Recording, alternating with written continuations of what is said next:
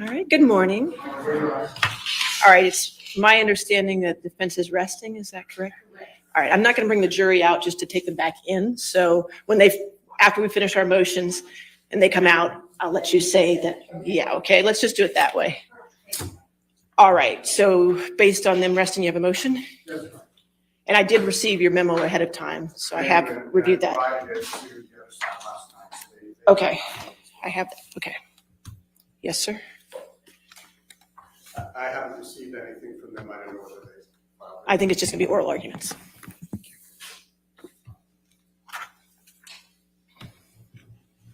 Yes, sir. Good morning, Your Honor. May it please the court, Ben Chu for plaintiff Johnny Depp.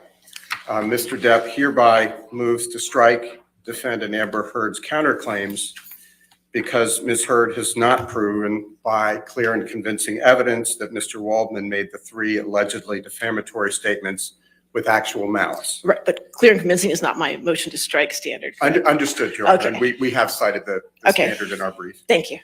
Moreover, Your Honor, the court should also strike defendant's claim for immunity and attorney's fees based on Virginia's anti-SLAPP statute, as she is not entitled to immunity under the statute. Because we know that the court has carefully reviewed our motion papers, I will just hit some of the salient points. Thank you, sir. Thank you, Your Honor.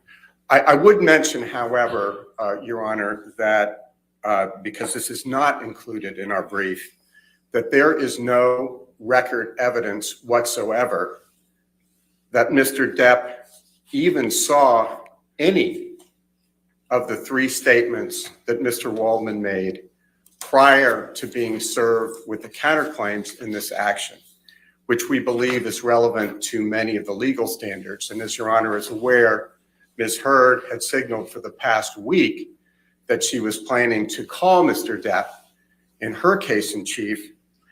And it was our anticipation that she would try to fill what we believe is a gaping hole with respect to the elements of her proof. Again, there's no record evidence whatsoever that Mr. Depp ever saw any of the three statements about which Ms. Heard is purportedly suing him for $100 million.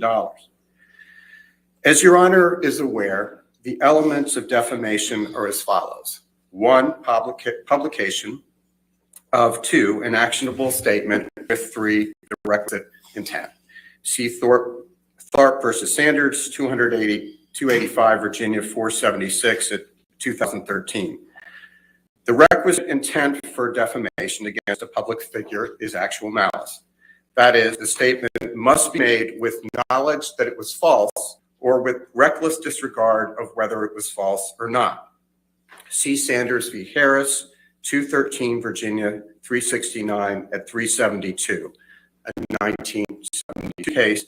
See also Jackson v. Hartig, 274 Virginia at 2019.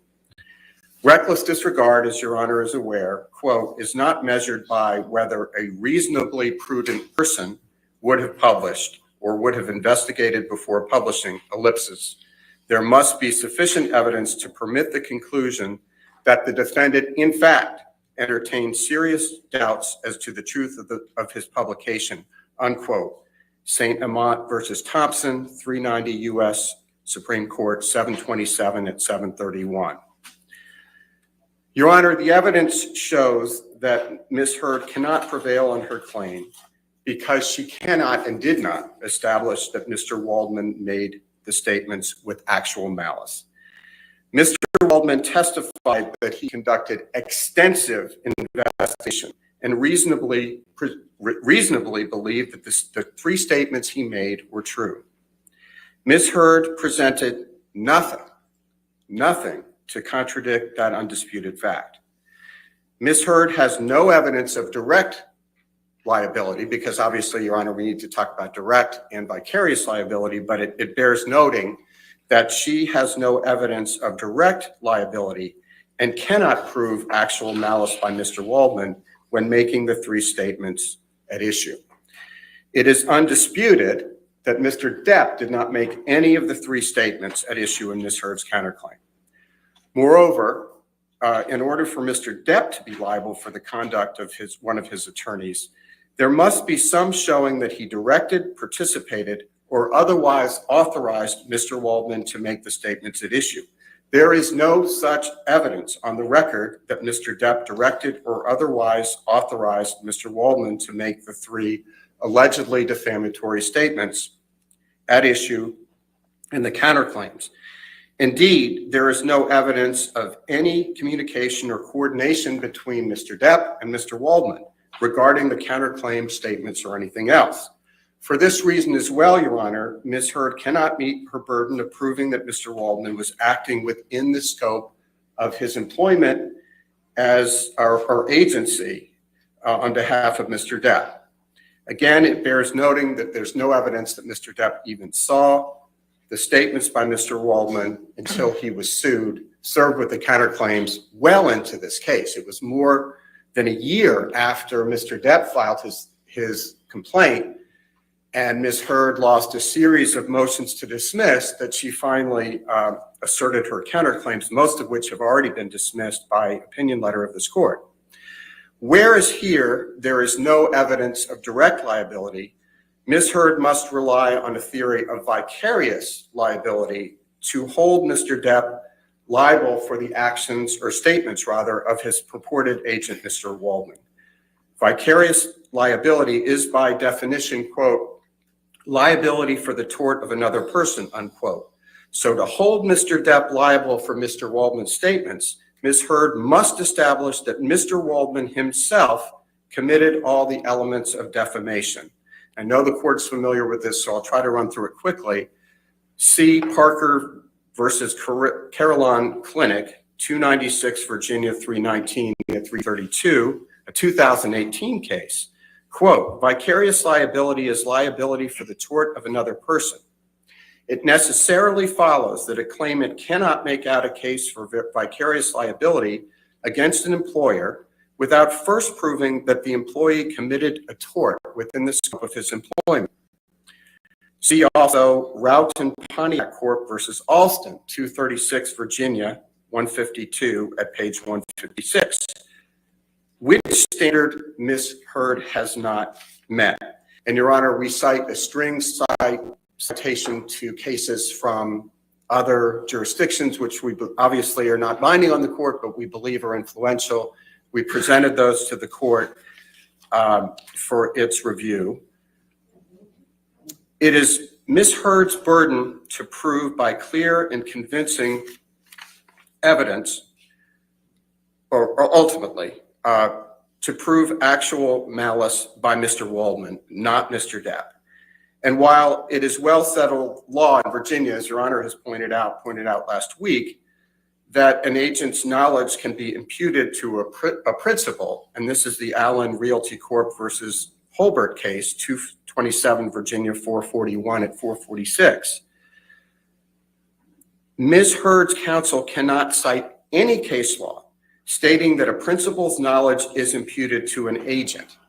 In other words, Mr. Waldman must have made the statements knowing that they were false or with reckless disregard as to whether they were false. And Mr. Depp's knowledge cannot be imputed to him. There is no evidence in the record that Mr. Waldman knew the counterclaim statements were false. Indeed, Mr. Waldman did not even know Mr. Depp or Ms. Heard at the time of any of the alleged incidents at issue, and thus had no personal knowledge of what transpired. And this is reflected in the trial transcript that Mr. Waldman met Mr. Depp first in October of 2016, long after the fact.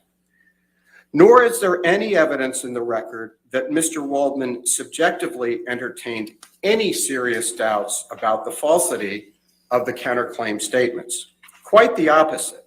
The evidence shows, and it's unrebutted, that Mr. Waldman had very reasonable grounds to believe, and he did believe, and will to his dying day, that Ms. Heard's claim of abuse were patently false.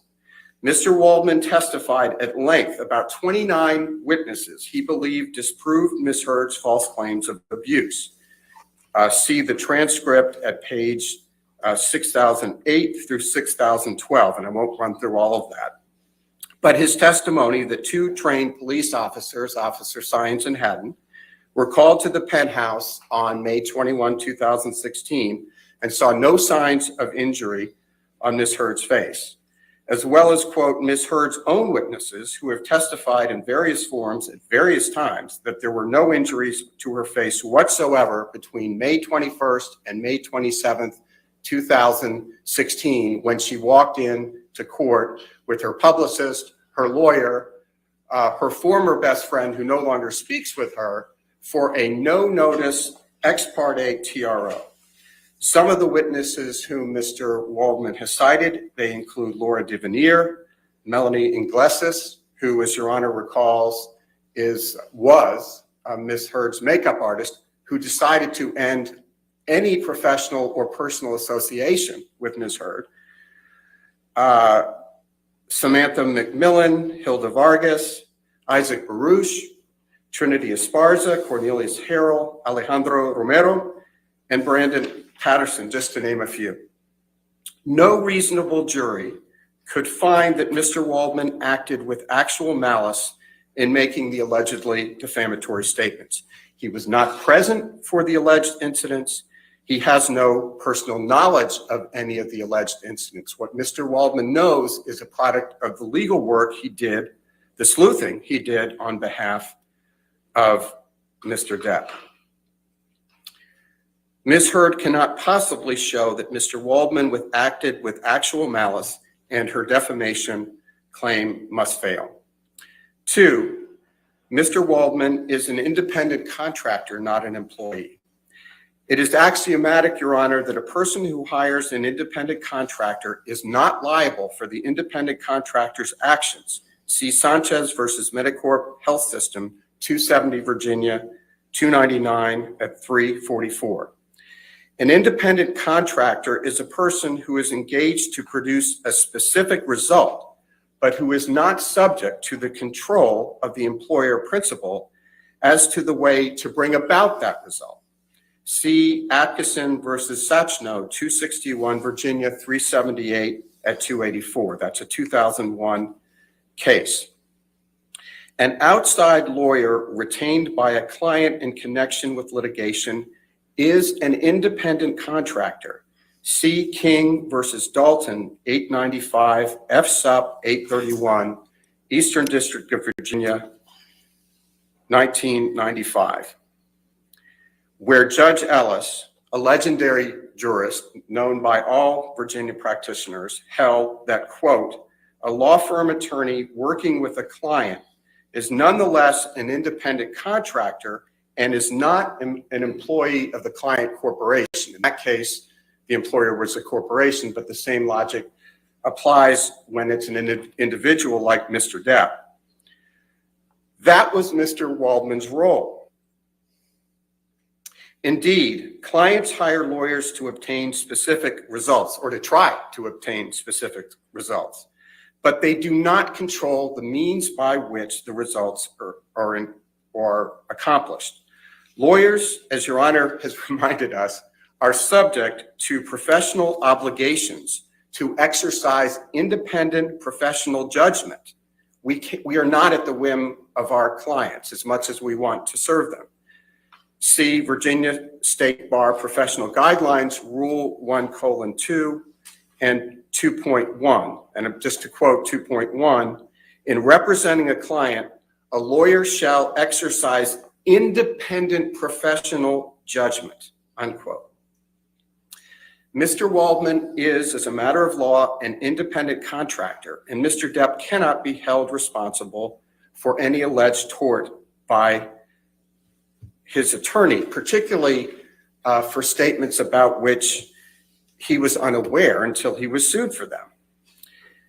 Mr. Waldman testified, and it's unrebutted, that he has his own law firm. He's not an employee of Mr. Depp. Mr. Depp or none of his loan out companies have issued him a W-2. And Mr. Waldman provides legal services to clients other than and in addition to Mr. Depp. And that's found at the transcript, page 6020 through 21. All of that is unrebutted by Ms. Heard. Mr. Waldman's statements, the third reason for which we respectfully submit the counterclaim should be stricken, is that Mr. Waldman's statements were protected opinion. And I won't run through all of that, but very briefly, taken in their proper context, the counterclaim statements are non-actionable expressions of opinion entitled to protection under the First Amendment. See Gertz versus Robert Welchink, 418 U.S. 323 at 339. That's a 1974 case from the United States Supreme Court. See also Shacker v. Bufault, a Virginia Supreme Court case found at 290 Virginia 83, a 2015 case, noting that where, quote, all sides of the issue, as well as the rationale for the speaker's view were exposed, the assertion of deceit reasonably could be understood only as the speaker's personal conclusion, unquote, and finding an accusation of deceit to be opinion.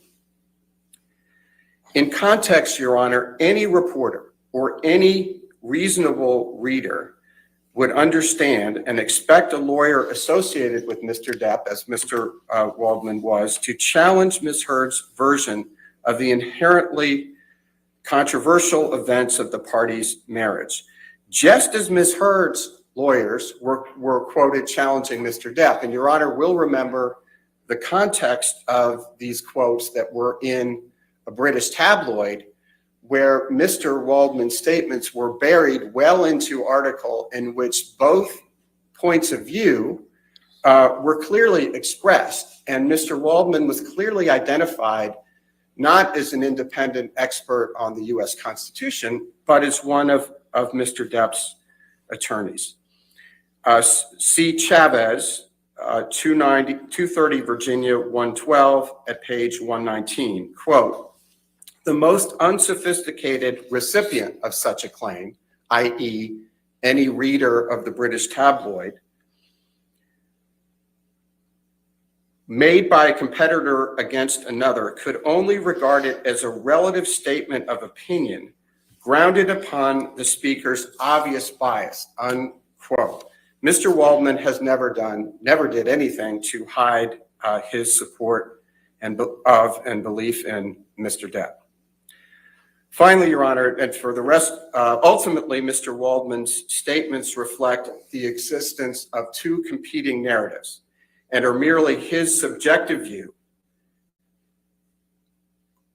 about events that he never claims to have witnessed, and there was no doubt about that.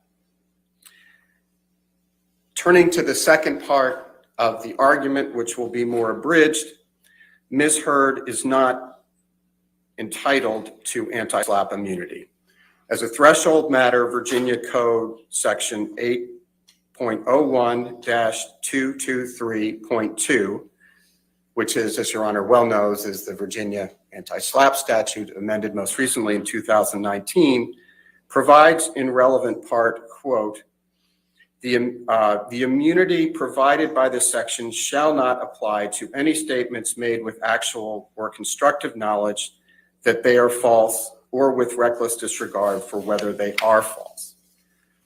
Here, in addition to Mr. Depp's testimony, several witnesses have testified that A, they never witnessed Mr. Depp abuse Ms. Heard, and B, that they observed Ms. Heard without any injuries, marks, bruising, swelling, etc., during periods when Ms. Heard claimed to have injuries, marks, bruises, etc. Such witnesses include, but are not limited to, Isaac Baruch, Kate James, Dr. David Kipper, Nurse Debbie Lloyd, Officer Sines and Haddon, Officer William Gatlin, and former U.S. Marine Starling Jenkins. Ms. Heard's request for anti-SLAPP immunity should be stricken, and even if there were disputed facts as to that,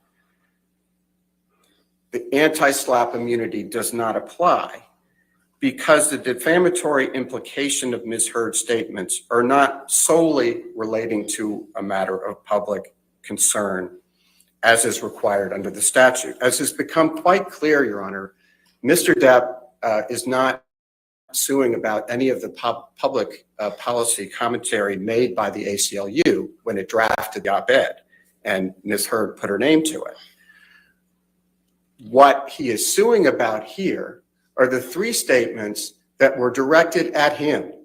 He has no issue with women's rights. He supports women's rights. In fact, he was the one, Your Honor, as Your Honor knows, who made that first $100,000 contribution to the ACLU, and he made it also to the CHLA. Your Honor, at this point, I'm going to object. Mr. Chu has largely just read his brief and confined his arguments to those directed in the motion, but like we saw with the last motion to strike, he's now directing his arguments to something other than what's at issue here, and I would object because I think making an argument not to you but to the cameras, it's disrespectful to the court and to everyone's time, and it also threatens to undermine the integrity of this process and risk the jury being influenced by outside factors.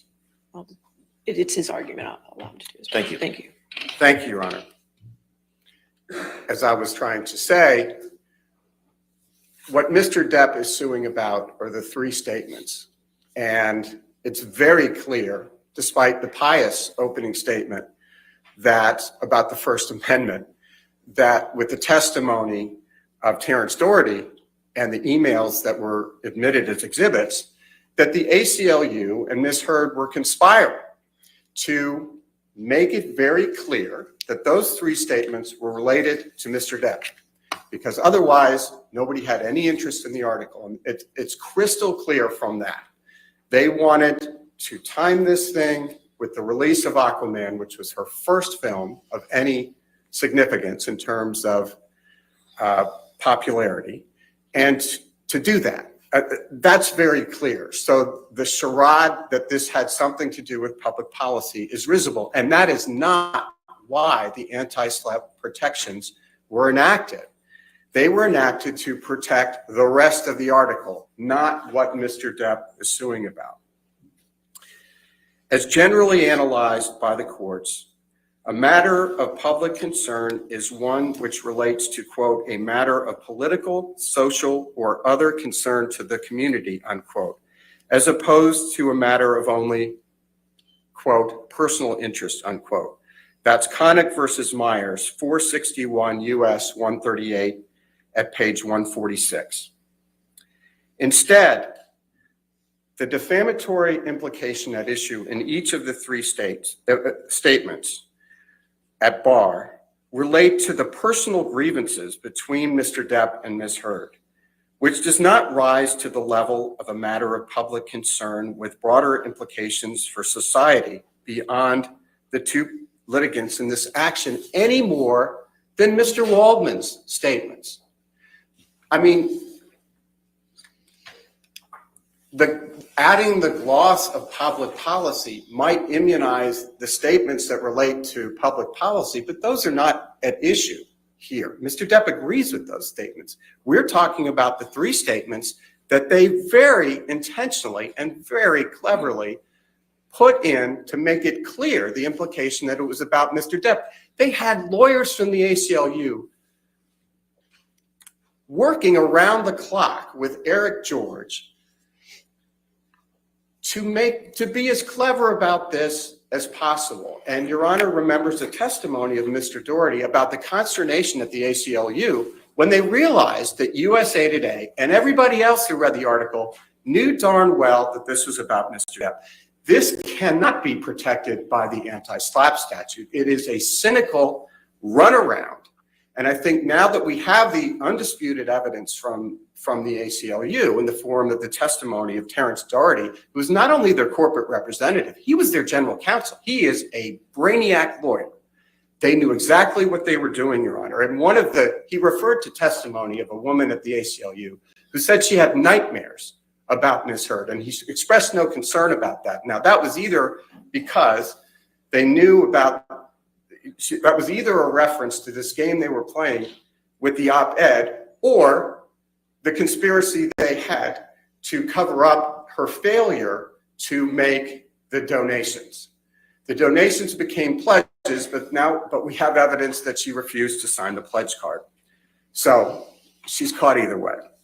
Simply stated, Your Honor, Mr. Depp is not suing Ms. Heard for making statements about society in general. I think that's very clear from the record evidence. Mr. Depp is suing her for publicly naming him as an abuser by implication and forever tarnishing his good name, an act that, coming from an ex-spouse, is fundamentally personal in nature. For that reason as well, Your Honor, Virginia's anti-SLAPP statute is not applicable. And based on the foregoing, Your Honor, Mr. Depp respectfully submits that the court should grant plaintiff's motion to strike the counterclaims and also strike her claim that she is immune under the anti-SLAPP statute. Thank you very much, Your Honor. Thank you. Yes, sir.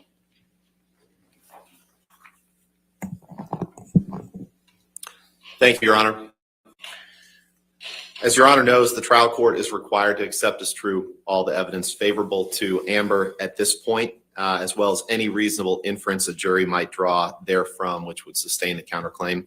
That's the correct standard here. I'll address the actual malice argument first, the agency argument. Your Honor, there's plenty of evidence in the record from which the jury could determine that Mr. Waldman was Mr. Depp's agent. He made those statements. The statements referred to him as Mr. Depp's attorney. As Your Honor ruled on Friday with respect to the jury instruction conference, an attorney is an agent of his client. Mr. Waldman testified that he's been Mr. Depp's attorney since 2016. He freely admitted speaking to the press on Mr. Depp's behalf, and he refused to answer question after question about that agency, so he can't use that as a sword now. Mr. Chu puts a lot of emphasis on the fact that Mr. Depp allegedly didn't see the comments that were made that are the subject of the counterclaim. But as Your Honor well knows, whether he saw them or not is not the standard for agency. There's also evidence that Mr. Depp met with the Daily Mail with Mr. Waldman prior to the defamatory statements being made and released. I believe that was in February of 2020, just 2 months prior. Mr. Waldman also concocted a story that Amber was being investigated for perjury by filing a perjury complaint against her with the LAPD. He disregarded any evidence that he didn't believe would fit in his narrative, that would fit in this story that he was speaking about on behalf of Mr. Depp. And after Mr. Depp lost the UK proceeding, after Mr. Depp was ruled to be a wife beater by the court in the UK proceeding, the court there found him to be a wife beater. Mr. Waldman then got an overseas tabloid to run a story claiming that Amber was being investigated for perjury, which simply wasn't true. He walked into the LAPD, filed a complaint for perjury against Ms. Heard, found a media outlet that doesn't follow the two-source rule, and then he had let the world believe that the LAPD was investigating Ms. Heard for perjury. That's a shameful and a sickening example, Your Honor, of the lengths that Mr. Depp, through his agent, Mr. Waldman, would go to smear and to defame Amber Heard, and that continued in the 3 statements in the counterclaim. Your Honor has heard evidence, I won't go through all the evidence, but Your Honor's heard evidence from Ron Schnell, who's traced the negative hashtags toward Amber Heard online associated with those defamatory statements, and noted the staggeringly high number of them that were associated with Mr. Waldman. Under the principles of the agent-principal relationship in Virginia, Your Honor, when Mr. Waldman made those statements, he was standing in the shoes of Mr. Depp. They are one and the same for the purposes of those statements.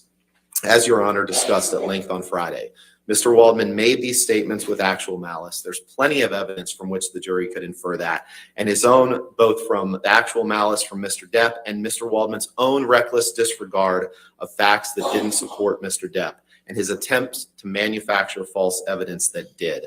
As Your Honor found in the hearing, I believe it was on March 24th, after Your Honor denied Mr. Depp's motion for summary judgment, Your Honor said, as to malice, a fact finder could reasonably conclude that Mr. Waldman made the statements with malice because Mr. Waldman has no personal knowledge of the party's marriage and still made the statements at issue. Nothing in this case has changed that. If anything, the evidence has only made it more clear that that is an inference that the jury can and we believe will find. So, Your Honor, there's no basis to grant a motion to strike on this agency argument. On the actual malice argument, the evidence shows that not only was Mr. Waldman Mr. Depp's agent, but that the two of them conspired to falsely accuse Amber of creating a hoax and falsify evidence that they believed supported their theory and what they wanted to achieve. As Your Honor well knows too, I won't go through all the law, but both agency and malice can be inferred through circumstantial evidence. There's plenty of evidence in the record from which the jury could infer those. Moving on, Your Honor, to the independent contractor, the court's already rejected this argument, ruled that an attorney client have a principal agent relationship. And as Your Honor said on Friday, there's no evidence in this case of anything otherwise.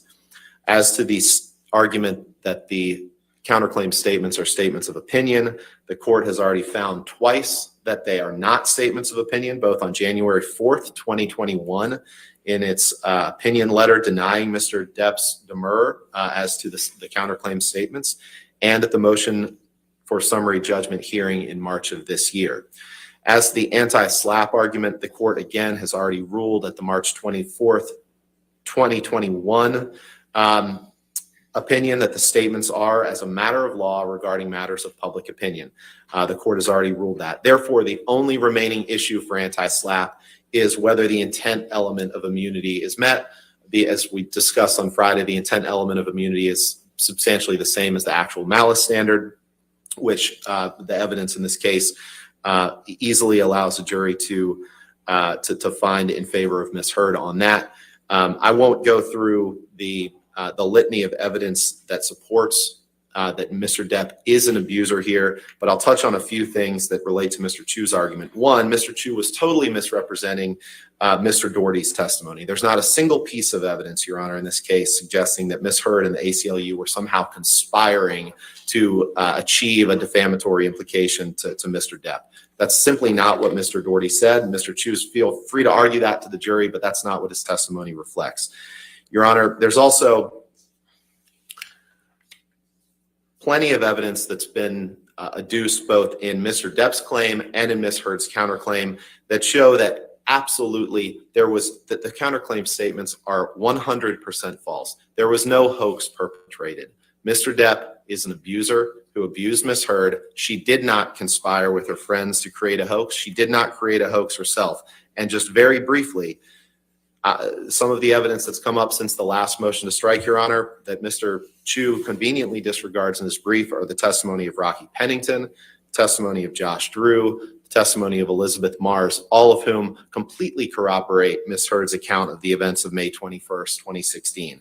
The testimony of Melanie Iglesias, who testified that she covered Ms. Heard's bruises with makeup right after the December 15th incident, that provided ample testimony to support that Ms. Heard often would cover her bruises that were caused by the plaintiff, in this case, by Mr. Depp, with makeup. He ignores the evidence of Christy Sexton. He ignores the evidence of Io Tillett Wright. He ignores the evidence of Whitney Enriquez. All of these witnesses and others have testified extensively about Mr. Depp's abusive behavior toward Ms. Heard. Physical abuse, emotional abuse, psychological abuse, verbal abuse, Your Honor. Mr. Depp's own writings, recordings, pictures, and videos confirm that. The list goes on.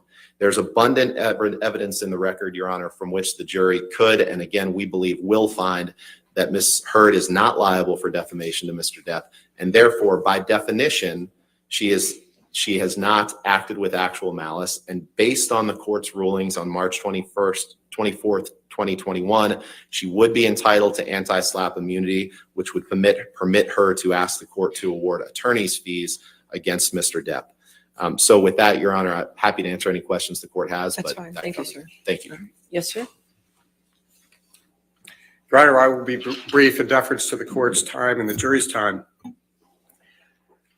What Mr. Rottenborn said about Mr. Waldman's allegedly going to the LAPD about perjury is a complete non sequitur. If they thought that that were somehow improper conduct, they could have included it in their counterclaims. They included everything else but the kitchen sink, and most of it was thrown out. There was nothing in there about Mr. Waldman going to the LAPD. So that is a very clear non sequitur, red herring distraction. Number two, when Your Honor ruled on summary judgment on the issue of the counterclaims, Your Honor was dealing with a different standard and a different evidentiary record. At that time, Mr. Waldman had not testified, which is material. Mr. Waldman has now testified for purposes of trial. We have his trial testimony. It's very clear that he did not act with actual malice. They didn't even argue that. So that's pretty clear.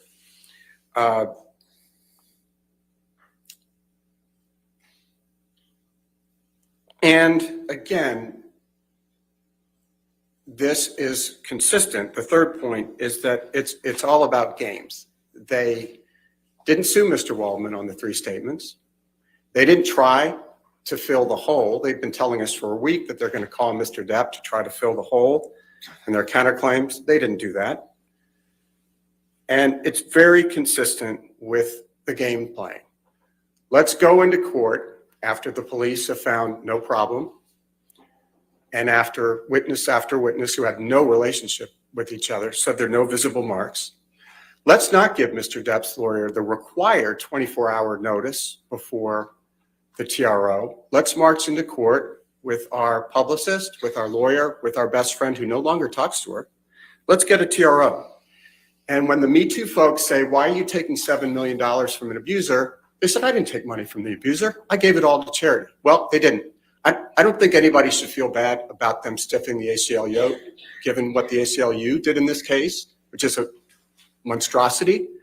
But she did stiff the sick and dying children. It is gamesmanship, and that's what she's doing here today.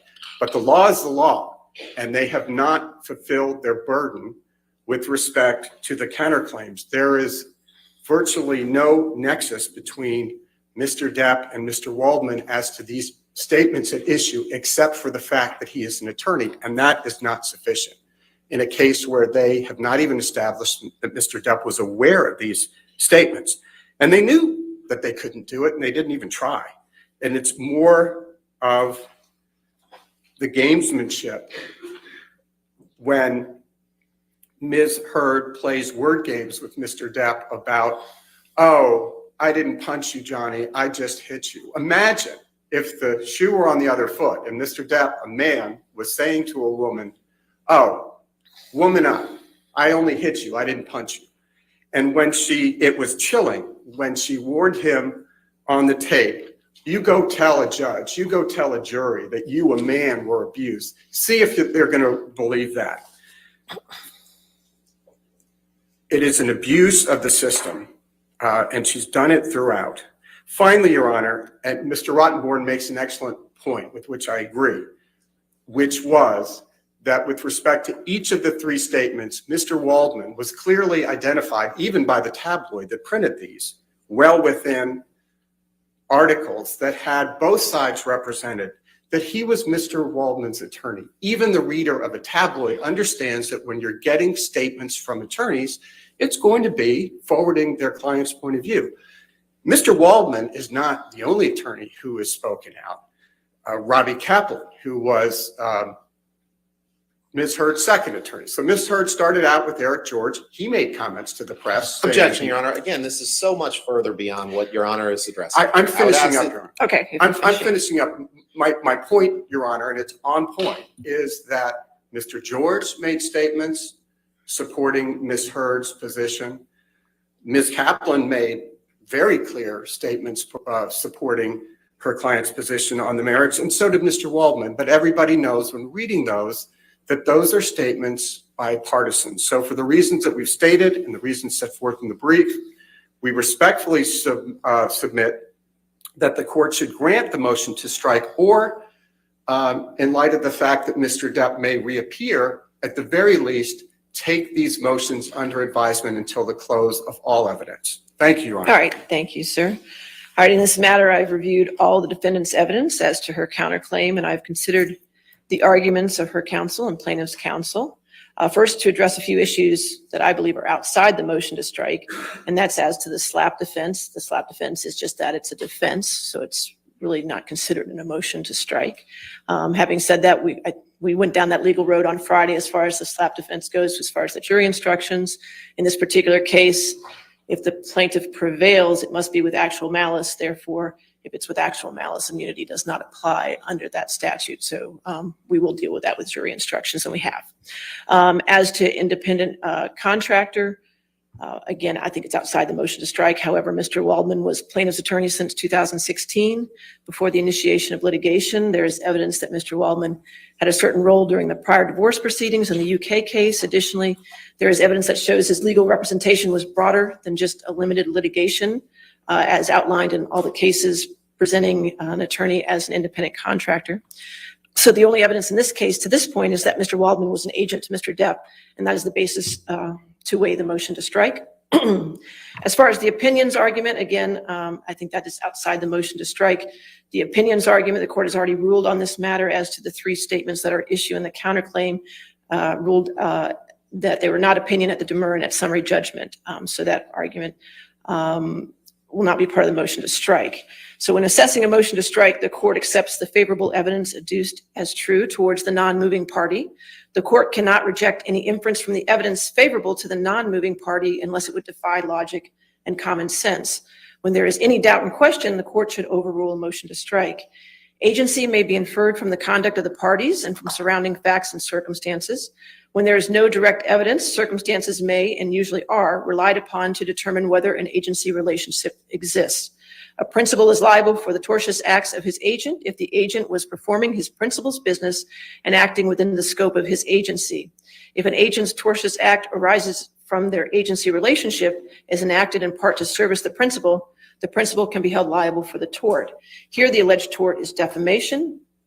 Besides demonstrating the agency relationship, the defendant must prove Mr. Waldman published an actionable statement, meaning a statement that is both false and defamatory, with the requisite intent. As to agency, Mr. Waldman was plaintiff's attorney at the time of the alleged defamatory statements were made. Mr. Waldman does not deny this, and neither does the plaintiff. Moreover, Mr. Waldman made the allegedly defamatory statements about the defendant during the proceedings of this action and interacted with the defendant once the statements were made while still representing the plaintiff. Taking the surrounding circumstances as a whole, an agency relationship can be inferred, and thus a scintilla of evidence regarding agency must be turned over to the jury. In addition, the jury may infer that Mr. Waldman made these specific statements to a third party to serve as plaintiff by portraying defendant as an opposing litigant in a negative light. It is not disputed that Mr. Waldman published statements and that there is a question as to whether statements are false, and both parties disagree and have presented conflicting evidence as such. As to actual malice, Mr. Waldman made the counterclaim statements after he met with his client. In addition, there is evidence the plaintiff was with Mr. Waldman at a meeting in February 2020 with the Daily Mail online. Further, defendant claimed that she met with Mr. Waldman where he threw the paper containing the counterclaim statements within them. Consequently, there is more than a scintilla of evidence that a reasonable juror may infer Mr. Waldman made the counterclaim statements while realizing they were false or with a reckless disregard for their truth. It is not my role to measure the veracity or weight of the evidence. The Fourth Circuit and the Virginia Supreme Court have made it crystal clear that actual malice is a question for the fact finder. So therefore, the plaintiff's motion to strike is denied. Okay? Thank you. Is there any other preliminary matters before the jury? Yes, Your Honor. Okay.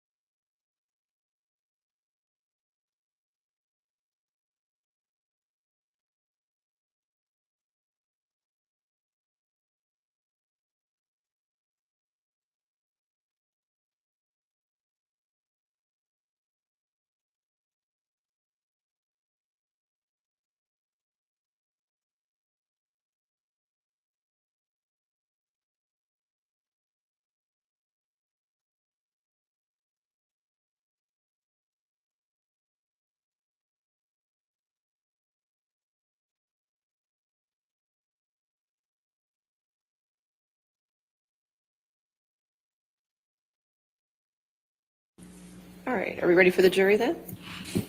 Yes. Okay.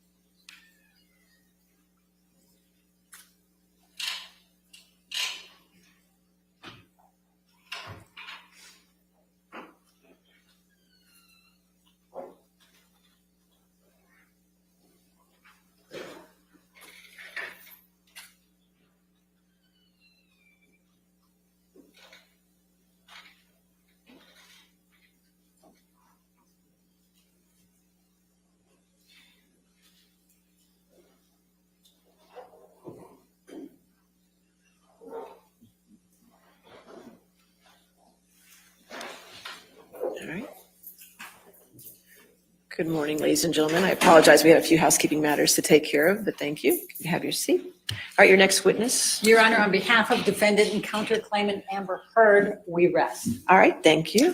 All right, rebuttal evidence? Yes, Your Honor, Mr. Depp calls Walter Hamada of Warner Brothers. All right, Mr. Hamada. Your Honor, just to clarify, this is by deposition, so we may need Oh, that. okay, well, okay. I apologize, I should have provided notice. That's all right. Thank you, Your Honor. If we could get, yeah.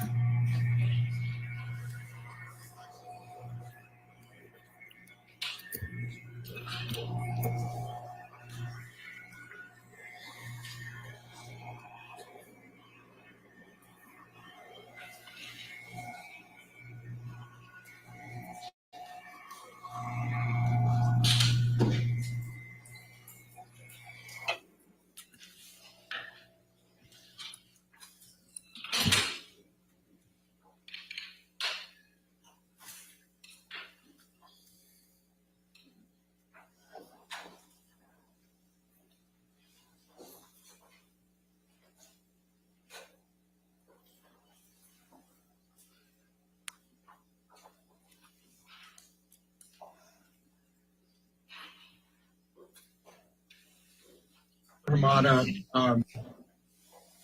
what do you work for Warner Brothers Entertainment Inc.? Yes, I do. In what capacity? My title is President of DC-based film productions for Warner Brothers. What, if anything, you did to prepare to testify for Warner Brothers as to topics 2 through 18? I did not do anything to prepare for this, other than the meeting that I had with the attorneys. Did Warner Brothers have a contract with Amber Heard to perform in Aquaman 2? Yes, there was we had an option agreement for her for Aquaman 2. Do you know what it is? It looks like a standard contract between an actor and the studio. And which actor was involved in this? Which actor was a party to this contract? Amber Heard. It's a contract for Amber Heard for the role of Mara in Aquaman and its sequels. Which studio contracted with Amber Heard? Warner Brothers. When did you come to be the president of DC? At the beginning of 2018. Mr. Hamada, was Ms. Heard ever released by Warner Brothers from the Aquaman 2 contract, or what you call the option agreement? No. Was she released from her Aquaman 2 contract on or about February 22, 2021? No. Was Ms. Heard ever rehired for Aquaman 2 by Warner Brothers? No.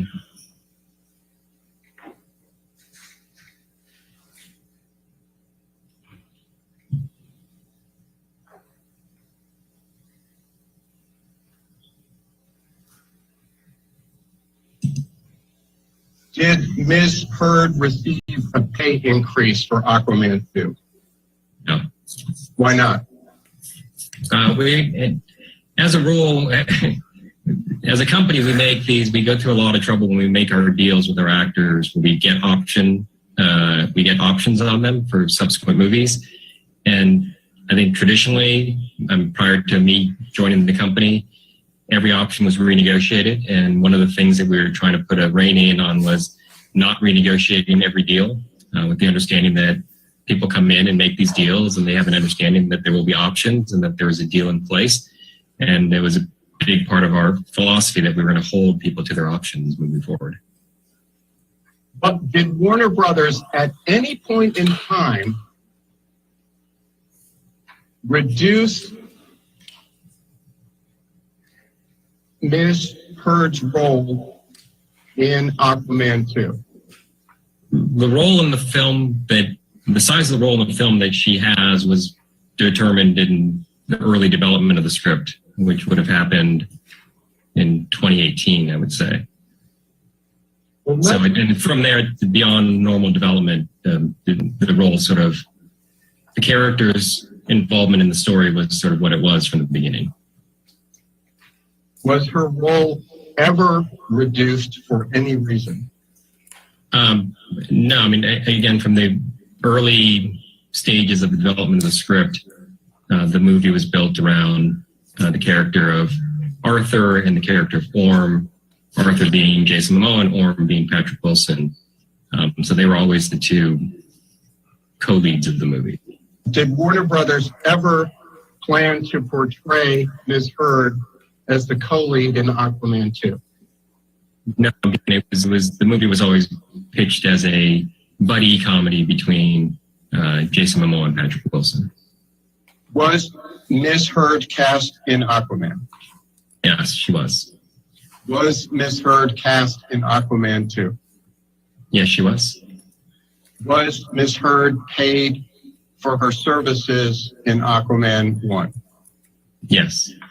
Was Ms. Heard paid for her services in Aquaman 2? Yes. Was her compensation for Aquaman 2 affected in any way by anything said by Johnny Depp? No. Was her compensation for Aquaman 2 affected by anything said by Adam Waldman? No. Was her compensation for Aquaman 2 affected by anything said by anybody representing Johnny Depp? No.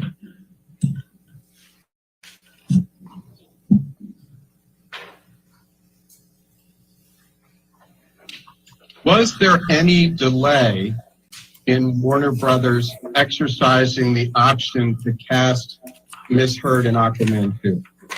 Yes, there was. How long a delay was there? I don't know, probably weeks. What was the cause of the delay? There were conversations about potentially recasting. Who was the producer? Peter Safran, Who was the director? James Wan. Did Warner Brothers believe that those concerns were legitimate? Yeah, I mean, I had no reason not to believe the director and the producer of the movie. And you are testifying today as a representative of Warner, correct? Yes, I am. What, if any, creative concerns did Warner Brothers have about casting Amber Heard as Mira in Aquaman 2? It was the concerns that were brought up at the wrap of the first movie, production of the first movie, which is the issue of chemistry. Did the two have chemistry? I think editorially they were able to make that relationship work in the first movie, but there was a concern that it took a lot of effort to get there. And would we be better off recasting, finding someone who had better, more natural chemistry with Jason Momoa and move forward that way? Did Warner Brothers take any steps affirmatively to audition other actresses for the role of Mira in Aquaman 2? No, we did not. Other than the creative concerns and concerns about chemistry you testified about, was there any other reason Warner Brothers delayed in picking up Ms. Heard's option for Aquaman 2? No, it was all concerns about whether she was the right bit of casting for the movie. What role, if any, did Ms. Heard's dispute with Johnny Depp have in Warner Brothers' delay in picking up Ms. Heard's option for Aquaman 2? There was none from our end.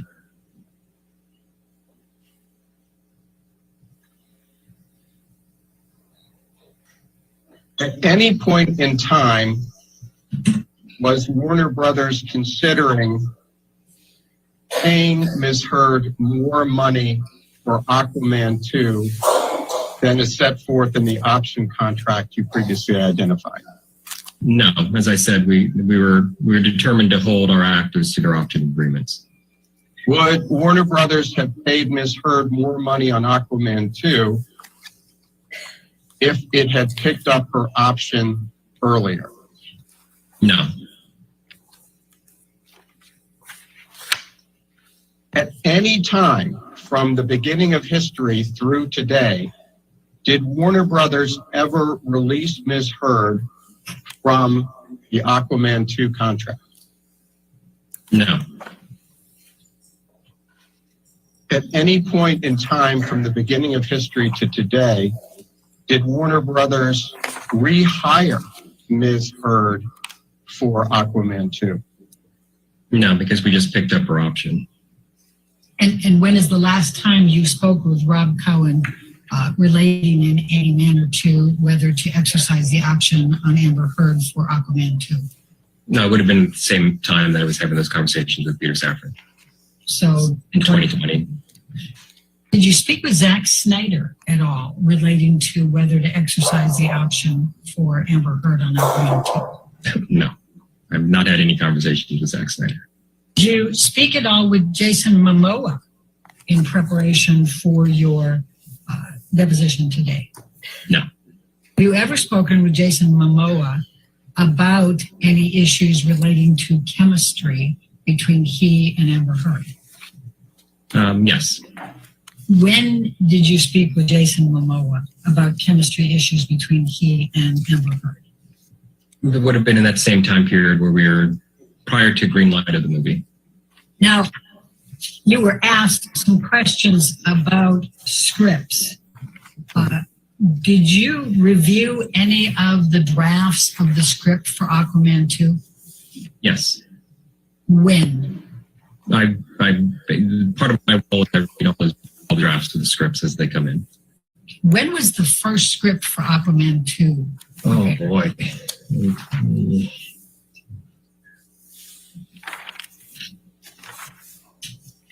I cannot tell you. Probably in 2018, latter part of 2018 would be my guess. And how many versions of the script had been written by the beginning of 2021 for Aquaman 2? Oh, there were probably half dozen drafts of the script. All right. What, if anything, did Rob Cohen say to you about chemistry? What specifically about the chemistry between Amber Heard and Jason Momoa? Just the fact that they didn't really have a lot of chemistry together. The reality is it's not uncommon on movies for two leads to not have chemistry, and that it's sort of movie magic and editorial, the ability to sort of put performances together, and with the magic of, a great score and how you put the pieces together, you can fabricate sort of that chemistry. And so I think at the end of the day, I think if you watch the movie, they look like they had great chemistry. But I just know that through the course of the post-production that it took a lot of effort to get there. Sometimes you don't. Sometimes it's very easy. You just put the characters on the screen together and they work. And sometimes it's harder. And so... Can you give me anything more specific about what it was with Amber Heard and Jason Momoa that was difficult for the chemistry? No, because it's like what makes a movie star a movie star. Like you know it when you see it, and the chemistry wasn't there. Now, you've used the term fabricated a number of times. What did you do to fabricate the chemistry between Amber Heard and Jason Momoa? Well, those are just, it's editorial. And a good editor and a good filmmaker can pick the right takes, can pick the right moments, and put scenes together. Again, score is a big, the music in a scene makes a big difference. It can make a happy scene feel sadder or a sad scene feel happier. And so it was sort of it's just the magic of post-production, editing, sound design, music, etc. And what do you mean by fabricating, though? I mean, were they literally falsifying, or were they just picking the best music? Let me finish my question. Were they picking the best music and picking the best looks because that's their job and that's what you do on every scene? That is what we do in post-production. That's what filmmakers do. This is on any production. You're doing that. You're putting performances together. Sometimes it's easier than others. This one was more difficult because of the lack of chemistry between the two. But they were able to, James Wan and get to a place where the end result actually works, and it's great. And in fact, that's the job of every filmmaker, right? Is to put all the combinations together to make the most successful production. Absolutely. I'll tell you what has been marked as exhibit number 5. It's ALH 18247. And this is a text message exchange between James Wan and Amber Heard. And you mentioned James Wan was the director of Aquaman 2. Is that correct? And That's correct. Aquaman, the first one, correct? That's correct. All right. And James is texting to Amber on August 25, 2018. You rated really high with the audience, exclamation mark. Do you see that? Yes. This is August 25, 2018. What's going on August 25, 2018 that would cause the director to send a text message to Amber saying, That'd be a test screening. So during our post-production of movie, we test the movie with an audience, and the audience tells us what they liked and what they didn't like. And so that's what he's referring to there. and they really liked Amber Heard, correct? Yes, she did. She tested well. It hit $1 billion, is that correct? Yeah. And more specifically, did you play any role in the determination to communicate to Amber's representatives that Warner Brothers was considering not exercising her option? Yeah, probably in the sense of we had the conversations, and I believe, if I recall, we had, that's where Peter Safran offered to reach out to the agent and express which direction we were leaning. Have you seen any document that says there was any chemistry issues between Amber Heard and Jason Momoa in Aquaman 1? Documents? No, I mean, those were all conversations. But if Jason came back and James Wan came back, you were guaranteeing that Amber Heard would play Mira, correct? That's correct. Okay. And Jason Momoa was able to negotiate a different compensation structure, was he not, for Aquaman 2? That's true. He did renegotiate. Now, Aquaman was the highest grossing DC film ever for Warner Brothers, was it not? Yes, it was. What, if any, issues did you have with Amber Heard in Aquaman 2? My understanding is actually the production went very smoothly. All right, thank you. Your next witness. Your Honor, we call Dr. Colburn next, but I know we have a preliminary matter that we need to deal with briefly, if we may approach. Sure.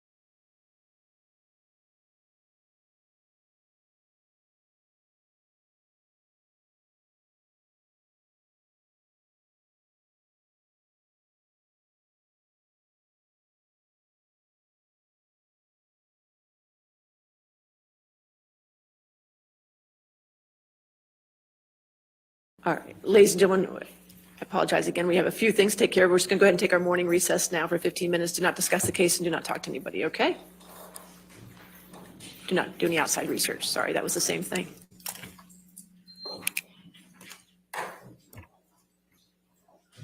Take a break.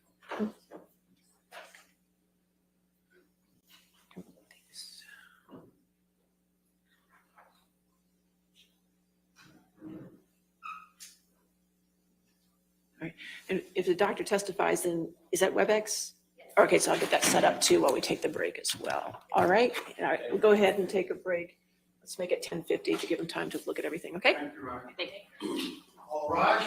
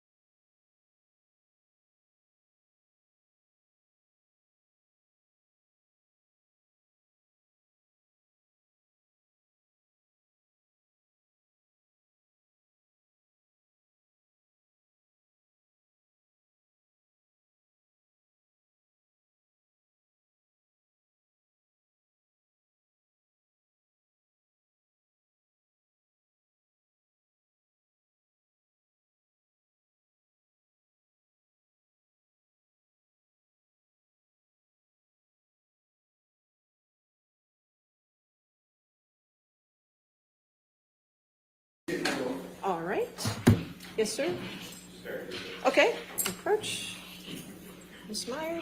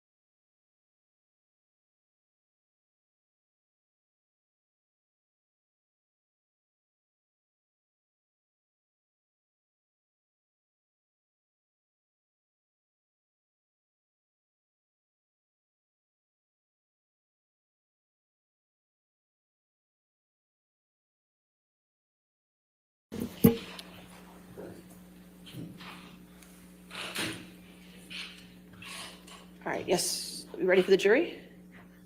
Yes. Okay.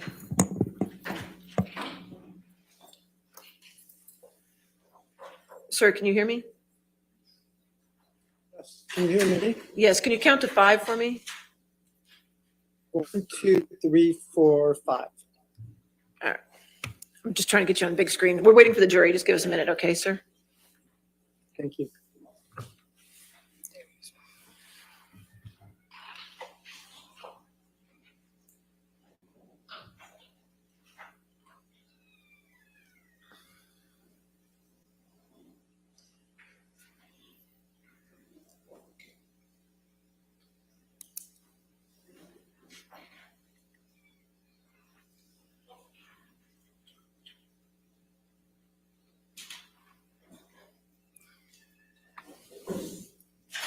Thank you. You can be seated. All right, your next witness. We called Dr. Kolber. All right, sir, if you could raise your right hand. Do you swear affirm to tell the truth under penalty of law? Yes. Your Honor, I would just object that Dr. Culver appears to have a stack of documents right in front of him. All right, sir, you can put your hand down, and any documents you have, if you could put them away and just testify from your memory, okay, sir? Thank you. Thank you, Your Honor. All right, your question? Good morning, Dr. Colbert. Morning. Could you please state your full name for the record? David Allen Colbert. And what is your profession? I'm a plastic and hand surgeon. And how long have you been a plastic and hand surgeon? Been in practice for 26 years Where do you currently work? at Cedars-Sinai Medical Center How long have you worked there? for the past 26 years. Do you know the plaintiff in this action, Johnny Depp? I do. And how do you know Mr. Depp? I had taken care of him when he had injured his hand. When did Mr. Depp become your patient? Sometime in March of 2015. And what type of treatment did you provide to Mr. Depp? He had a fracture of his finger with soft tissue loss. And so we reconstructed his finger. When did you perform the first surgery on Mr. Depp's finger? I believe it was around March 20th of 2015. And what was involved in that surgery, just briefly? Debriding the vitalized tissue, putting a hypothermic skin graft, restore some of the soft tissue loss that he had, and then also putting a pin in because he had a displaced distal phalanx fracture. What was the state of Mr. Depp's hand immediately after that surgery?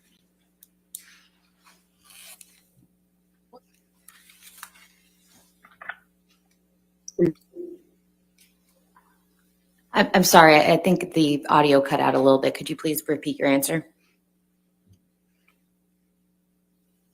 It was injured and had soft tissue loss and a fracture of his distal phalanx. And what type of cast was on Mr. Depp's hand after you performed that surgery? It was a plaster splint. And can you please describe to the jury what a plaster splint would look like? So it's like a cast, but you don't want to put everything circumferential on it because of swelling after surgery. So I believe in Mr. Depp's case, it was like the two fingers. I think the third finger was the one that was operated on. So these two fingers, the third and fourth finger together, and it's a splint with plaster on the top and on the bottom that goes around the hand to protect it. How mobile was Mr. Depp's hand when it was in that cast?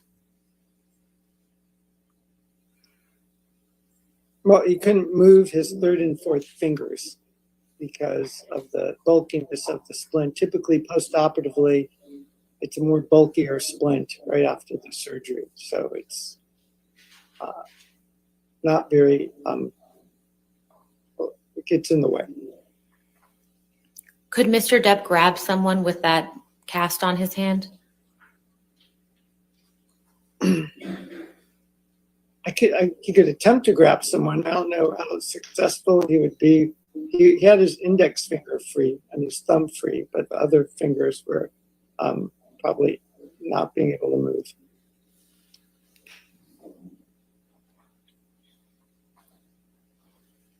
How long was the pin in Mr. Depp's finger?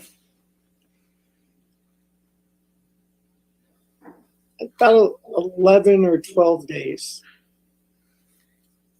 And how was the pin removed? It was removed under local anesthesia in my office. How long did you ultimately treat Mr. Depp for his hand injury? For several months. And why was that? It was a bad injury. It required a few more little office procedures to clean up the tissue. He had an infection as a result of the injury, so he had to be on antibiotics for some time until it finally completely healed. Do you recall when the infection developed? It was a few weeks after the surgery, and that's when I took out the pin. When was the last time that you saw Mr. Depp? Sometime in 2015. I don't recall when. And when was the last time that you spoke to Mr. Depp? The same. Around 2015. Thank you, Dr. Colbert. All right, cross-examination.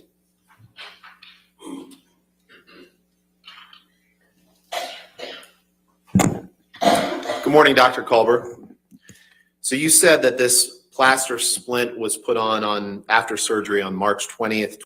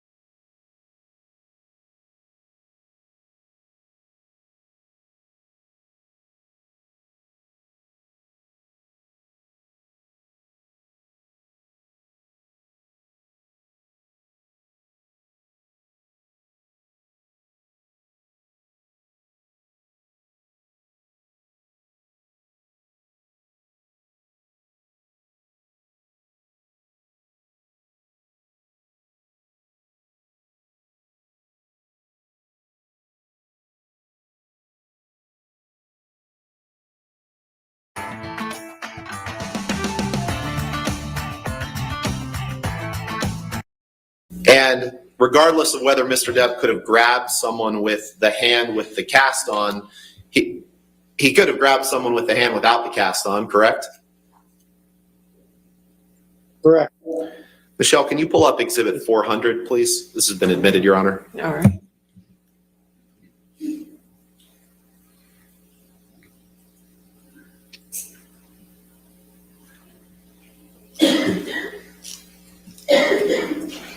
Permission to publish? Yes, yes, sir. Dr. Culber, I'm just going to ask Michelle here to just scroll through these pictures, and I'd ask you to take a look at them. Your Honor, I'm going to object for lack of foundation for these photographs. They're already in evidence. With respect to the questions to the witness. They're in evidence. Thank you. Michelle, if you could go back up to that, stop right there. Is there anything about the cast that was put on Mr. Depp's hand on March 20th, 2015 that would have prevented him from doing this damage to Ms. Heard's closet on March 23rd, 2015? Objection calls for speculation. Overruled. I mean, he had his other hand available. So, No further questions. Thank you. All right, redirect.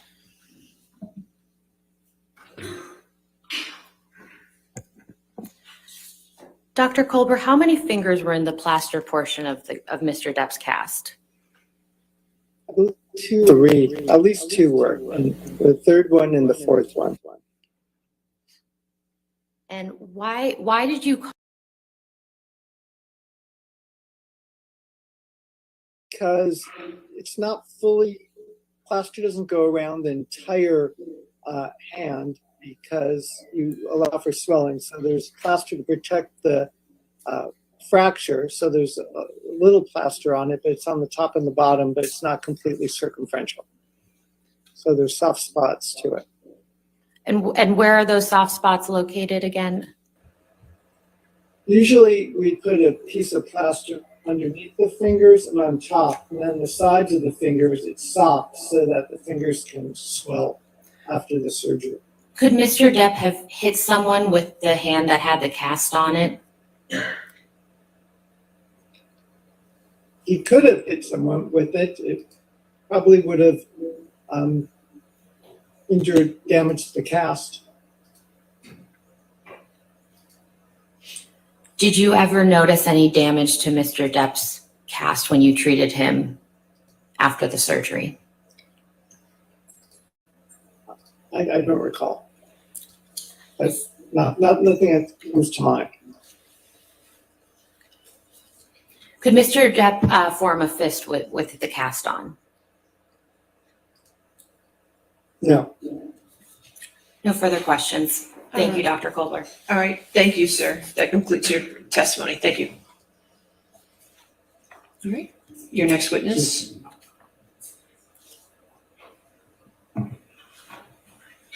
Plaintiff calls Richard Marks, Your Honor. All right, Mr. Marks. So just a reminder that you're.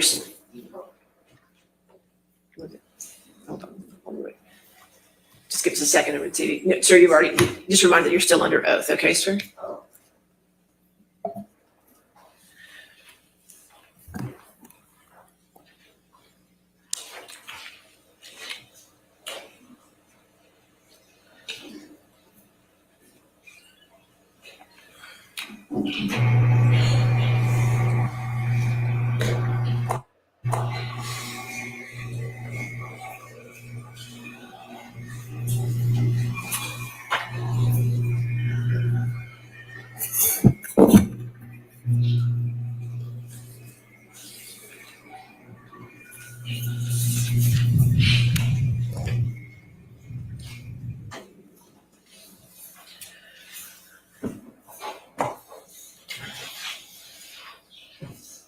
Good morning, sir. Okay. Yes, ma'am. Thank you, Your Honor. Welcome back, Mr. Marks. You've testified in this case previously, but would you just briefly remind the jury who you are? I'm Richard Marks, and I'm a full-time entertainment transactional attorney. I make deals every day for productions and for individuals. I'm in the trenches negotiating and then making sure the contracts reflect the deals. And I'm very much distinguished from the other side's expert who is not an attorney, who's not in the trenches making deals, is not in that day-to-day process. And are you familiar with the testimony of Catherine Arnold in this matter? Yes, Have you been asked to analyze that testimony and provide opinions in response? yes. And generally, what are those opinions? Well, my opinions are that she's very slick and smooth, but she's not an expert in deal making. Her assessment of damages is built on nothing, and it's wildly speculative. Are you familiar with Ms. Arnold's opinion that it's customary for an actor to renegotiate the fee for a subsequent picture option in a multi-picture contract when a film is successful? Yes, I heard that opinion. And are you also familiar with her testimony that under those circumstances, an actor will renegotiate a 50 to 100% increase in their salary for the next optional film? Yes, I heard her say that. Do you agree with those opinions? Absolutely not. Why not, sir? Well, what we're dealing with in this case is a test option agreement. And that's an agreement, it's a multi-picture agreement, and it's the nightmare for people like me. The test is going to take place, let's say, for 10 actors the next morning at 9, and you have to fully negotiate a contract that might cover 4 movies and have it signed before they're allowed to test, so that if they're chosen for the part, we have the full contract. There's no renegotiation. So you've got a contract for a multi-picture deal. It's usually a franchise, and you negotiate the first movie. And normally, if they get the part, they're the chosen one. They're the Stars Born moment, if you will. They get the part. Normally, their salary is inflated from their normal salary, because now they're going to play a character that could go on for 4 movies. In this case, Ms. Heard's first salary when she got the part was $450,000. If Warner Brothers and DC Comics decided to make a next movie, they could recast her. They had no obligation. All they had was an option. But if they did cast her up front, that they had agreed to more than double her salary, like 2.25 times to get to the $1 million. These are large bumps, if you will. If an actor is on a series, say, they go and they have 5 options. They go up in increments of 5%, 10%, 20%, not these multiples that you see in a test option agreement. And that's one of the reasons that they aren't renegotiated normally. They are in some instances, but not normally. What's the significance of the test part in a test option agreement? The test significance is that an established actor usually wouldn't test. They'd be offered the role. Ms. Heard was in a group of actors that needed to be tested to see if the studio wanted to hire them.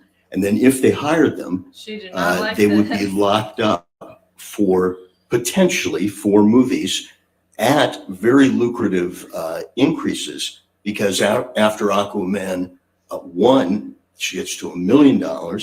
Aquaman 2, she gets to $2 million. And Aquaman 3, you get to $4 million. These are unheard of bumps if you're going on a normal career and trying to increase your salary by increments. In your experience, what is customary for negotiations of multi-picture deals? Well, I think what happened in this case was customary for negotiation of multi-picture deals. And by that, I mean that you assume success. The reason you go from the first Justice League movie where Ms. Heard played Mira the first time, the reason you more than double her salary is you assume success. So you've already built in the bonus that Ms. Arnold was referring to, a renegotiation, if you will, for the 3rd movie. Instead of doubling her salary, Ms. Arnold said it would only be fair to quadruple her salary. And that's just not the way these idiosyncratic contracts work. They're a very small portion of the contracts we deal with.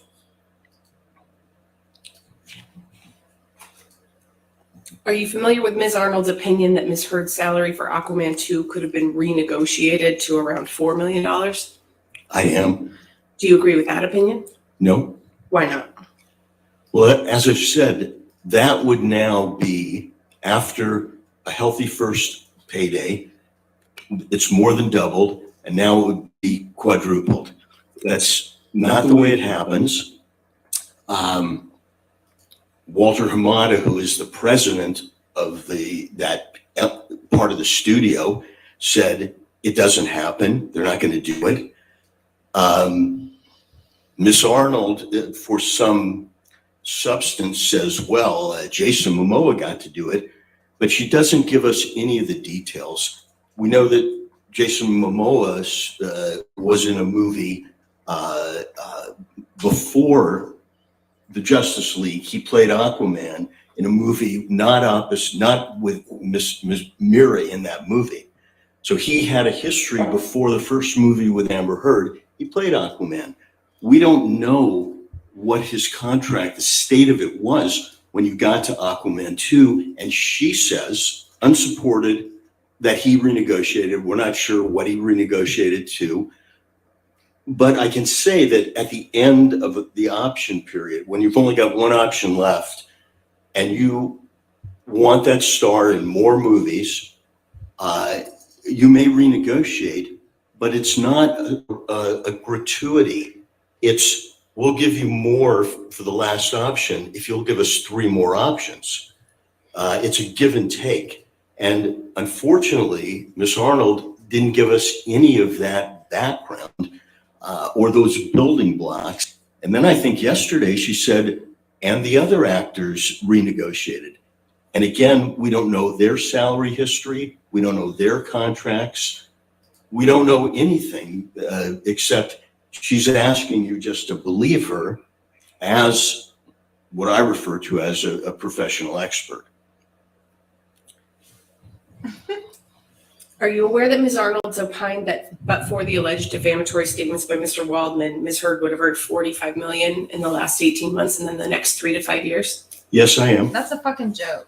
I'd like to address some of the components of that one by one with you, Mr. Marks. Are you familiar with her testimony that Ms. Heard would continue to make films for approximately $4 million each following Aquaman 2? Yes. Do you agree with that testimony? No. Why not? Well, again, in Aquaman 2,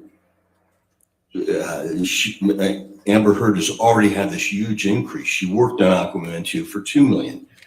What Ms. Arnold is saying is, oh, she should have worked on it for $4 million, which I disagree with. And I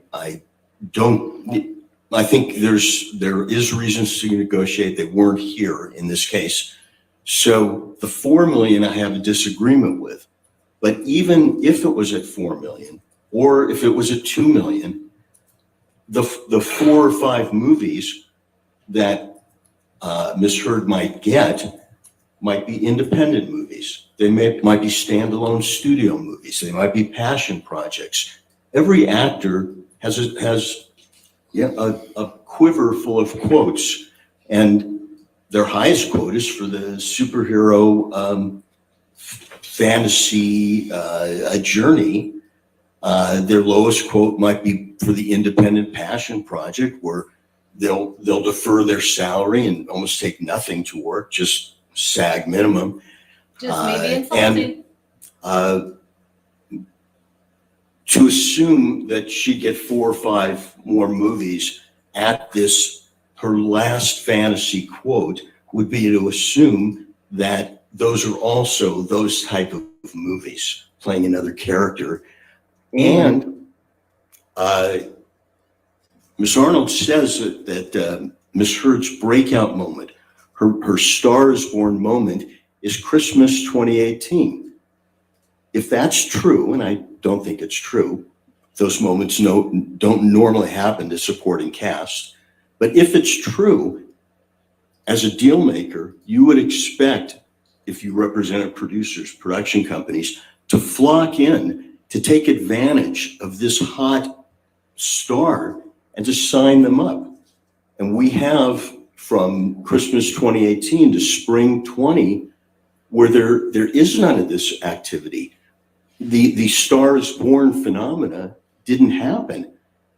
Ms. Heard starred in one series of 8 episodes, and she earned a healthy fee, $200,000 an episode. Thank you. But that's 5 times less than the $1 million Miss Arnold is tossing out, supposedly based on Jason Momoa's quote. She doesn't prove it or give us facts. And Jason Momoa is not a comparable actor. He's been in a series where they shot 78 episodes, 44 episodes, 21 episodes. He played Conan the Barbarian. He was in Game of Thrones. It's not a comparable. Unresponsive to. All right, I'll sustain the objection. Next question. Mr. Marks, we'll get to some of those issues in a moment, but I want to take you back for a second. I believe you testified a few minutes ago that your understanding is that the last option in a multi-picture deal might be negotiated under some circumstances. Do you have an understanding of whether Aquaman 2 was the last option in Ms. Heard's contract with Warner Brothers? Oh, no. Aquaman 2 has not even been released, and Warner Brothers has a 4th option for Aquaman 3 or another movie where Mira appears, that character, and they've agreed to double the salary again. So it's in success, and that assumes that they recast and that they make the movie. Are you aware of Ms. Arnold's testimony that Ms. Heard would have made several $1 million on endorsement deals, such as the one she had with L'Oreal? I'm aware of that testimony. Do you agree with that opinion? No. Why not? Again, this is a business of personalities. We didn't, after the breakout moment that Ms. Arnold talked about, Christmas 2018, we didn't see endorsement deals flocking to Ms. Heard during that 16-month period before Adam Waldman made a few statements in the London Daily Mail, I believe it was. We didn't see those endorsements coming to her. We didn't, what Ms. Arnold shows you is these non-comparable actors, they had endorsement deals. But she doesn't show you when she describes the breakout moment and why she's comparing Amber Heard to these, what I call uncomparable actors, but she's making the comparison. She's saying, well, they had all these deals, why wouldn't she? But for the statements that happened 16 months later, and I guess my primary question is what happened in the 16 months, even if you believe 3 statements in the Daily Mail are the stake through the heart of this Stars Born moment. Do you have an opinion about Ms. Arnold's testimony that Ms. Heard would have made $1 million an episode in a couple of streaming series following her A Star is Born moment? Yes, I heard it. I have an opinion. What's your opinion? Well, after Aquaman 1, this is a major Thank coup. you, Lyndall. Thank you. Amber Heard got that role. She tested for it. She could have been the other 19 actresses or 10 or whoever else tested, didn't get it. She got the role, and she got her salary doubled for Aquaman 1 to $1 million.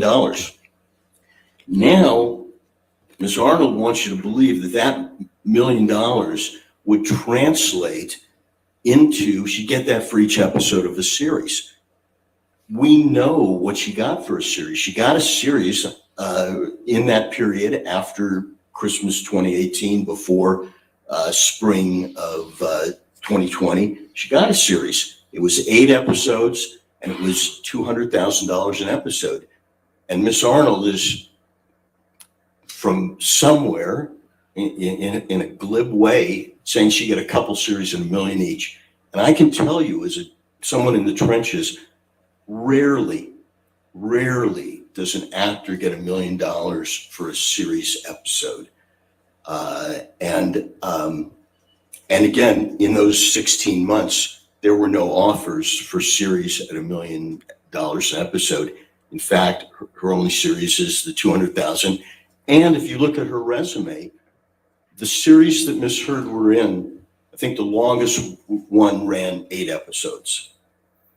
Jason Momoa, if you were to believe Miss Arnold, and somehow Jason Momoa's agent broke their confidentiality and agreement, and he had a series at $1 million an episode.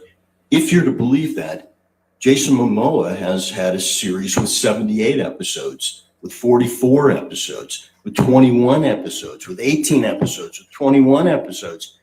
He was in, again, there's not a comparableness there. We spoke a few minutes ago about the test option agreement. What's the significance of the option part of that agreement? The option part of the agreement gives the employer, the studio, the option. They don't have to do anything.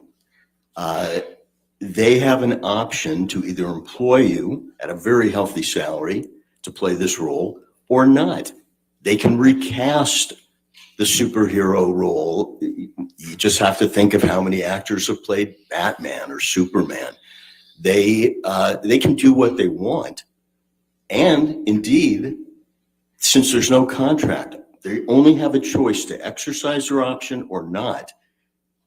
They might say, we're not exercising unless you reduce your compensation. Who knows what the negotiation would be, but it's not a contract until the studio exercises the option, and they don't have to.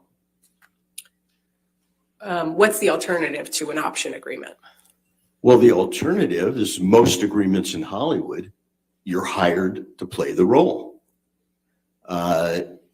Or once you exercise the option, then it becomes, for that picture, an agreement like others in Hollywood. You are now hired to play that role. So most contracts are guaranteed, you're hired to play the role, In an option agreement, once they exercise the option for that movie, it becomes a guaranteed contract. Are you aware that Ms. Arnold testified that Ms. Heard was released from her Aquaman 2 contract and then subsequently rehired? I heard that testimony. Is that Thank you, consistent Bev. with your experience in the film industry in connection with these multi-option contracts? No. Why not? Again, studios don't do things they don't have to do. As we heard Mr. Hamada, the president of the studio, say, you either exercise your option or you don't. They exercise their option. He denied releasing and then rehiring. And in my experience, in almost 5 decades in the business, doing this type of work, not talking about it, not consulting. I mean, I have, I heard Ms. Arnold say she's been an expert 100 times. I'm a transactional lawyer. I do this occasionally. Basically, it's not a contract till they auction it, and they pick up their option, and at that point, it's guaranteed contract, and then different rules apply to it. In your experience in the industry, do studios typically comment on those types of actions that they're taking with respect to options? No, just like Mr. Hamada said, they don't need to comment on it. They either exercise the option or they don't. In Hollywood, silence is the default. You play no card before it's time. And the cards there were exercise the option or not. And I was surprised by Mr. Hamada under oath, basically saying that there was this discussion of chemistry. That Objection, Your Honor, hearsay. I think it was an in-court statement this morning, I believe, Your Honor. That's fine. It's the same hearsay that you were, it's hearsay like yesterday. I mean, it's hearsay. I'll overrule the objection. Go ahead. Thank you. I didn't hear.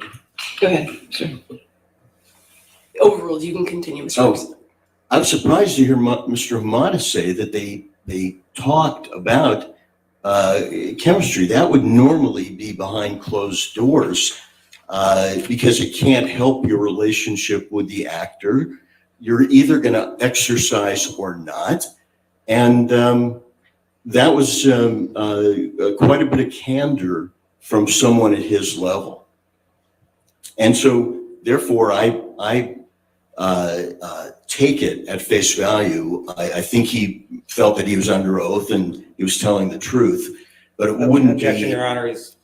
I'll sustain the objection. He thinks it's funny. Mr. Marks, are there circumstances where a studio would be more likely to say something about not using an actor again in a franchise?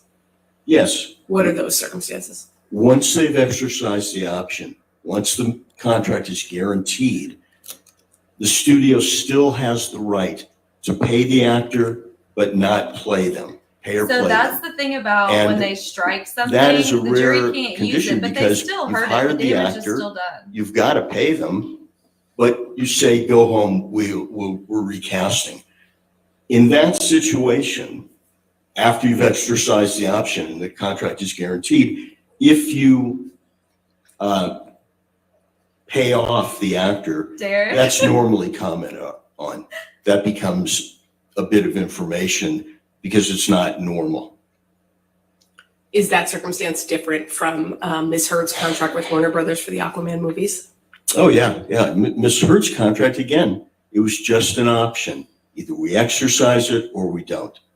And if we exercise it, she's in the film. If we don't, she's not. Until we exercise it, we have our right to recast or not make the movie. And even after we exercise it, we still have a right to recast and not make the movie. We just have to pay her salary. Do you understand that Ms. Arnold compares Ms. Heard's career trajectory with that of other actors, including Jason Momoa, Gal Gadot, Zendaya, Ana de Armas, and Chris Pine? I heard that. And what's your opinion of those actors as comparables for Ms. Heard? Even Ms. Heard's agent, Jessica Kay, said that 4 of those actors weren't Objection, Your Honor, comparable. hearsay. I believe same response, Your Honor, that it was in testimony that was played in court earlier this week. I mean, that's not what she testified to. I mean, he's characterizing testimony that was from days ago, and I don't even think she testified to that, Your Honor. But you can cross-examine. Overruled. You may continue, Mr. Rivers. Again, they are not comparable. Jason Momoa was Aquaman. Chris Pine was Captain Kirk. Gal Gadot was Wonder Woman. Zendaya has been working on Disney Channel since she was 13. She's in all the Spider-Man movies. She goes by one name. Ana de Armas, when she was in a movie that they call, her breakout, it was as a nude poster. She's been an ensemble piece, Knives Out. These are not comparables. Now, Ms. Arnold stuck to Jason Momoa, who's the most non-comparable because of his history and his career. But she didn't give us the advantage of telling us what his contracts were, what he renegotiated to, what he earned. She didn't give us any of those building blocks. She just she set him up as a comparable and then said what Ms. Heard should earn, but she never gave us the salary of Jason Momoa or the other comparables. And she built like this house of cards on nothing. She showed us with her words, the beautiful clothing that the emperor was wearing, but we could see, if you know the business, Objection, Your Honor. that he wasn't. Beyond the scope of the question. All right, I'll sustain the objection. Next question. Okay. You were just speaking about Mr. Momoa as a comparable. Are you aware that Ms. Arnold compares Ms. Heard to Mr. Momoa as an actor with equivalent franchise experience who was able to renegotiate his salary for significant increases in bonus? Yes. What's your response to that opinion? Again, he didn't have comparable franchise experience to Ms. Heard. He was Conan the Barbarian. He played Aquaman in a movie that Amber Heard was not in. He played Aquaman, not a supporting character like Mira. It's just not a supporting, comparable. he was a lead. And you can say the words, but I saw nothing from Miss Arnold to back it up, something to build on, which if she was a negotiator in the trench, the studio negotiator would say, okay, so show us, where's the comps? Let's talk numbers, because ultimately that's where we have to get to, not just because you say it so. We just don't believe you. You've got to show us. In your experience in the industry, what factors influence the negotiation of the terms of a film agreement with an actor? Well, first it depends on the film. If the film is $1 million movie and everybody's deferring their salaries, that's one thing. If it's a superhero movie, that's another. But for deal makers and negotiators, the best predictor of what the deal should be is past earnings, precedent, comps. You also look at the budget of the movie, what it can bear, because if Jason Momoa's comp is $10 million, but the budget's $10 million, obviously he has another price for that movie. But the best predictor of future earnings is past earnings. And I didn't see any Miss Arnold talk about past earnings at all, except the earnings in this rarefied superhero 4-picture deal, where instead of incremental increases, which you normally see, it was multiples increases. And then when you get on a series, the big renegotiation was when the network has no more options. Until then, the actors on the series get 5, 10, 15, small percentage raises. They don't get multiples. They get the multiples if it's a success and the studio wants to continue making the series and they want to keep these characters. Thank you, That's when the Shirley. renegotiation happens. Here, even if we believe Ms. Arnold, after Aquaman 2, there was still an option waiting at a big price, double the previous payday. What's the significance of the timing of the Waldman statements to the opportunities Ms. Arnold claims Ms. Heard lost? Well, the argument, as I understand it, is that Ms. Arnold says that Ms. Heard lost all these opportunities because of those losses were caused by Adam Waldman's statements 16 months later. So I think the timing. Sure.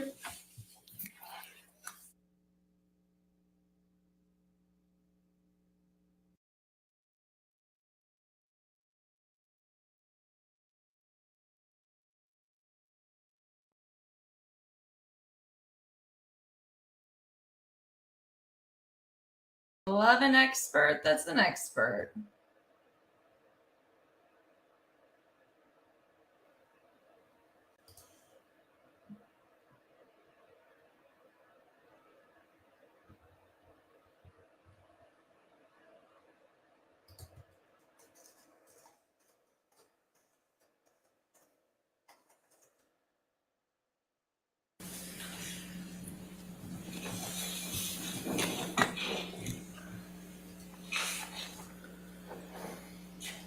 Mr. Marks, what's your overall assessment of Ms. Arnold's opinions in this case?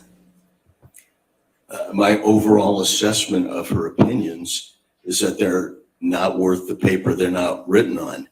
She knows something about our business, but not about negotiating deals. She may have gotten someone at the Endeavor office to breach confidentiality, but she never laid out the building blocks. Excuse me, objection. You have to stop talking, Mr. Marks. Thank you. Beyond the scope. Yeah, Mr. Marks, can you just limit your testimony to your opinion about Okay. Ms. Arnold's opinions, please? My opinion, as someone who's made deals as a deal maker for almost 50 years, is that she calls herself an expert, but she's not. She doesn't have the background. She doesn't have the day-to-day knowledge. And her testimony that I heard did not back up her bottom line. If you want to get those figures, you have to show why they're deserved. And again, she was constructing a Jenga without the bottom pieces. It does not hold up under scrutiny by someone who makes deals. No further questions. All right, cross-examination.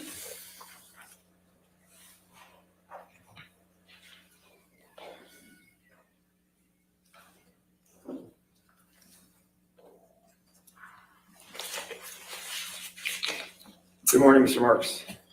Good morning.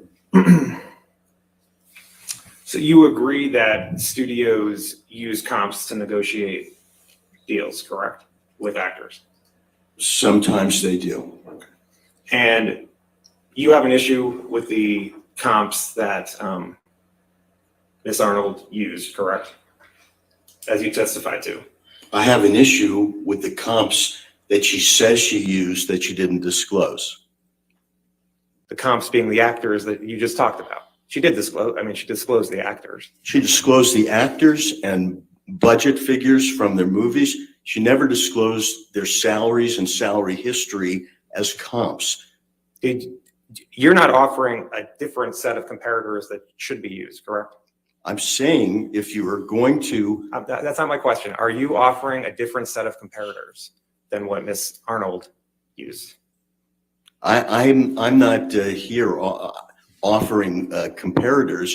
I'm saying what she offered are not comparators. That was my question. You're not offering comparators, correct? No, I would say that Ms. That was Heard's my comparisons sir, are where you respectfully, that look. was my question. motion to strike after the. Oh, no. all right, we'll strike after that. Just answer the questions, Mr. Marks. Thank you. Now, you're a deal maker, correct? Yes. What actors have you negotiated for in superhero movies? Well, recently, I've negotiated for Chris Pratt in a superhero series for Amazon. I've negotiated a deal for Michael Douglas, not in a superhero movie, but a historical movie. I've negotiated recently a deal for Paul Rudd and Will Ferrell on an Apple series. Billy Crudup on an Apple series. Those are the recent talent deals. What actors have you negotiated for in a superhero movie? As I sit here now, I can't remember a superhero movie that I've negotiated. I've certainly negotiated over my career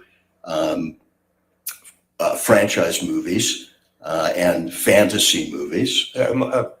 Your Honor, so it's no, you haven't negotiated with for any actors for superhero movies, correct? So you would define like, I don't know, Jungle Book isn't a superhero movie. It's more of a fantasy.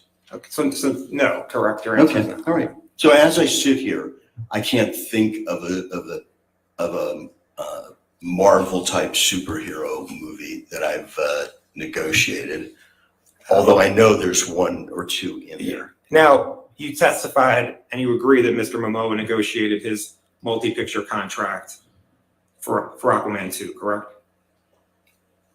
I heard Mr. Hamada say there was a renegotiation, but no facts were pro-offered, such as he didn't have an option. His options were out. What he was earning and what he renegotiated to, and he is Aquaman man. So yes, I did hear there was a renegotiation. And you understand that his salary went from $3 to $4 million to $15 million. If you tell me that, I haven't seen his contract and I haven't heard any testimony under oath that that's where the leap was. Now, Ms. Heard's contract. Did he get more? Ms. Did they Heard- get more options for when Ms. they Heard- made that leap? Did they get more options? Ms. Heard's contract was a talent option contract, correct? Yes. And you agree that for if there's an Aquaman 3, Ms. Heard would have an option to receive $4 million, correct, for the movie? Well, actually, you would language it. Warner Brothers would have the option to engage her. And if they engaged her, she would receive $4 million, correct? She doesn't have the option to refuse. They have the option to engage her. And she would receive $4 million, correct? Yes, $4 million. Would you agree that the money Amber was making on Aquaman 2 or 3 would be her market rate for future studio movies? I would think it would be her rate for future studio superhero movies, but not necessarily studio movies that aren't superheroes. That could be standalone. That could be other type of studio movies. But for studio superhero movies, it would be $4 million, correct? If I was Miss Heard's agent, that's where I would start. Assuming everything was equal, the budget of the superhero movie, that she was in the ensemble. There's a lot of ifs to look at, but all things being equal. You agree that Aquaman was a breakthrough role for Miss Heard, wasn't it? It's the first movie of that ilk that she makes, but she is not Aquaman. She is Mira. But it was a breakthrough movie for Miss Heard, correct? For her, it's a breakthrough movie to be in that film and in the ensemble. Absolutely. And she was the female star of that movie, correct? I believe so. You would agree that for all of the actors Ms. Arnold listed as comparables, their career trajectory went up after their breakthrough, correct? She didn't give us the raw materials to look at, but I'll take your word that all those unrelated actors in unrelated films, except for Jason Momoa, they went up. In your as experience, did Miss Arnold's In- when in- she went from 1 to 2. in your experience, can you identify an actor or an actress who's not been able to get a new studio movie after a breakthrough performance in a superhero movie? You mean, is there As I such sit thing as here a now, I one-hit haven't wonder? been asked Yeah. to opine on that, but there are lots of supporting characters in movies that don't appear in the next movie. But a female star in a breakthrough movie in a superhero movie, can you identify any actress who's not gotten another studio movie after that? Can you identify one that has? Well, after Miss Heard's breakthrough in 2018, she did get Aquaman 2. Aquaman 2 was already, she already Okay. had the option for Aquaman 2, All right, correct? so she did, Miss Heard did not get any movies after 2018, long before the Adam Waldman statements. Other than Miss Heard, can you identify any actor or actress who's not gotten another studio movie after their breakthrough in a superhero movie? As I sit here now, I haven't been asked to research that, and I can't. That would be a normal thing. And you're not providing an alternative number for Miss Heard's damages, correct? For the jury? Correct. I'm not providing an alternative number. I think, she's been more than adequately paid. I'd move to strike after no, I've not been provided another number. That's all. I mean, my question was, you're not providing another number. I think it's in fairness and the full answer to the question, Your Honor. It was a yes or no question. He said his answer was no. I'm not going to strike it. Okay. All right. No further All questions. right. Redirect.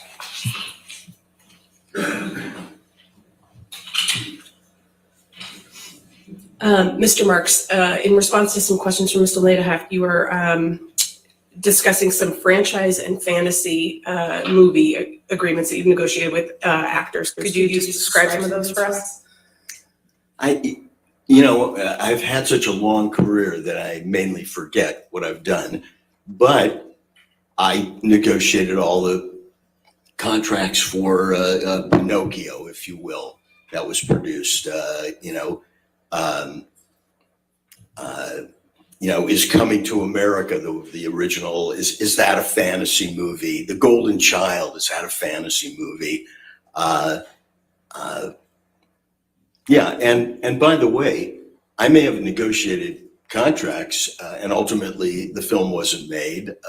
But as I sit here now, those are the only ones that come to pass. If I was looking at my resume or going through my files, I might think of others, but there isn't a deal that I haven't made. And I think you also testified in response to Mr.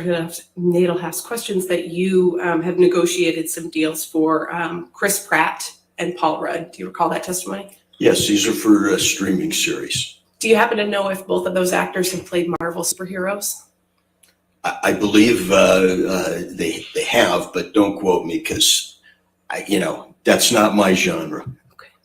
No further questions, Your Honor. All right. That's Thank you, a Mr. real Marks. You can, expert. you're free to stay in the courtroom or. Somebody you that leave, can okay? say, that's Thank not you my very thing, much. Thank you. so I can't answer that. That's not Your my next thing. witness. That's somebody you can trust when they can admit that they don't know Plaintiff something calls Michael and that's not Spindler. their area. Michael Spindler.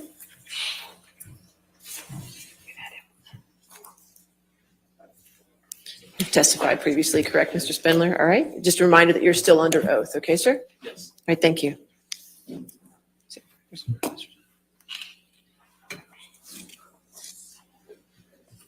Yes, sir. Thank you. Good morning, Mr. Spindler. Good morning. Can you remind the jury who you are and what you do?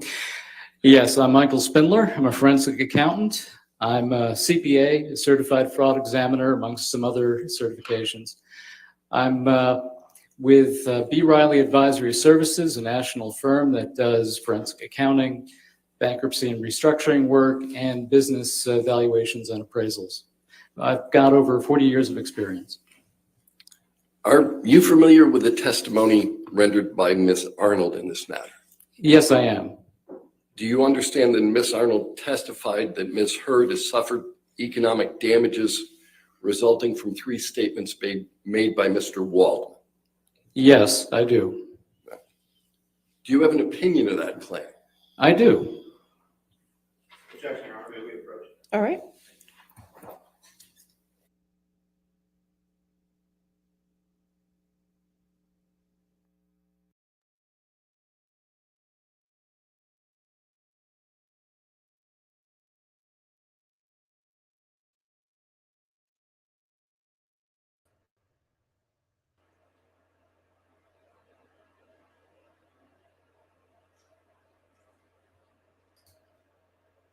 I'm so sad I'm missing tomorrow. Like, I have actual serious FOMO about missing tomorrow.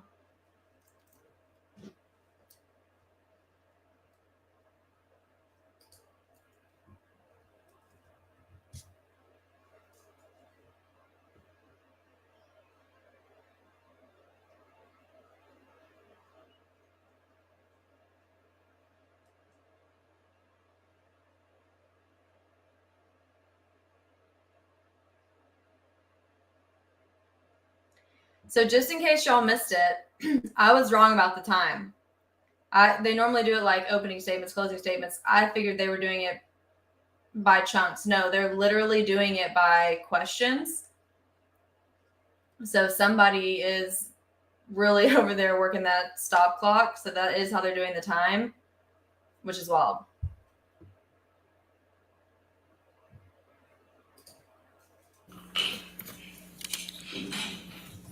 Thanks, Mr. Spindler. Now, you indicated that you would listen to Ms. Arnold, and she testified on behalf of Ms. Heard relative to economic damages. Have you formed an opinion as to the testimony and opinion rendered by Ms. Arnold? Yes, I have. And what's that opinion? It is not adequately supported and it is unreasonable.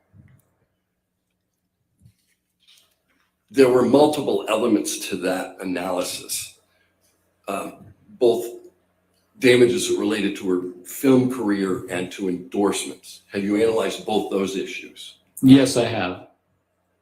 What is your opinion of the claims that have been asserted relative to the film career and endorsements? Okay, well, first of all, with respect to her damages calculation, there was no calculation per se. She initially looked at these comparable actors and seemed to use that as a basis for numbers.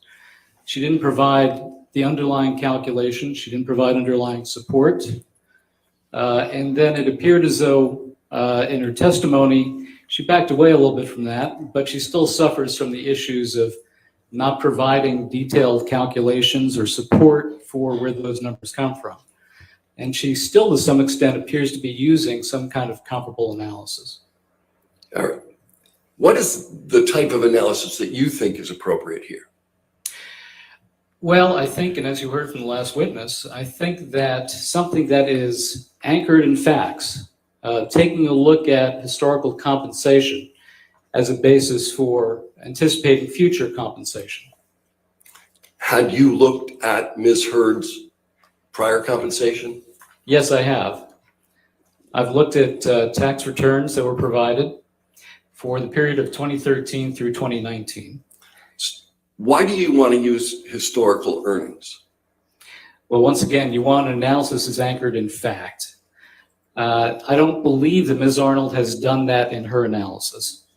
So here we've got some actual data, we've got some historical compensation, and as the last witness mentioned, that often provides somewhat of a basis for future anticipated earnings.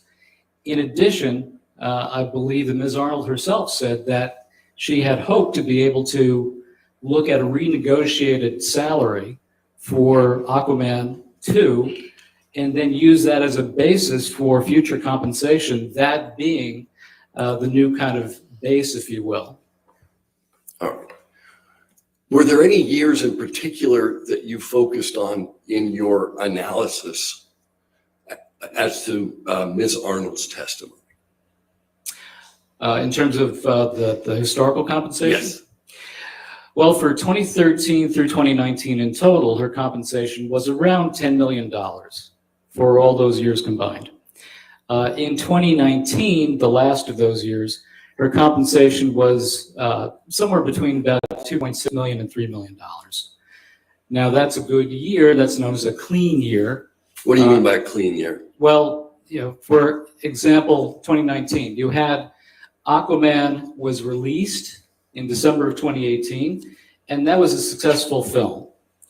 So in 2019, you've got the benefit of that kind of success, and you also don't have any potential impact from the alleged defamatory Waldman statements that occurred in April of 2020. So 2019 is clean of all that. What did you understand Ms. Arnold's methodology to be? Her methodology initially appeared to be based on these comparable actors that she had identified, and theoretically, the compensation that they earned, although she doesn't identify what that compensation is or provide any support for it or any calculations. What is your opinion of that methodology from an accounting perspective? That methodology was unsound. It's just unsupported. There are no numbers. There's no data that she provided and support for that. What methodology did you understand Ms. Arnold to adopt at trial? Okay, well, it looked like somewhat of a mix and match approach. She used different approaches, I believe, for different elements of the damages, although it's still a little bit unclear to me, a little bit vague. But there are 4 basic components that she was looking at, and we can go through those in any order you wish. All right. With respect to the television series portion of her analysis, what do you understand that methodology to be? Okay. Objection, Your Honor. May we approach? All right.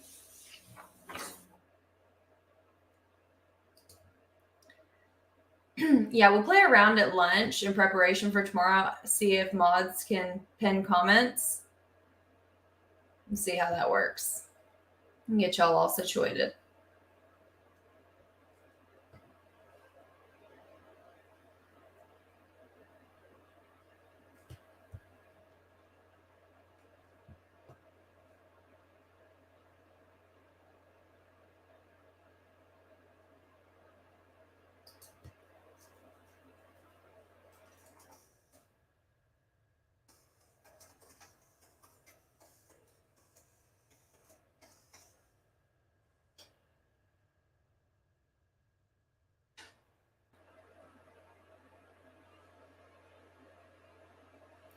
I will definitely miss you guys tomorrow. And I'm going to have serious FOMO, and you guys are going to have to tell me what happened.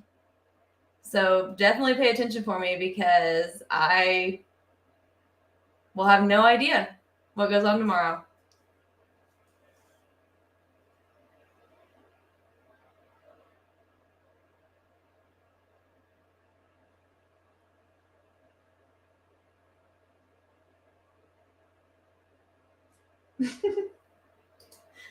The love is mutual, my friends.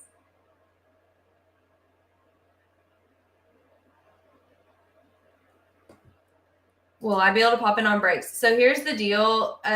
It's kind of expected to be, the Duggar sentencing tomorrow is expected to be kind of an all-day thing. And I have to park like 2 blocks away, and you can't have your phone on the premises. So thank you, Sam. You can't have your phone on the premises. So once I park and walk onto the federal property, I will have no phone, no computer, no nothing, and will be completely disconnected from the outside world. So depending on how long it goes, they'll have a break. But that would mean, you know, if they did, it'd be a 15-minute break like they do on here. I'd have to run 2 blocks to the car. It would be super, super quick, and then run right back. So, you know, I really wouldn't be able to get much in even if I did pop in. Thank you, Shannon. So I can try, but you just have such a short amount of time.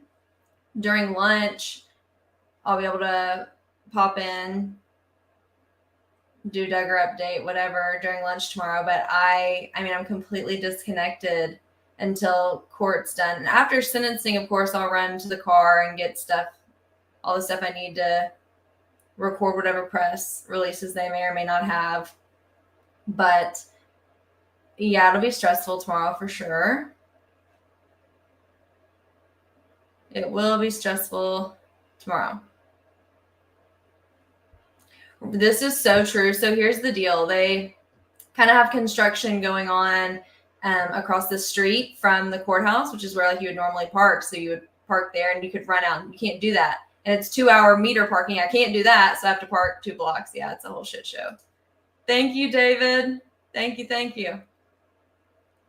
We're going to be doing our best. Y'all know. I'm going to do my best. That's all I can do. We're just going to try. It's a team effort around here. Earnings from television shows. Did you analyze what historical earning Ms. Heard had during the period that you were concerned with relative to television shows? Well, yes, during 2019, she entered into a contract in July of 2019 to appear in a television series at $200,000 per episode. All right. What about endorsement deals? Did you look at what she had made on endorsement deals during that period? She did have a contract with L'Oreal at $1,625,000. All right.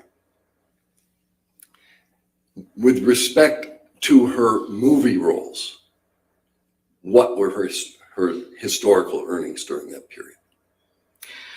Well, certainly for the most recent years, you had the Warner Brothers deal, which was a 4-picture deal. The first film was $450,000. Then the first Aquaman was $1 million base fee. Then $2 million for Aquaman 2. And presuming that there was an Aquaman 3, that would have been $4 million. Okay. Why do you look at historical earnings as part of your analysis? Because you want your analysis to be anchored in facts. You want it to have a sound methodology, and you want to come up with a reasonable result. So if you take a look at, for example, the analysis that Ms. Arnold did, it didn't appear to be... Let's just look at the analysis that you're doing. What you said, I think, is you wanted them anchored in facts. Why? Because that provides a sound basis for coming up with something with reasonable certainty. There's AICPA, or American Institute of Certified Public Accountant guidance with respect to reasonable certainty. And those are the basic elements of it. Thank you. No further questions. All right, cross-examination.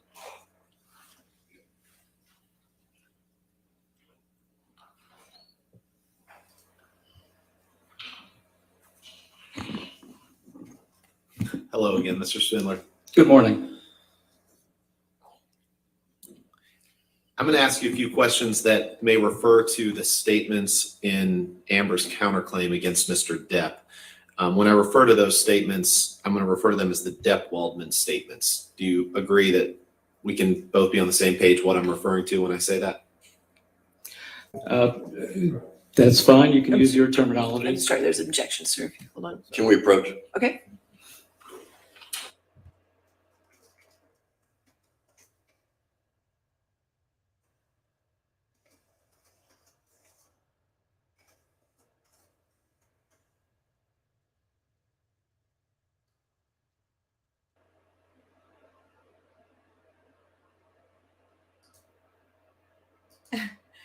Okay, so there's several aspects to this case.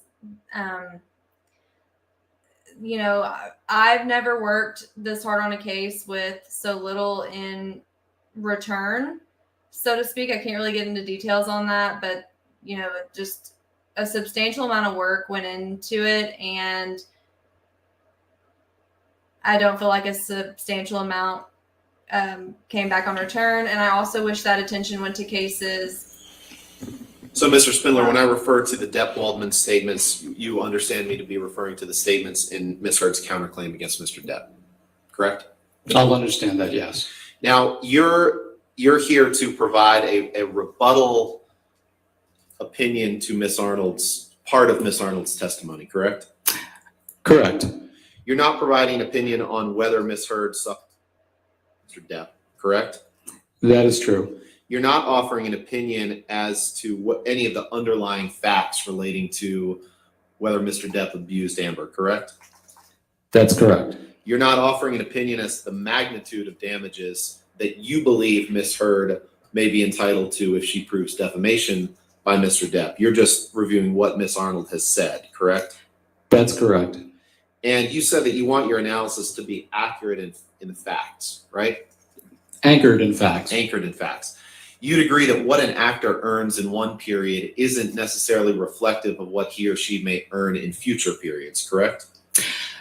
Correct. And that's because there can be some variability. An Yes. increase in the number of roles may lead to greater income, correct? I'm sorry. Could you repeat that? I was speaking it in here. One of the reasons that what you earn in one period may not be reflective of what an actress may earn in future periods is because an increase in the number of roles may lead to greater income, correct? The number of roles or the particular project itself, yes. Sure, getting better roles may lead to greater income, correct? Correct. And the same is true for an endorsement. As an actress's profile grows, the amount of money that she may be able to earn from endorsements grows as well, correct? It can. So It depends. what Ms. Heard earned from, say, 2013 to 2019 that you testified to isn't necessarily reflective of what she might earn over the next 5 years, correct? Not necessarily. It is a good indicator, though. And you'd agree that from 2013 to 2019, in terms of earnings and star power, that Ms. Heard's career trajectory was on the upswing, correct?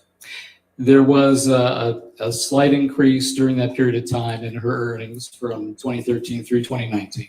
And you'd agree that that was as a result of getting more lucrative roles, right? Yes, Now, you're not a causation expert, right? You're just a damages expert. that's correct. So you're not testifying as to whether the Depp Waldman statements caused her to lose any roles, correct?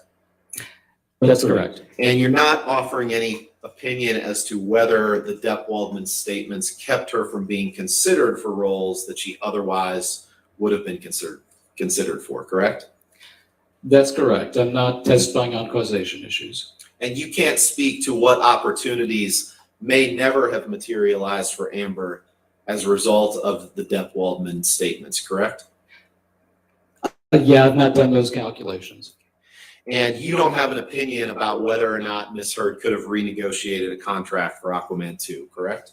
That was not part of my work. And you don't have an opinion on the impact that additional exposure or press coverage or magazine covers or interviews would have had on Ms. Heard's career, correct? Correct. I'm just looking at Ms. Arnold's calculations. You've never served as an expert witness before to calculate damages based on lost roles by an actress resulting from defamation against that person, correct? I've been involved in defamation cases, but I've not done the calculations as an expert witness and testified thereto.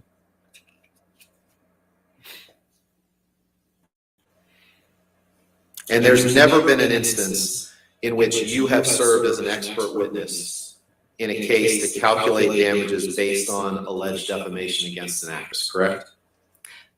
Correct. And you're not offering any expert opinion on what impact the alleged defamation by Mr. Depp has had on Ms. Heard's career, correct?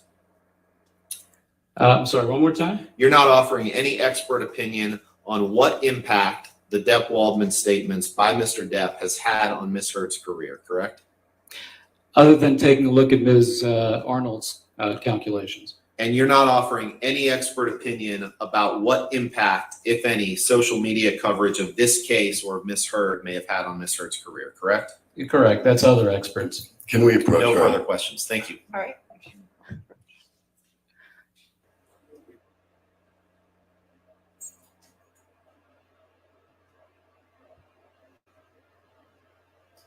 For you. Okay. All right, thank you, Ms. Spindler. You can have a seat in the courtroom, or Thank you, you're free to everyone. go. Thank you. All right, your next witness. Plaintiff calls Doug Vanya, Your Honor. Okay. Can you spell last name for me? Bania.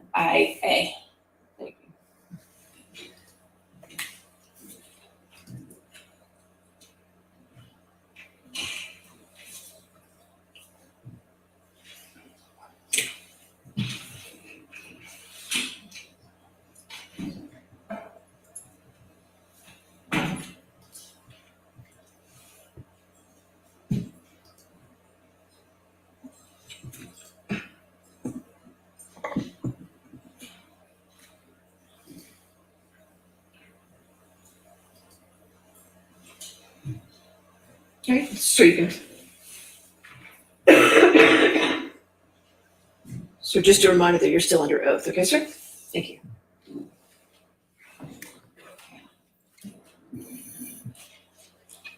Good afternoon, Mr. Bania. Good afternoon. Can you briefly reintroduce yourself to the jury, please? Yes, hi, Depp Vanya. I am from Nevium Intellectual Property Consultants based in San Diego. I value intellectual property. I provide litigation support in infringement and defamation cases, as I'm doing today.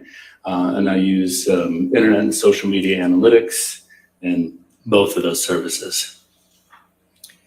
Since you last testified in this case, the jury has heard testimony from Ronald Schnell and Catherine Arnold. Are you familiar with their testimony? Yes, Were you asked to analyze their testimony and provide opinions in response? yes, I was. Have you formed opinions in response to the testimony of Mr. Schnell and Ms. Arnold? I have. Generally, what are those opinions? Generally, Mr. Schnell provided no evidence of a correlation between the Waldman statements and the hashtags and the spikes of those hashtags on Twitter. Second, based on my internet and social media analytics investigation, I've concluded that the alleged comparable actors that Ms. Arnold came up with are not comparable with Ms. Heard. And then thirdly, Mr. Schnell and Ms. Arnold both failed to provide any evidence of a causation as it relates to the Waldman statements causing any economic harm to Ms. Heard. Let's dig into those opinions a little bit. You're familiar with the testimony of Mr. Schnell that there are more than 2.7 million alleged negative tweets related to Ms. Heard between January 2018 and June 2021? Yes. And what's your understanding of how Mr. Schnell identified those particular 2.7 million tweets? Yeah, so essentially Mr. Schnell chose hashtags that he felt were negative towards Ms. Heard. Those hashtags range from justice for Johnny Depp, Amber Heard is an abuser, Amber Turd, and the hashtag, we just don't like you, Amber. So then he used those hashtags and he searched through, using the Twitter API, searched through various tweets and then came up with any tweets that were using those hashtags. Did you conduct an analysis of those tweets? Yes, I was given that exact, the data that Mr. Schnell used on a hard drive. So yes, I dug into that data as well. And what was the purpose of your analysis? So what I'm trying to do, and what's at issue of the case today at this point is, were these tweets, did they contain the Waldman statements? That's what where we're at right now, are the Waldman statements. So I wanted to analyze those tweets to determine which ones, and if any, contain the Waldman statements. And what's your understanding of what the Waldman statements are? So my understanding is there's three Waldman statements that were published in the Daily Mail. The Daily Mail is a UK tabloid, and Mr. Arnold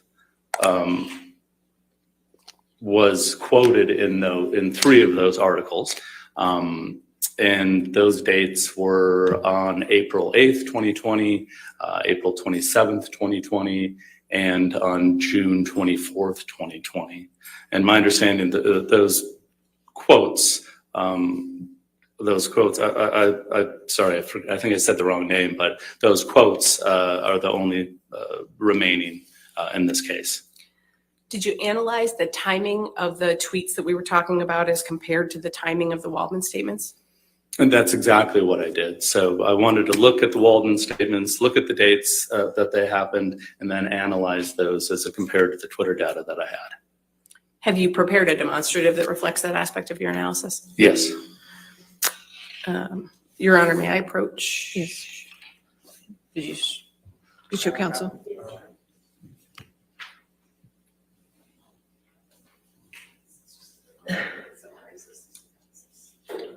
Any objections?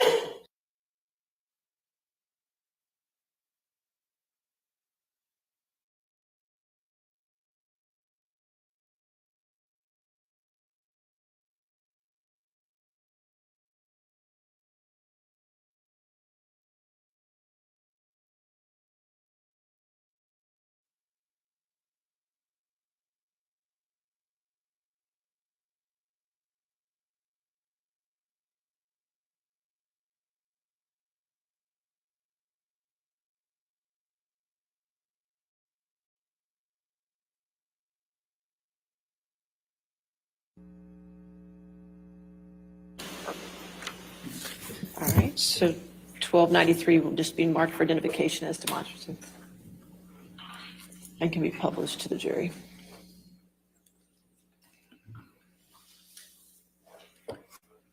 Mr. Banya, can you explain to the jury what this demonstrative shows? Yes. So this shows the total hashtags and tweets that Mr. Schnell was analyzing. This is the summary data. There are tweets that are running from January 2018 to June of 2021. And again, these are related to the four hashtags that I discussed. Whenever I get an assignment such as this, when I'm dealing with a defamatory statement that's allegedly gone viral online, where there's economic damages involved and there's a lot of data involved, I like to take the data and I like to do a 30,000-foot view of the data to see what I'm looking at, to see if there's anything interesting, odd, different about the data. And the first thing that I noticed is 35% of the tweets were prior to the Waldman statements. So again, remember, my assignment is to determine if the Waldman statements are part of the tweets that Mr. Schnell analyzed. So obviously, if these tweets were prior to the Waldman statements, in no way could they have anything to do with the Waldman statements. So that was the first issue that I noticed. Then I noticed what I like to call kind of the alleged defamatory time frame. And as I discussed, that's when the Waldman statements were published. That's the date down here. You know, the first one was in the beginning of April, and the last one, which is the third one, was at the end of June. But what I found interesting is only 2% of all of the tweets happened during this Waldman statement period. So really, these are just observations. And for me, there were red flags that I made note of. And then I just continued with my analysis. What other work have you performed in connection with forming your opinions about the purportedly negative tweets? Yeah, so now I realize that 35% are irrelevant and 2%, only happened during this important period. I just continue to dig into the 2.79 million tweets that Mr. Schnell provided. And Tom, can we take that one down? And Mr. Banya, have you prepared another demonstrative that depicts that analysis that you were just describing? Yes. Okay, yes. All right. Okay, we'll just see if he has an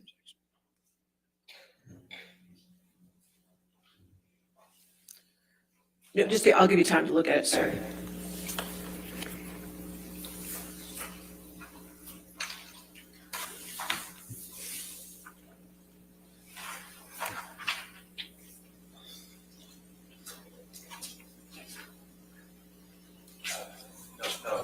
All right, plaintiffs Microphone, I'm sorry.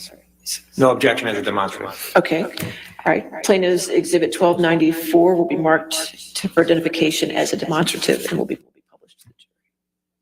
Thank you, Your Honor. Mr. Banya, can you explain what this demonstrative shows? Yes, this is showing the various spikes as it relates to the hashtags that Mr. Schnell testified about. This is actually an exhibit or a demonstrative that he used in his testimony. What this is showing are the largest spikes related to the hashtag Justice for Johnny Depp. I don't know if you remember his testimony or any of his demonstratives. The other three hashtags did spike at the same time, but a very small spike. So what I'm showing you here are the 6 top spikes in Mr. Schnell's analysis. And what's important here again is the very first spike and the largest spike again happened before the Waldman statements. So what I'm trying to figure out is what tweets were related to the Waldman statements. So this number 1 spike, which is the biggest spike, was prior to the Waldman statements. So it's irrelevant to the case. And then the second thing I noticed that was interesting here is here are the dates in gray right here. This is the time in which the Waldman statements happened. And you're going to notice, as we discussed before, only 2% of the tweets happened during that time. But I found it very interesting for such a viral event that has potentially caused such economic harm. There's no spikes in this area. And actually, you're going to see that Mr. Waldman, his statement came out here in the first April 2020 article. Then the second one came out here. And then the third one came out in June. There's actually a downward use of the spike, downward use of the hashtags.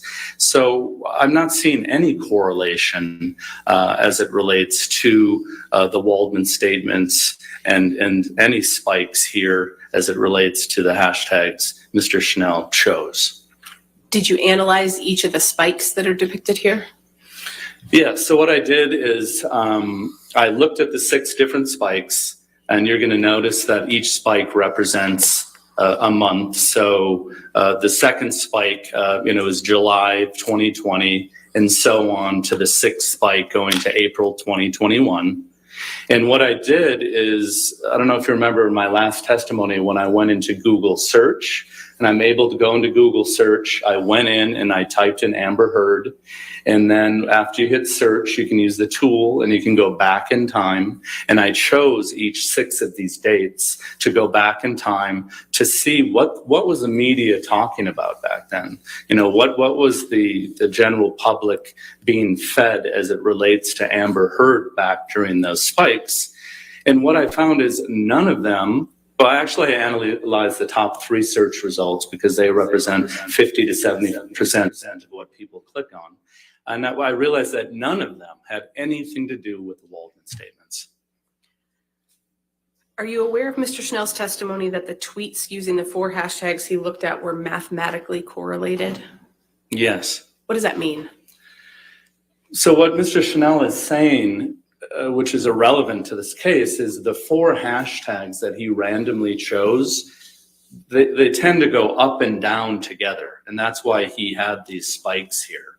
So the correlation there is how those 4 hashtags work or dance together going up and down. But first of all, the hashtags have nothing to do with the Waldman statements. And the fact that there's a correlation with the hashtags is irrelevant to this case because we're dealing with the Waldman statements, which none of that correlation analysis he did had to do with.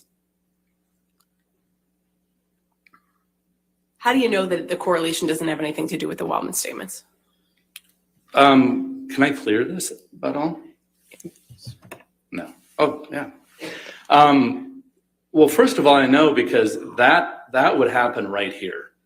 If when Mr. Waldman, one of his quotes was published, you would see a big spike right here. And then you would see maybe a little noise down here. And then the third time you might see second time a big spike, and the third time a big spike. That's not here. So that's telling me there's no correlation between the Waldman statements and this hashtag use. And then I've actually provided evidence that there's no correlation because I analyzed each of these spikes and none of them had to do with the Waldman statements. Is mathematical correlation the same as causation? No. Why not? I mean, correlation is simply a relationship between two or more variables or two or more things. In this case, the correlation question is, when the Waldman statements were published, at the same time, did you see a correlation with spikes in these hashtags? And again, can we clear this? You see none of that right here. It's actually a downward trend. There's no spikes, there's no correlation. So, again, Mr. Schnell provided no evidence of any correlation. What correlation opinion did he provide during his testimony? Well, he provided the correlation that the 4 hashtags, spike together. But again, the hashtags have nothing to do with the Waldman statements, and the facts that they're correlating or moving together is irrelevant to the case because the case is about the Waldman statements. So what is causation then? So causation is where one thing causes a change in the other. So as it relates to this case, did the Waldman statements cause Ms. Heard to have economic harm? In other words, did the Waldman statements cause Ms. Heard not to make as much money in her career? And again, Mr. Schnell provided no evidence of this. Ms. Arnold provided no evidence of this. And as a matter of fact, during Ms. Arnold's testimony yesterday, she didn't even know what causation was.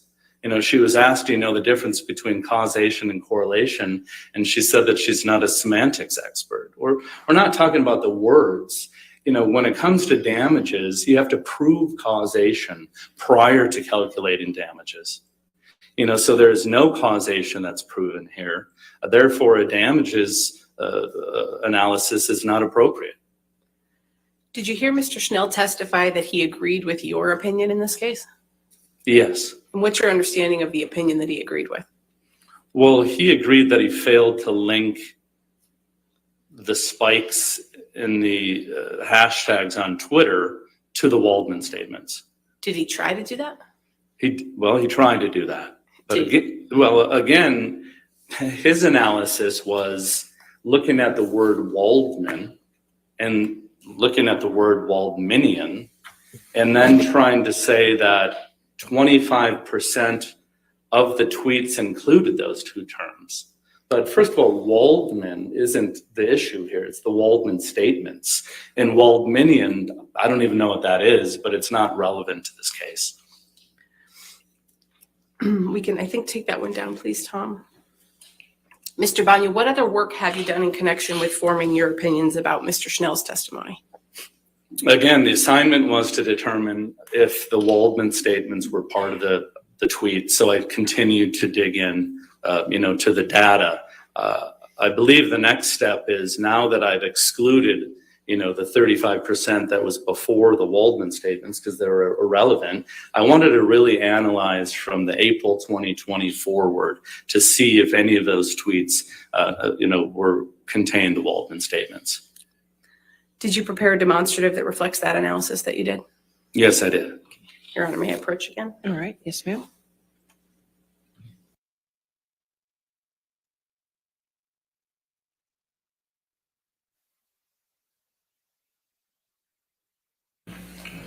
Any objections, sir? No objection as a demonstrative. All right. We'll mark it for identification as plaintiffs 1295 as demonstrative and publish to the jury. So, Mr. Banya, did you consider the content of the statements made by Waldman as part of the work that you did? Yes.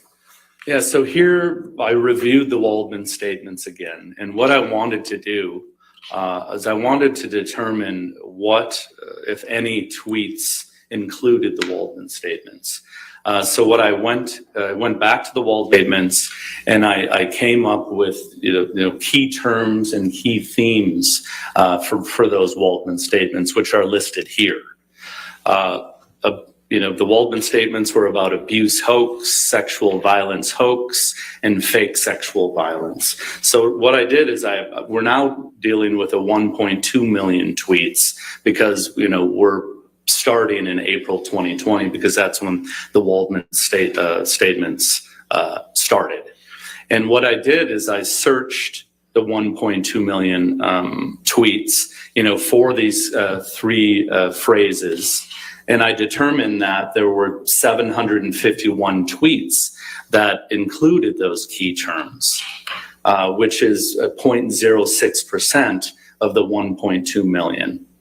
And then as I was sifting and sorting and analyzing this data, I realized that a lot of these tweets had the exact same language.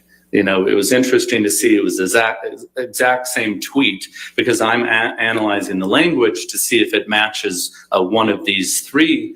I realized that a lot of these tweets were retweets, likes, or shares. So therefore, I eliminated any of those, and it came down with 95 unique tweets. And then what I did from there is I analyzed those to determine if any of these terms were in there, and I identified 5 tweets that were related to the Waldman statements. Do any of the hashtags Mr. Schnell analyzed include the words from the Waldman statements? No, they don't. And, because I am rebutting Miss Arnold, her testimony yesterday, she was saying that the Waldman statements caused these hashtags. Then throughout her testimony, she walked that back and admitted, no, none of these tweets have anything to do with the Waldman statements. They don't include the Waldman statements. These hashtags are only hashtags that Schnell, in his opinion, felt that they were negative towards Ms. Heard. Based on your expertise, what are your overall opinions about Mr. Schnell's testimony and the Twitter hashtag data? Mr. Schnell provided no evidence that any of the tweets were related to the Waldman statements. Mr. Schnell, there's no correlation there. He also provided no evidence that there's any causation that, the Waldman statements caused any economic harm towards Ms. Heard. Your Honor, I'm about to switch to a different topic. I don't know if you want to break now or push. All right, it's going to be a little while, I assume? A little bit more, yes. Okay. Yeah. Let's go ahead and break for lunch, ladies and gentlemen, okay? Do not discuss the case and do not do any outside research, okay?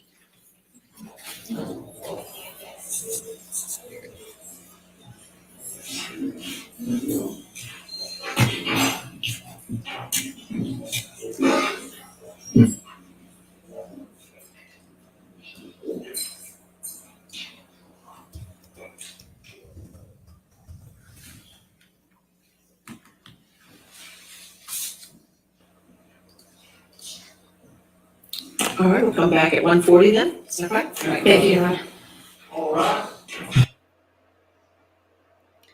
Okay, so any quick questions? Because y'all know I have to go edit the Duggar podcast on this lunch break so I can rejoin you guys after lunch. So any questions before I go do that?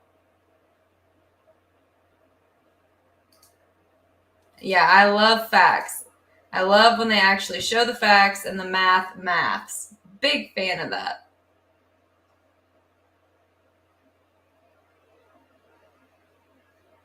Okay, I'm going to leave the chat up, of course. So if you send something in all caps, hopefully I'll see it and respond back.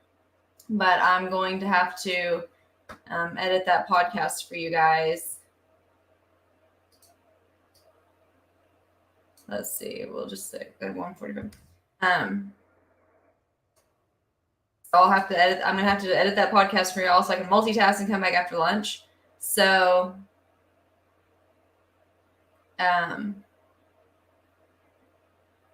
But yes, let's test that real quick. Hold on.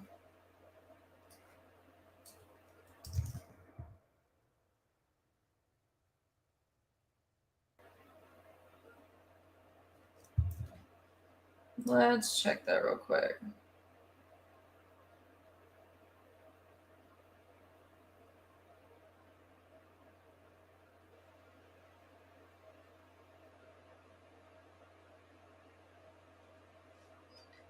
Let's check. So I go to studio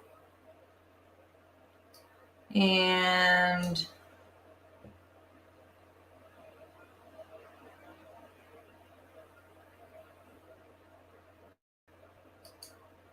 see if I can find it.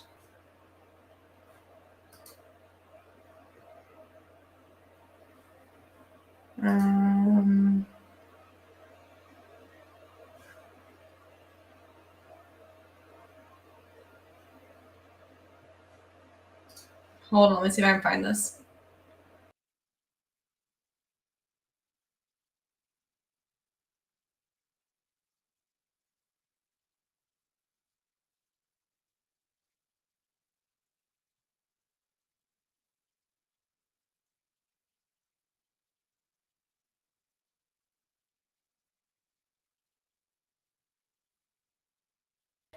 Okay, who explained to me how to add mods on YouTube? I know one of y'all has already done this.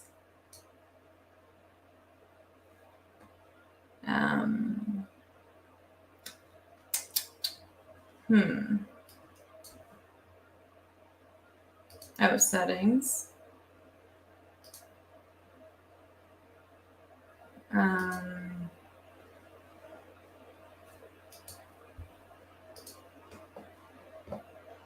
Nope, that's not it.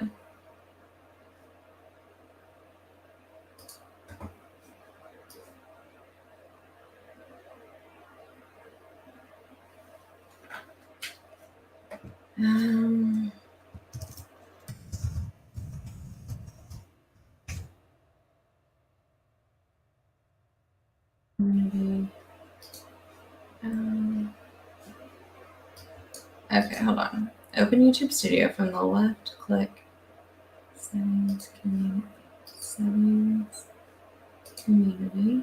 Oh, okay. Okay, let's see here. So just found that. Okay.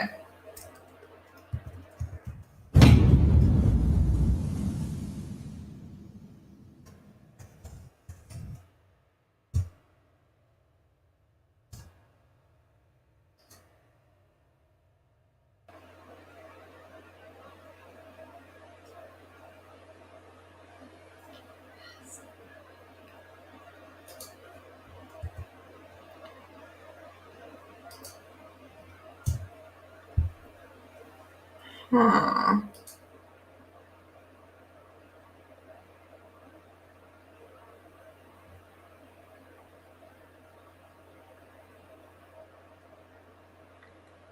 Oh, okay. So it's not the emails I need. I need your channel URL to make you a moderator. That's what I have to do that. Well, so like, let's see. If I'm on here and I click, like, let's just say I click this right here. It'll say put user in timeout or pin user. So we don't want that. So let's see. So it says for moderators, paste the channel URL of the user to add as a moderator.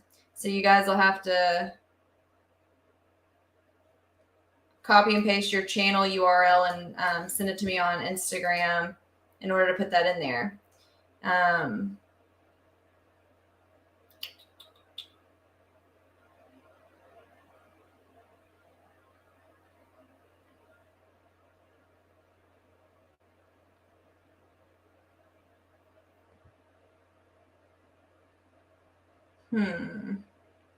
We'll have to figure it out. I'm wondering if I send somebody a link, if they can do it that way. But we'll have to plan it out. But in order for me to pay attention after lunch, I have to go edit this podcast. So We will work this out, but I have to go do this. So I will be back after lunch, and then we'll come up with a game plan to make it all math. But I gotta go edit this so that I can hang out Depp after lunch. So I will be back after lunch, but I'm gonna leave the chat up for all of y'all.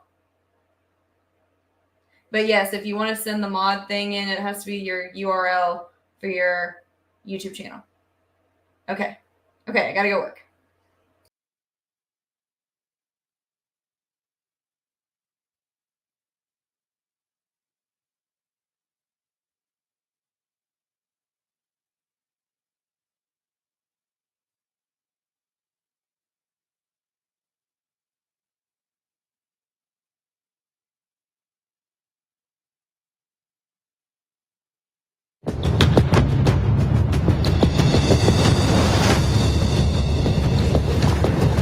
All right, welcome to a very special For the Record, everybody. I'm Jesse Weber. I'm here with Gene Rossi. We are live in beautiful Fairfax County, Virginia right now, outside of the Fairfax County Courthouse, where they're currently on a lunch break in day 21 of the Johnny Depp Amber Heard defamation trial.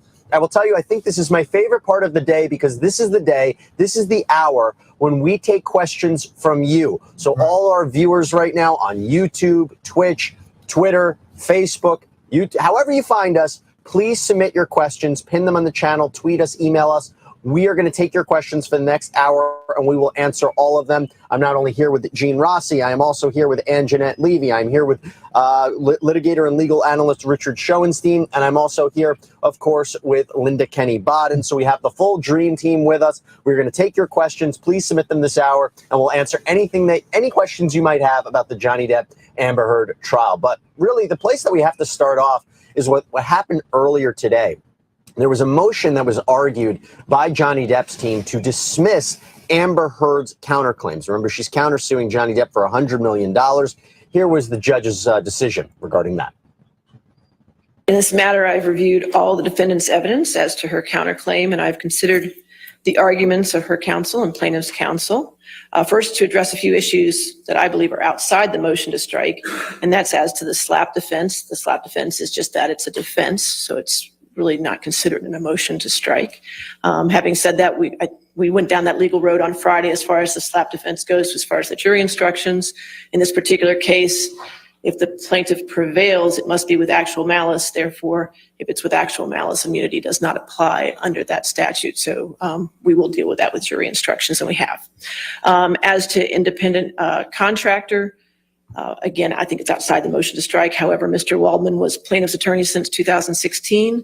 Before the initiation of litigation, there is evidence that Mr. Waldman had a certain role during the prior divorce proceedings in the UK case. Additionally, there is evidence that shows his legal representation was broader than just a limited litigation, as outlined in all the cases presenting an attorney as an independent contractor.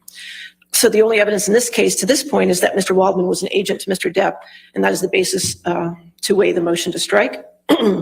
As far as the opinions argument, again, I think that is outside the motion to strike. The opinions argument, the court has already ruled on this matter as to the three statements that are issued in the counterclaim, ruled that they were not opinion at the demur and at summary judgment. So that argument will not be part of the motion to strike. So when assessing a motion to strike, the court accepts the favorable evidence adduced as true towards the non-moving party. The court cannot reject any inference from the evidence favorable to the non-moving party unless it would defy logic and common sense. When there is any doubt and question, the court should overrule a motion to strike. Agency may be inferred from the conduct of the parties and from surrounding facts and circumstances. When there is no direct evidence, circumstances may and usually are relied upon to determine whether an agency relationship exists. A principal is liable for the tortious acts of his agent if the agent was performing his principal's business and acting within the scope of his agency. If an agent's tortious act arises from their agency relationship is enacted in part to service the principal can be held liable for the tort. Here, the alleged tort is defamation. Besides demonstrating the agency relationship, the defendant must prove Mr. Waldman published an actionable statement, meaning a statement that is both false and defamatory with the requisite intent. As to agency, Mr. Waldman was plaintiff's attorney at the time of the alleged defamatory statements were made. Mr. Waldman does not deny this, and neither does the plaintiff. Moreover, Mr. Waldman made the allegedly defamatory statements about the defendant during the proceedings of this action and interacted with the defendant once the statements were made while still representing the plaintiff. Taking the surrounding circumstances as a whole, an agency relationship can be inferred, and thus a scintilla of evidence regarding agency must be turned over to the jury. In addition, the jury may infer that Mr. Waldman made these specific statements to a third party to serve as plaintiff by portraying defendant as an opposing litigant in a negative light. It is not disputed that Mr. Waldman published statements and that there is a question as to whether statements are false, and both parties disagree and have presented conflicting evidence as such. As to actual malice, Mr. Waldman made the counterclaim statements after he met with his client. In addition, there is evidence the plaintiff was with Mr. Waldman at a meeting in February 2020 with the Daily Mail online. Further, defendant claimed that she met with Mr. Waldman where he threw the paper containing the counterclaim statements within them. Consequently, there is more than a scintilla of evidence that a reasonable juror may infer Mr. Waldman made the counterclaim statements while realizing they were false or with a reckless disregard for their truth. It is not my role to measure the veracity or weight of the evidence. The Fourth Circuit and the Virginia Supreme Court have made it crystal clear that actual malice is a question for the fact finder. So therefore, the plaintiff's motion to strike is denied. Okay? All right, so those counterclaims will move forward for the jury. All right, ready to take some questions, Gene? The first one's up to you. This is from Life and Times M from Twitter. At the start of Johnny Depp's attorneys, they asked to strike out Amber Heard's motion for defamation, citing previous Virginia cases. Is there any precedent for them to use cases or examples outside of the state of Virginia? Oh, that's a great question. When you're in a state court in Virginia, the judge has to abide by the upper court's decisions, stare decisis. You can go outside of Virginia, or you could use a federal case as persuasive authority. The judge here does not have to follow it, but it's persuasive. So I saw some citations to the Eastern District of Virginia Federal Court. I worked there for almost 20 years. It's persuasive. It's not stare decisis. It's not binding. Gene, I feel like you have an encyclopedia mind of all the cases. You don't need LexisNexis. You don't need any of it. We got Gene Rossi. I wish. All right. I hear Anjanette Levy laughing. So, Anjanette, you're now in the hot seat. We have a question from YouTube from Jimp164. I thought Heard's team was going to call Johnny to testify today. Why didn't they do it? Well, you know, we haven't received a clear answer on that, Jimp, but we were telling you for the last 2 weeks that they were going to call Johnny Depp to testify. And if Amber Heard had done that, Johnny Depp would have been considered an adverse or hostile witness. And the only reason they would have called him would really have been to question him about Adam Waldman. His conversations with Adam Waldman, you heard Judge Ascarati referencing him and the statements that were made to the Daily Mail back in 2020, along with the tweets. And Johnny Depp is the only one who can really, you know, break that attorney-client privilege and talk about what they discussed and whether Johnny Depp said to Adam Waldman, go to the Daily Mail and tell them I didn't do this and say it was all a hoax. That is the basis of Amber Heard's counterclaim. We were told over the weekend they were going to call Johnny Depp. I wrote up a web story for lawandcrime.com detailing why they were likely going to call Johnny Depp to this stand. We all anticipated it. Then yesterday we received this word that they were not going to call him anymore, that they considered him as irrelevant as a bicycle to a fish, a feminist reference, right, and that everything he had said had been irrelevant. So they obviously made some type of decision not to call him. We don't know if it was because of time, because they didn't have much time left and they don't have much time left, or because maybe, you know, Catherine Lizardo and I talked about this, the fact that he did well on the stand. Could very well be the case, but if you focus on the time, Rich, I want to go to you now because we have a question from Ross Cameron from Twitter that asked this very question. Why would Amber Heard's team not have been more conscious of their time if they knew there's multiple other witnesses for Depp? If a witness says something on objectionable grounds, can they still object even with no time left? I think they can probably object. I don't think that counts in the time limit, but they can't cross-examine if they run out of time. And I'm finding the time management by Amber Heard's team to be agonizing as a lawyer, as a trial lawyer watching this, to see them fritter away the hours on an unproductive cross-examination of Johnny Depp, struggling to get exhibits into evidence when they had Amber Heard on the stand, and other places where they just lost precious minutes and hours. And now they're under 4 hours left and they have 2.5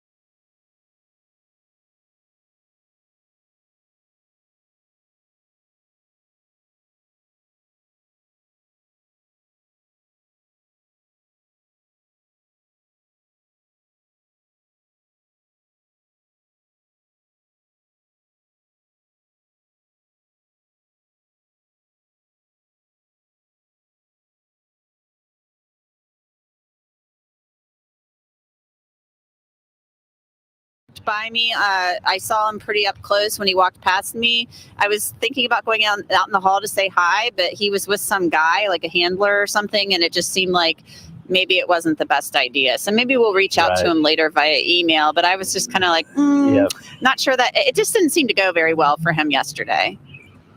I mean, he had that really odd comment about being pressed about, well, don't other actors use earpieces? You're saying Johnny Depp was so messed up he needed an earpiece, and Marlon Brando. And he's like, well, isn't Marlon Brando dead? I mean, that's your response.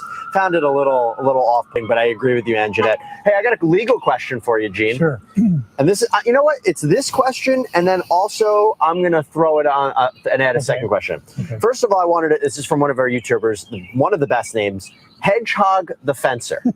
Okay, so let's take that for what it is. Hi, could you please explain what preponderance of the evidence means? But I want you to clarify, because is it preponderance of the evidence here, the standard, or is it clear and convincing? Walk us through it. Okay, I've been told the burden of proof is clear and convincing, but there are 5 burdens of proof, and just think of 100%. Beyond a reasonable doubt is basically 90% certainty, not beyond all possible doubt. Clear and convincing, you got to prove something by about 70%. Preponderance is you got to prove something by 51%. Probable cause, only about 40%. That's for search warrants and a grand jury. And then there's this weird thing called reasonable suspicion, the Terry stop, the pat down, 25% certainty. So there are 5 layers of burdens of proof. And this case, I think, is clear and convincing. Yes, and we always talk about, beyond a reasonable doubt. That's what we're always talking about, criminal trials, a little bit of the lesser standard here. All right, so Linda, before we have to jump back into court, we have gotten word that the jury is coming in shortly. So let's go to Fang UK from Twitch. So during Dr. Spiegel's testimony yesterday, he claimed that Johnny Depp made an entire movie wasted. He was obviously referencing Fear and Loathing in Las Vegas, which Johnny Depp in his testimony stated was a presumption by many, but would have been utterly impossible. Why did Johnny Depp's team seize upon that? It seemed quite an important thing to correct.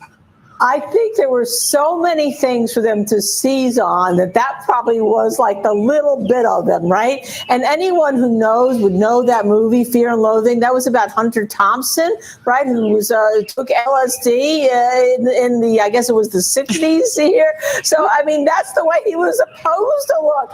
I mean, I think they didn't seize on it seriously because you had so much. You had a psychiatrist who violated a rule, in my opinion, on diagnosing somebody with neurodeficit disorders when he didn't even realize what the characters were, hadn't seen the movies. He said, "Nice plug for my book," when he started out. Thank you very much. And, it's not just what you say, it's how you say it. So I think they thought they had enough with what they did.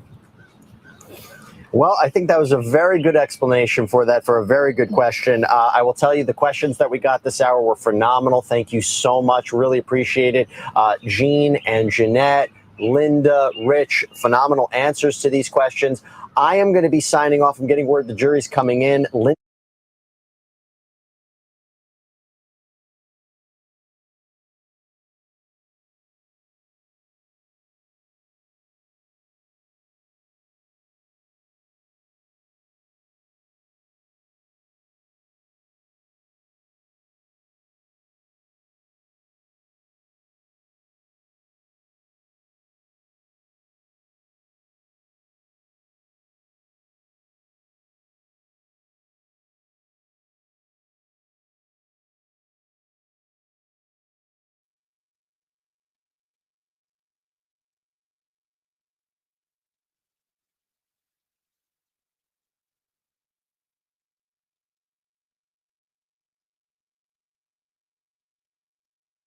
Your next question. Mr. Banya, before lunch, we were talking about your opinions in response to the testimony of Mr. Schnell. Did you also analyze the testimony of Ms. Arnold in this case? Yes, I did. And are you aware of her opinion that Ms. Heard's career would have followed the same trajectory as that of Jason Momoa, Gal Gadot, Zendaya, Ana de Armas, and Chris Pine, if not for the Waldman statements? Yes. What's your understanding of Ms. Arnold's basis for her opinion that Ms. Heard's career should have been similar to that of those identified actors?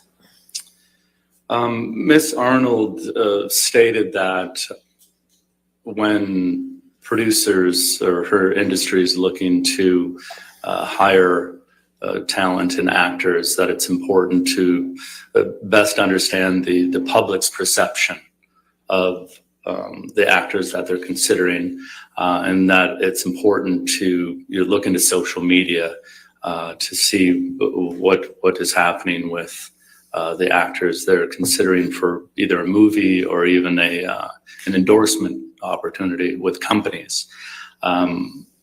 So that was her approach.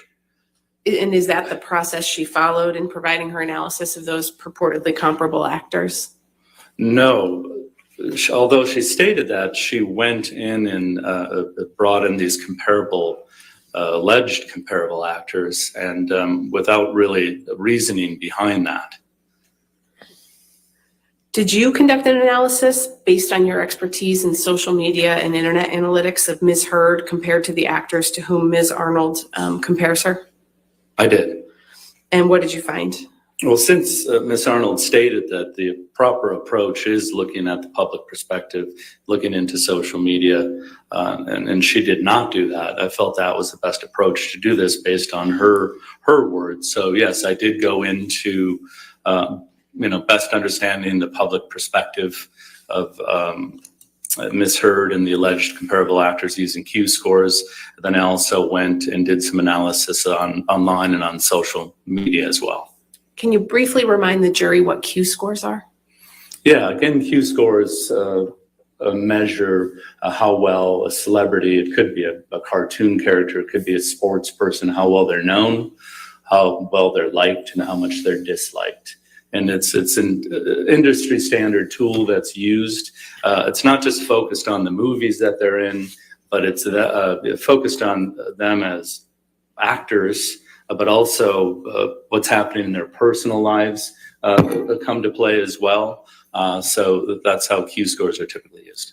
Did you prepare a demonstrative that reflects the Q score analysis you completed? Yes, I did. Okay. Your Honor, may I approach again? All right, thank you.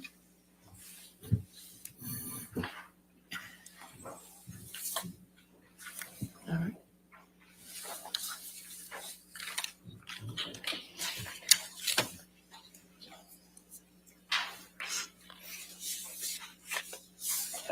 No objection to the demonstrative. All right, we'll identify plaintiffs 1296 for identification and publish to the jury. Mr. Banya, what point in time do these Q scores represent that are reflected on your demonstrative?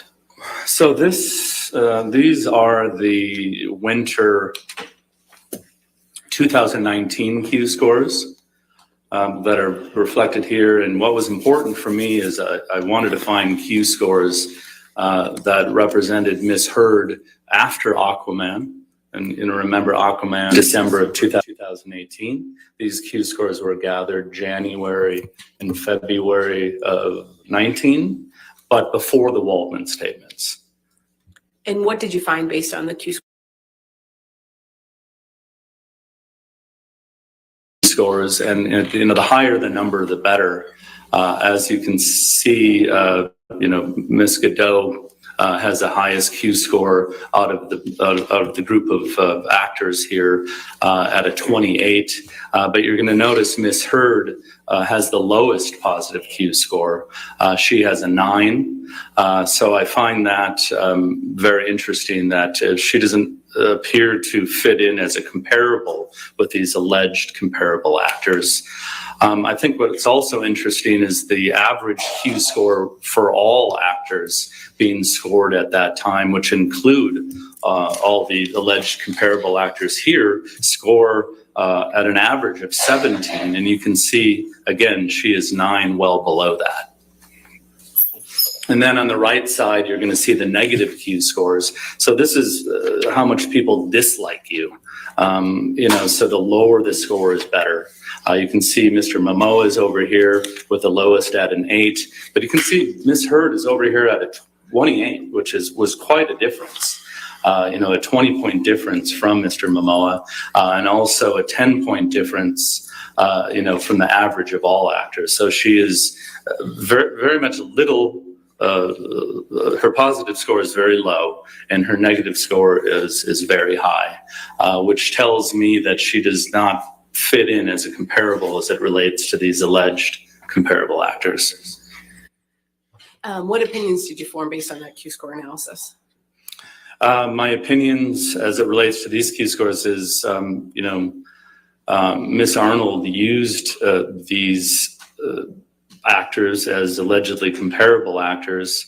But really listening to her testimony yesterday, it appears that she's abandoned this approach. I don't think she's using these comparable actors or these alleged comparable actors anymore. She's more relying on her experience, and I agree with that. Did Ms. Arnold offer a criticism of your use of the Q-scores here? She did, yes. And what's your understanding of what that criticism is? Well, what I believe she was saying is that I should have ran Q-scores for these allegedly comparable actors after each of their breakout films, which I disagree. First of all, Q-scores doesn't work like that. Q-scores are available twice a year, so it's not that I could pick a month or a different month for each of the Q-score actors. So I feel that, what was important for me, and this doesn't always happen when I'm using Q-scores, you can get this perfect moment in time, as Miss Heard said, but as Miss Arnold said, that, Aquaman was Miss Heard's breakout moment. So these scores reflect that breakout moment, and they're terrible Q-scores. How would your analysis change if you had used Ms. Arnold's logic with respect to the timing of the Q-scores that you looked at? I mean, if you really think about what Ms. Arnold was saying, is she's saying that she thinks Q-scores are the highest for each actor right after their breakout moment. So I would think, if anything, these Q-scores could have been a bit lower, because it's not right after their breakout moment. But what's important for me is the fact that these scores reflect, who Amber Heard was at the time before the Waldman statements, but after the Aquaman release. We can take that one down, Tom. Thank you. What other work have you done in connection with forming your opinions in this case? Again, taking the advice from Ms. Arnold, it's important. She says the industry looks into social media, what their followings are like, with the numbers as it relates to their followers. Again, what is the public perception of them? So I analyzed their social media accounts, but prior to the Waldman statement. And how did you do that? Yeah, so what I did, I don't know if you're all familiar with the archive.org.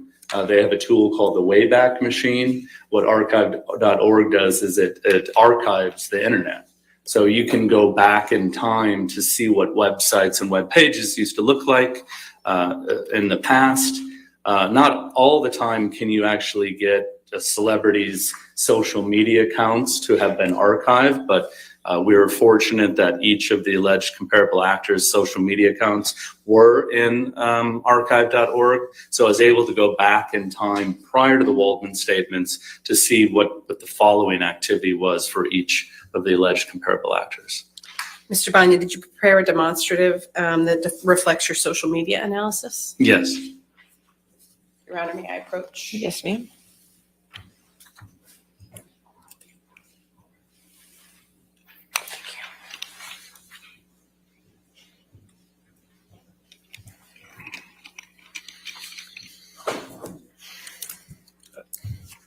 No objection to the demonstrative. All right, we'll mark it for identification purposes, plaintiffs 1297 and publish.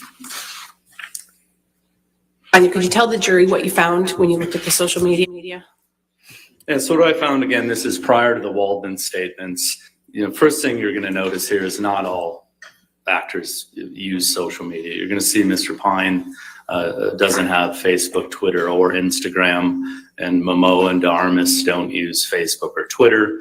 But what's important to look at is you have Ms. Heard prior to the Waldman statements with 3.8 Instagram followers and 142,500 Twitter followers.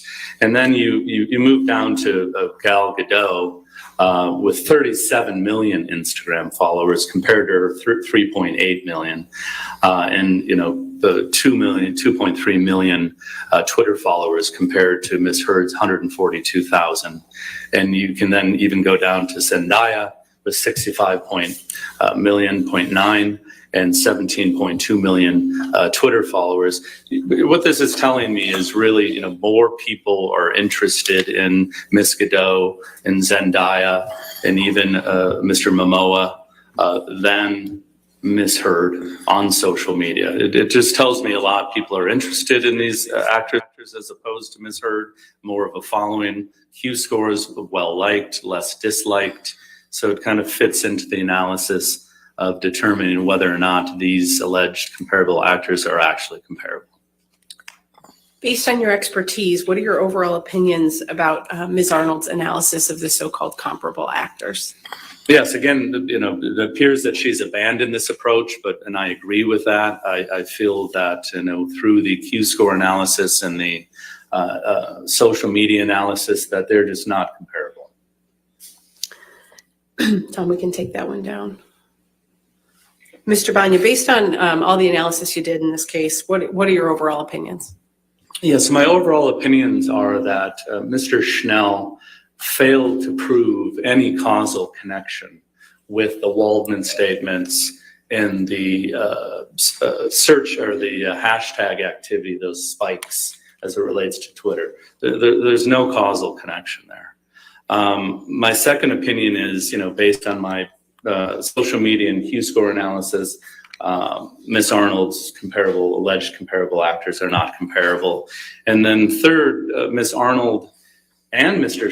Schnell both failed to prove any causation as it relates to the Waldman statements causing economic harm to Ms. Heard. So, as a damages expert, which Ms. Arnold is, you need to take into consideration causation before you can calculate damages. You look at damages and you look at this allegedly damaging event, and not only do you have to prove that 100% of the damages because of these Waldman statements, she didn't even consider COVID. It happened at the same time. A lot of actors probably made a lot less money because of COVID. Maybe films didn't get made. And, when you do an analysis of damages, you prove causation, but you also have to look at everything else that might have caused this alleged economic harm. And she didn't look into any of that. She didn't even know what causation was. So I don't think damages is an appropriate approach in this case. No further questions, Your Honor. All right, cross-examination.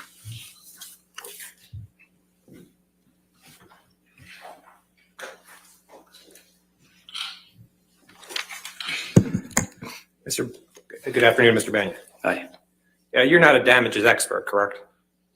I am a damages expert, but not providing any quantitative damages opinions in this case. In this case, okay. And is it your testimony that only if a person repeats the Waldman Depp statements could they be related to the defamation? Say that one more time. Are you saying that a person literally has to repeat the Waldman Depp statements in a tweet for them to be related to the defamation? No, if you looked at my analysis, I did pick the three themes as it relates to the tweets, and I analyzed those themes, and I came up with 5 examples of when those themes were used. And you ran searches for, quote, abuse hoax, sexual violence hoax, and fake sexual violence, and you ran all those in quotes, correct? I did.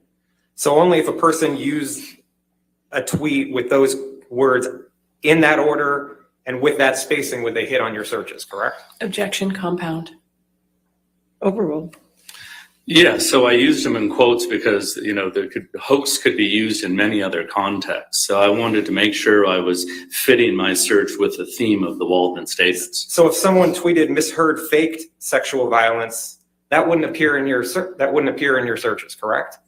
Faked with an ED. It would not. Okay. And if they use 2 spaces between abuse and hoax, that wouldn't fit in your search. That's correct. Okay. Did you?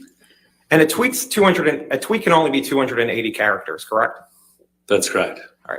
So certain of the Waldman-Depp statements, a person could not tweet the whole thing in one tweet, correct? The whole statement in one tweet.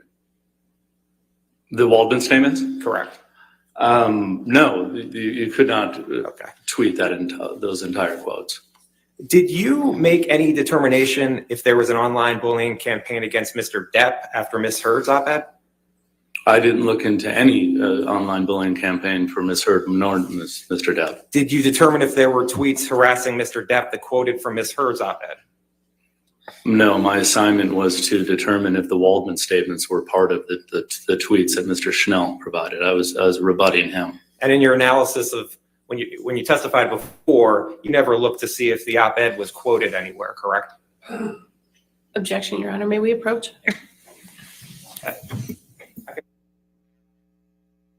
All right, questions withdrawn. Next question. Now, you have no objection to Ms. Arnold's use of comparables, correct? Just the use of comparables in general.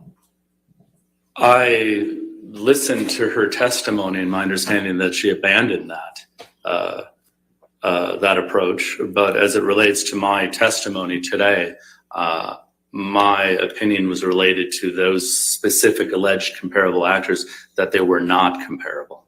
You're not offering an opinion as to who the appropriate comparables should be to Ms. Heard, correct? Correct. Okay. And you testified just before about the Q scores of Ms. Heard and the comparables. That was Plaintiff's Exhibit 1296, correct? I don't know what 1296 means. Okay. The demonstrative in front of you. Mine? Yes, that's correct. And you said that those were all for the winter of 2019? I said Ms. Heard's were from the winter of 2019. Because isn't it true that none of the rest of these people were from the winter of 2019, correct? That's correct. Okay. In fact, Mr. Momoa's was from the summer of 2020? Of 2020? That's correct. Not all alleged comparable actors had Q scores for that date. What was important for me is to get Ms. Heard's Q scores right after Aquaman, but before the Waldman statements. So you weren't comparing apples to apples, correct? I wouldn't say that. I'm saying that it's not the exact same years. Well, so in the winter of 2019, that Q score comes out, that the field work dates for that is from January 22nd, 2019 to February 7th, 2019, correct? That is correct. So that would be so the field work would be starting almost immediately after Aquaman just came out, correct? Yeah, in her Star is Born moment, yes. You'd agree that for the winter of 2020, where you took Jason Momoa's Q score, would have more time to account for the rise in popularity of the film Aquaman, correct? Well, actually, if I use Miss Arnold's suggestion, the celebrities tend to have, the celebrity moment right after they have their breakout film. So I disagree with that. I think maybe his Q scores could be lower as it relates to when I use them. You'd agree that for the winter of 2020, Mr. Momoa's Q score would have more time to account for the rise in popularity of the film Aquaman. I don't know if it accounts for the rise of popularity. Again, using Miss Arnold's words, usually a Q score will be the highest right after the film, like I did measure Ms. Heard. All right. Do you show? Thank you. All right. Thank you.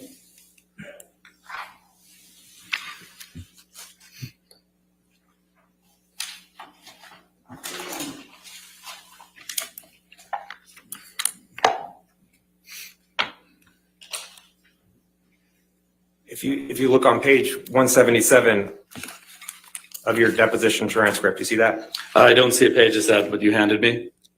You don't see page 177? At the 4 pages per. Oh, yes, thank you. And I asked you at lines 6 through 10, you'd agree that for the winter of 2020, Jason Momoa's Q-score would have more time to account for the rise of popularity in the film Aquaman? And you answered yes. At that time, as I am a rebuttal expert to Ms. Arnold, based on her testimony, I've learned something new from her. You didn't look at Ms. Heard's Q-score for summer of 2020, correct? She doesn't have any. And Ms. De Armas had a lower familiarity score than Ms. Heard, correct? If I don't have that in front of me, but if you're saying that, yes. Okay. And Ms. De Armas's career trajectory has gone up since the summer of 2020, correct? I don't know. I didn't analyze her career trajectory. Okay. Could you put up plaintiff's trial exhibit 1297? That was the demonstrative.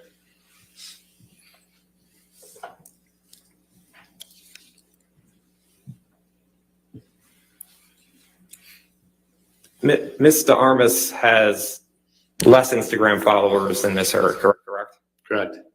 And Ms. Heard has more than double the Instagram followers of Ms. De Armas, correct? Yes. Okay. And isn't it true that you get more social media followers the longer you're on social media? Not necessarily. It doesn't work that way. It depends on many other factors. So Ms. De Armas had a lower familiarity score and less Instagram followers, yet your testimony is that she would not be a proper comparable to Ms. Heard? That's correct. Okay. And you're not offering a different set of people who should be comparables, correct? That's correct. Okay, thank you. You can take that down. Now, you understand that Mr. Waldman has been banned from Twitter for life for harassing Amber Heard, correct? I don't know that, but if that's the case. And you understand that Mr. Waldman appealed the decision to Twitter and they have confirmed his ban for life? Objection, Your Honor. May we approach on this one? Okay, sure.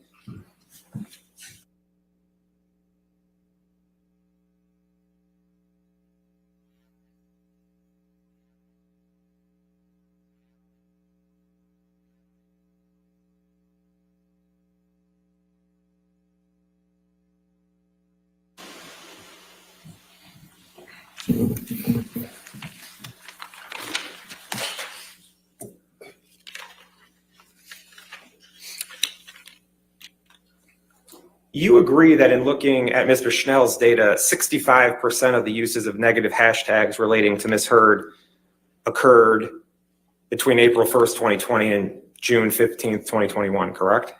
Correct. Okay. And you would agree that 5 of the 6 highest spikes of the negative hashtags were after the Depp Waldman statements, correct? Correct. Okay. And where you talked about the February 2020 spike, and the 65%, by the way, even includes the February 2020 spike of tweets, correct? That's correct. Well, there was no spike in Feb 2020 during the Waldman statements. Well, the spike in February 2020 was before the Waldman statements, right? I would have you. Can we pull up the chart again if you want to talk about the spikes? Sure. Can you put up 1294? Number one. Yeah, that spike happened before the Waldman statements. Okay. And there was hardly any activity in negative hashtags until February 2020, correct? That's correct. And you understand that the spike in February 2020 was related to the partial tape that Mr. Waldman and Mr. Depp leaked to the Daily Mail, right? I'm aware that the articles were related to Heard admitting to hitting Depp. And you understand that Mr. Waldman testified that Mr. Depp and Mr. Waldman met with the Daily Mail in person to provide the partial tape to the Daily Mail. Objection, Your Honor. And he talked about what the number one related to. What's the objection? Sorry, lack of foundation and. I'm asking if he knows or he doesn't. All right, overruled. So what's important to me is the fact that this spike is prior to the Waldman statements. Do you know if Mr. Waldman testified that Mr. Depp and he met with the Daily Mail in person to provide the partial tape? No. In February of 2020? You don't know one way or the other? It's irrelevant to my opinion. Okay. And the spike in July of 2020 came right after the last defamatory statement by Mr. Depp and Mr. Waldman, correct? The July spike, which is number 2, is not related to the Waldman statements, and there are articles related to abuse between Heard and Depp and feces found in Depp's bed. And that's based on Google searches you did? That's correct. Okay. And the July spike in time came after the June 27th, 2020 defamatory statement by Mr. Depp and Mr. Waldman, correct? That's correct. Okay. And 5 of the 6 spikes came after the defamatory statements, correct? After the Waldman statements, yes. Okay. Now, you testified before that you eliminated shares and likes of the Depp Waldman statements from your analysis, right? Repeat that, please. Did you say that you eliminated shares and likes of tweets that included the Depp Waldman statements? That's correct. When I was doing my analysis, I noticed the exact same text was a part of many of these tweets. Don't shares and likes disseminate the negative information? That's quite possible. Okay.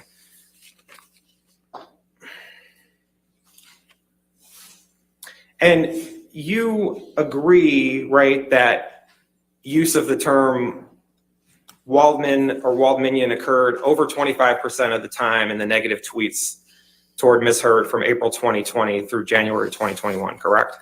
Although it's irrelevant to this case, it has nothing to do with the Waldman statements. That's what Mr. Schnell says. You don't disagree with the search results, correct? Although has nothing to do with this case or the Waldman statements, I do not disagree. So if people are tweeting about Adam Waldman or Waldmanian at the same time as tweeting negative hashtags about Amber Heard, it's your testimony that they have nothing to do with this case? The hashtags have nothing to do with this case. That's what you're saying? Okay. Yeah. Okay. And even if they include the negative hashtags with Mr. Waldman's name and Waldmanian, you're saying they have nothing to do with the defamatory statements? All 4 hashtags that Snell used had nothing to do with the Waldman statements. Waldman himself has nothing to do with the Waldman statements. We're talking about the Waldman statements here. Waldmanian, I don't even know what that is, but again, it has nothing to do with this case, and it's not related to the Waldman statements. That's what's important. And the reason you're saying they're not related to the Waldman statements is because someone didn't literally copy what Adam Waldman said in the Daily Mail and tweeted out? Well, I looked at enough tweets that included the name Waldman that have nothing to do with anything negative or the Waldman statement. No, they must have had to have the negative hashtags toward Ms. Heard, because the only way that those would have been in the data you looked at would have had the negative hashtags towards Ms. Heard. It was looking at that universe, correct? Well, first of all, I don't agree that justice for Johnny Depp is a negative hashtag towards Amber Heard. So listen, the assignment was to determine if the tweets that Mr. Schnell presented were related or included the Waldman statements. In your review of the tweets related to Ms. Heard, you cannot point to any that were positive toward Ms. Heard, correct?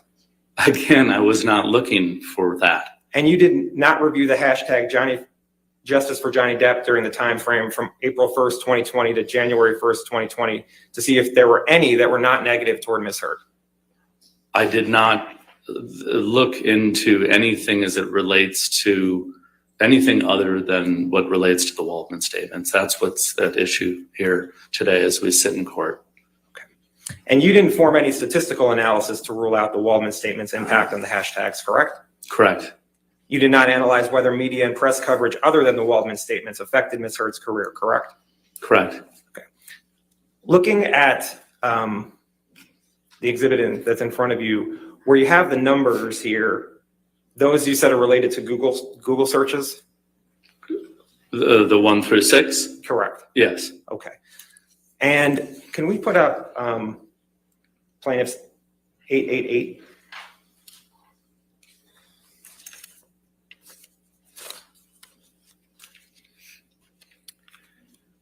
And we could just start at 1. Do you understand that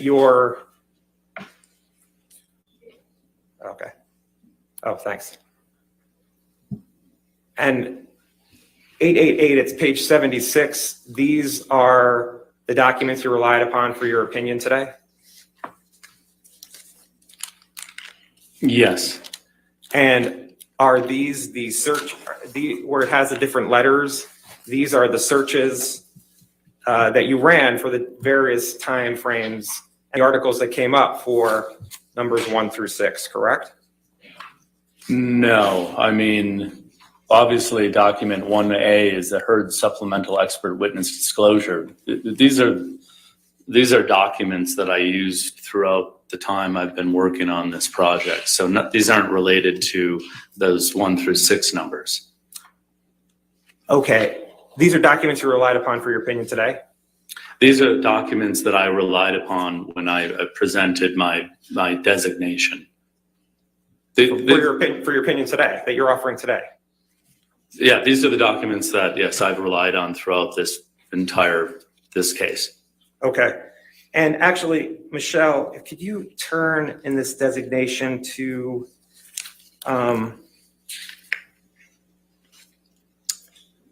let's see.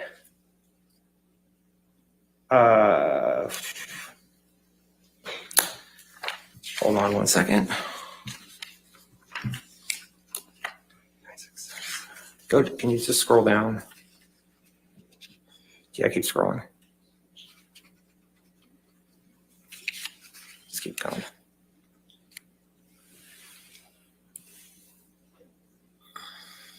Keep going.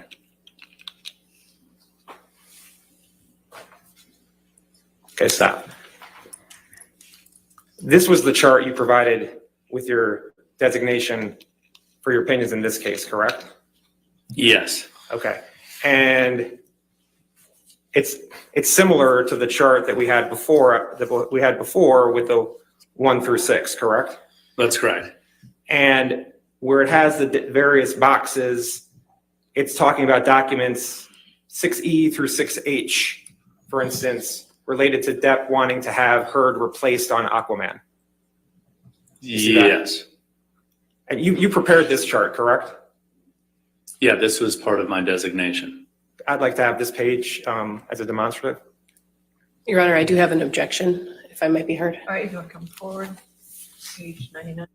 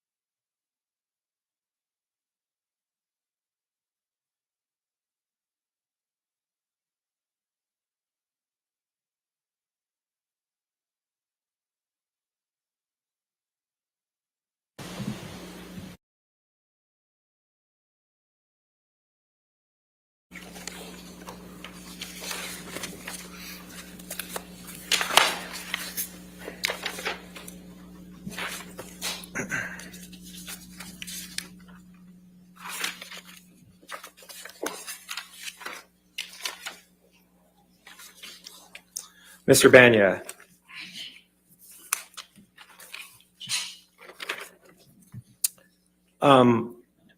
Other than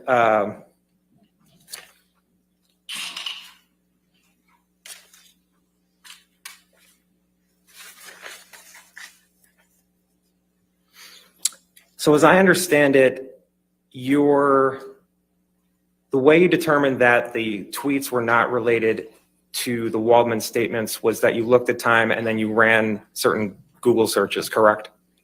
Correct. And then the top 3 hits came up. Correct.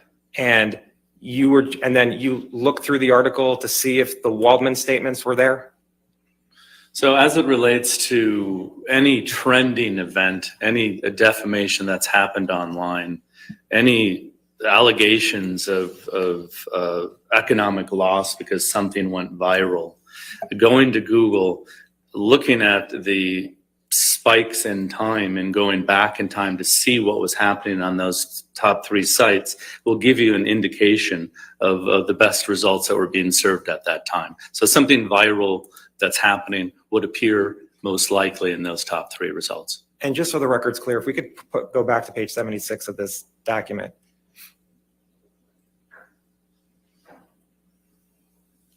Numbers 6A through 6N, going to the next page, those are the headlines of the searches that you found? Correct. And you don't disagree that that negative tweets toward Ms. Heard have continued throughout the analysis of the tweets, correct? I'm not looking at whether they're negative tweets or those hashtags are negative. I'm determining if those tweets are related to the Waldman statements. Well, okay, and you have no opinion whether the tweets were positive or negative towards Ms. Heard. That's what you're saying? Yes, I'm just analyzing whether or not they're related to the Waldman statements. Okay. Thank you. Nothing further. All right, redirect. I have no further questions of this witness, Your Honor. Thank you, Mr. Banya. Yes. Sir, you can leave the courtroom or you can. Thank you. All right, your next witness. All right, ladies and gentlemen, we're going to take a brief recess for you at this point. Hopefully within 15 minutes we'll get right back to you, okay? Do not discuss the case and don't do any outside. Sorry, do not discuss the case and don't do any outside research. Sorry, we'll just take a short break.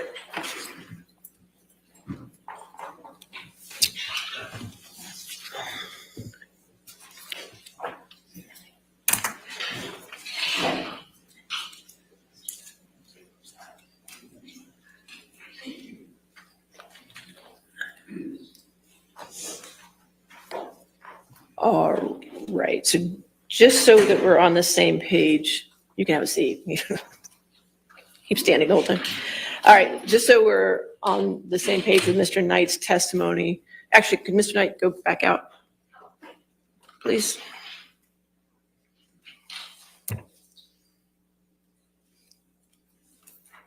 All right, so we're on the same page with Mr. Knight's testimony. There is a rule on witnesses. However, Mr. Knight's a rebuttal witness.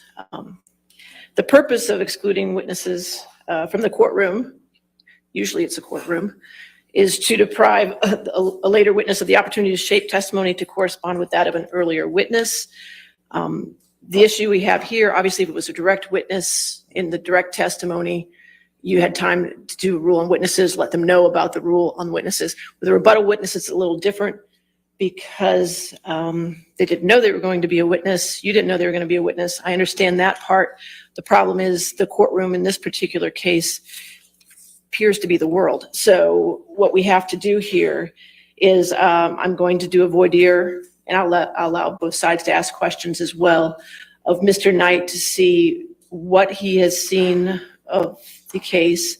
And I'm just going to use the factors that the case law in Virginia uses, which the factors to consider, because the court does have broad discretion to permit or prohibit a witness to testify in this particular circumstance. So the factors I'm going to consider is if the impropriety was intentional, which we'll find out, the prejudice attached to it, Also, if the excluded witness learned about substantive aspects of the case from an earlier testifying witness, and whether that knowledge had any effect on his or her testimony. So those are the three factors I'm going to look at in weighing this decision. So keep that in mind when you do your voir dire. And it's my understanding that the evidence that Mr. Knight will testify only relates to Hicksville. Is that correct? Okay. All right. Now we can have Mr. Knight.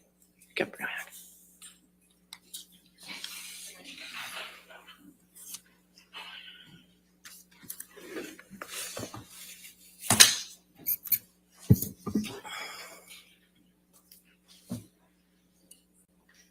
All right, sir. Mr. Knight, if you could come forward to be sworn.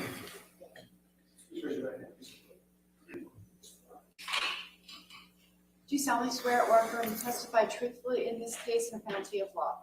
I do. All right. Sir, if you could just have a seat, please.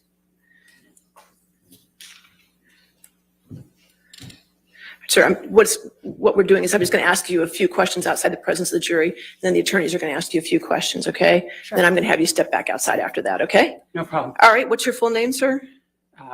Morgan Higby Knight, Okay, you don't have to be that close. All right. All right, how do you spell your last name? N-I-G-H-T. Okay. All right, and sir, before I can allow you to testify, I just want to ask you a few questions. Have you seen any of the trial that's been going on for the past 6 weeks?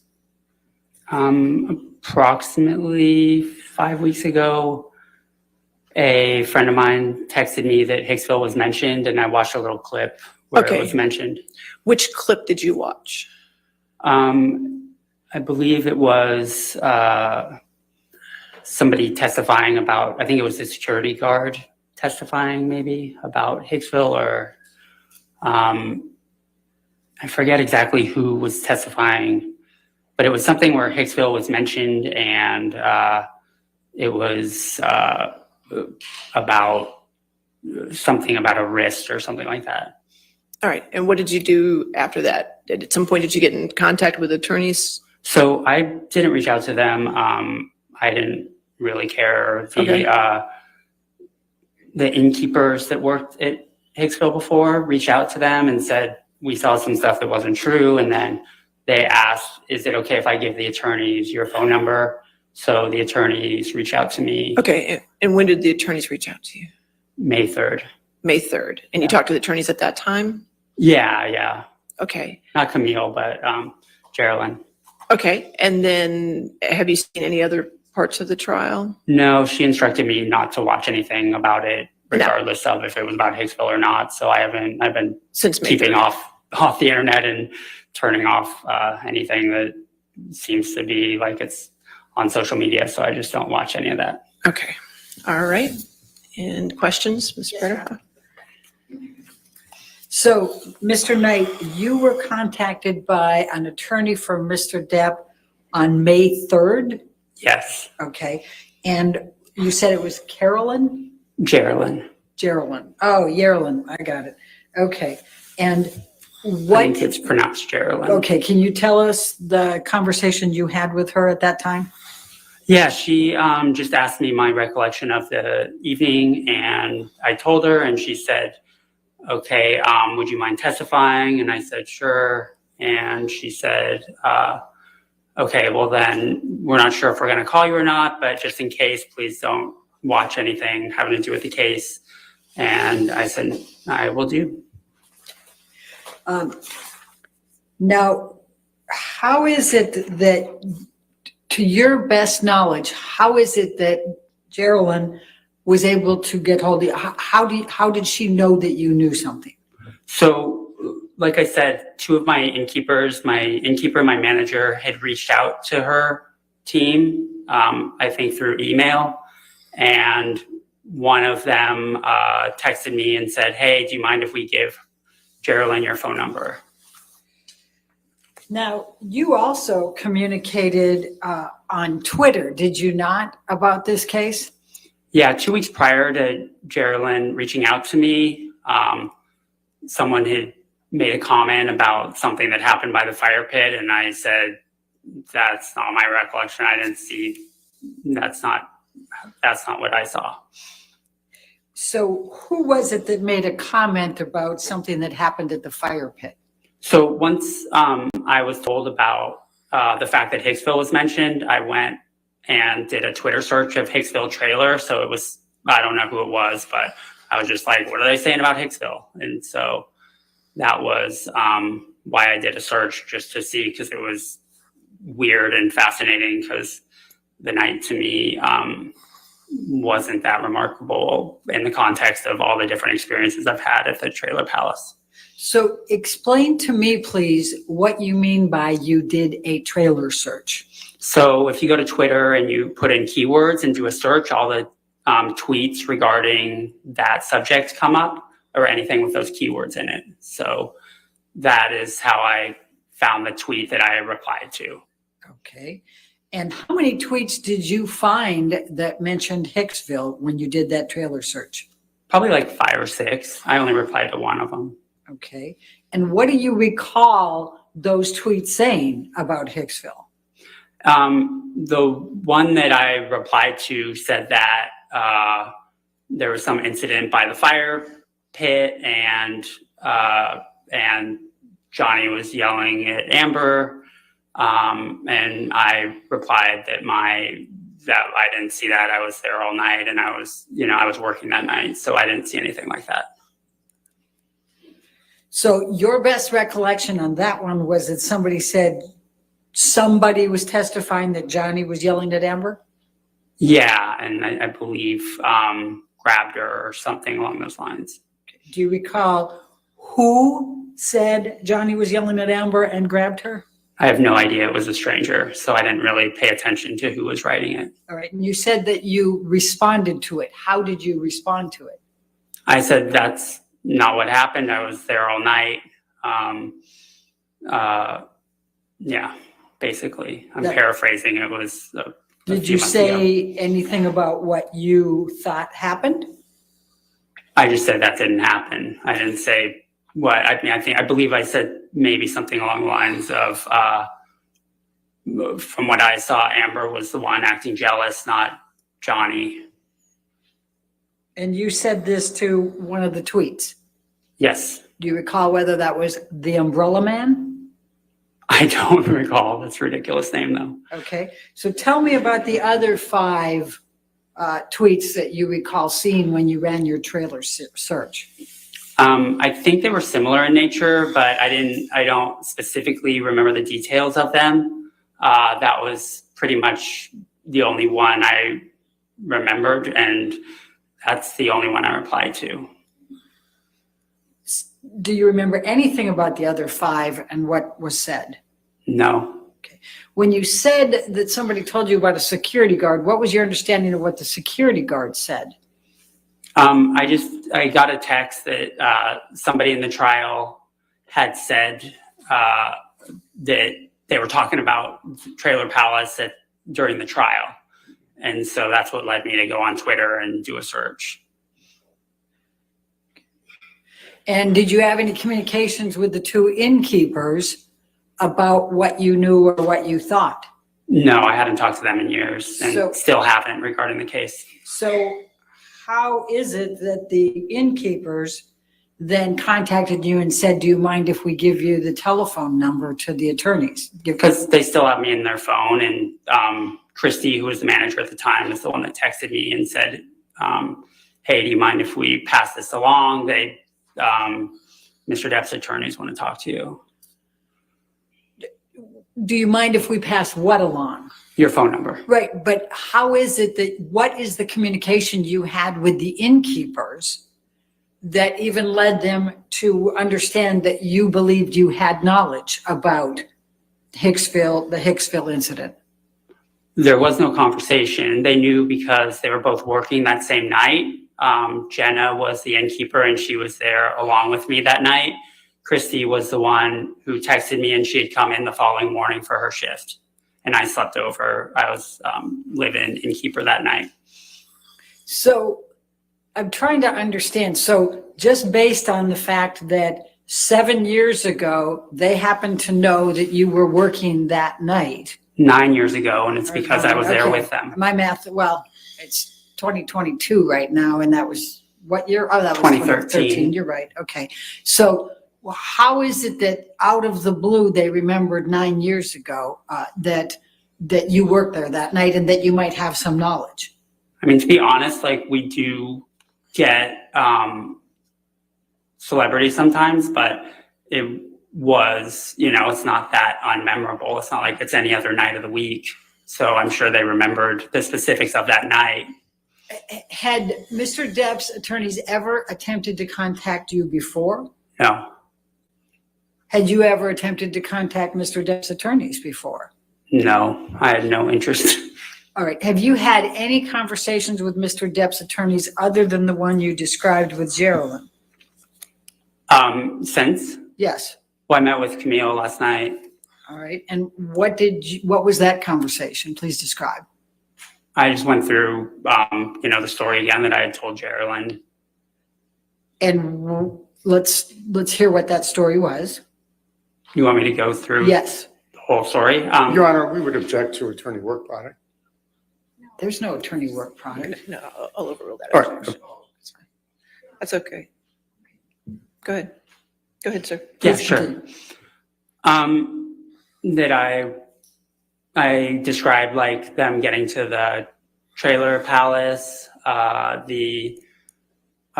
me showing them around, the interactions I had when I was on duty with Mr. Depp and Miss Heard, how the evening progressed throughout the night, the levels of drinking and drug use that I witnessed,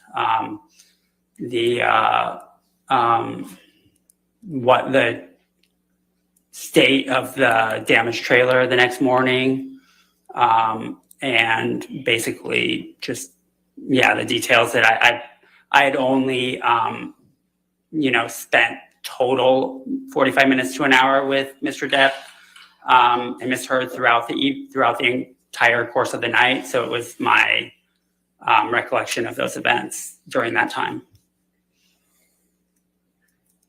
And what did Ms. Vasquez say to you? Your Honor, this is beyond, we object on the grounds that it's beyond the scope of the voir dire, No, which is I think limited to the whatever three she said to criteria. him is May I very please finish critical. stating my objection, Your Honor? Go ahead. Yes, sir. The objection is that it's beyond the scope of the voir dire. Your Honor enumerated the three criteria which are relevant here. And this is a rebuttal witness, so. Your Honor, whatever Ms. Vasquez shared with him is going to be very important here because they knew by this time he was going to be a witness. So. That's last night. So how Right. does that fit into one of the three factors of deciding whether or not he's going to testify? Well, one of the three factors, Your Honor, may I approach so that the witness doesn't hear? Okay, that's fine.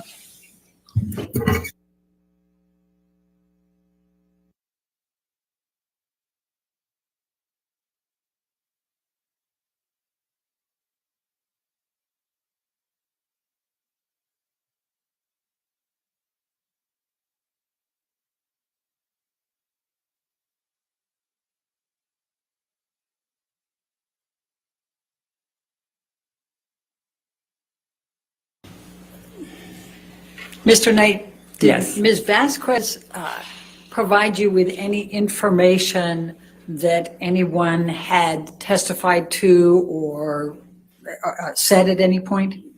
No, she didn't talk about anything except for asking me my experience and just getting a clear understanding of what my experience was. She didn't mention anything outside of the scope of what I saw and just asked me for the facts and told me just tell the truth and let me know. Do you know what any of the witnesses said in this trial? About, outside of what I described earlier with a friend of mine texting that someone was talking about Trailer Palace, I do not. Do you know whether any of the witnesses testified about any jealousy? Other than the tweet that I replied to, no.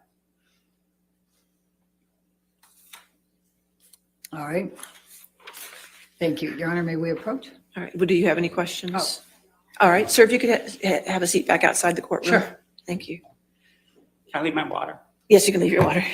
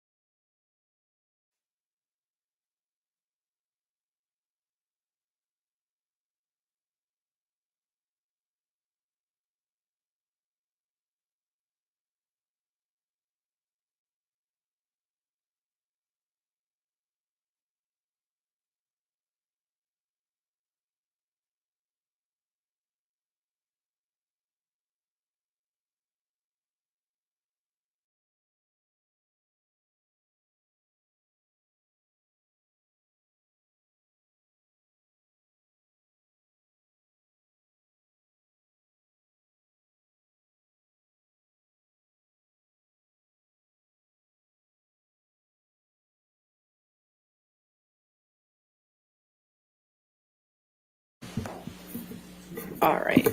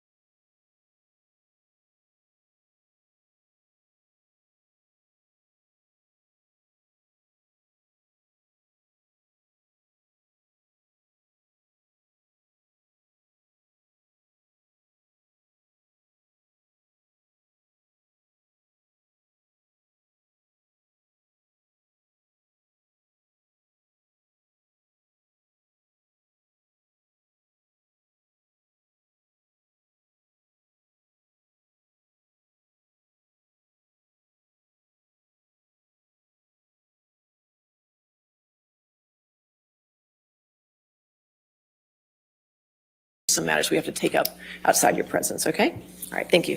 All right, your next witness. All right, Mr. Knight, if you could come forward to be sworn. Do you solemnly swear or affirm to testify truthfully in this case or penalty of law? Sir, if you could have a seat.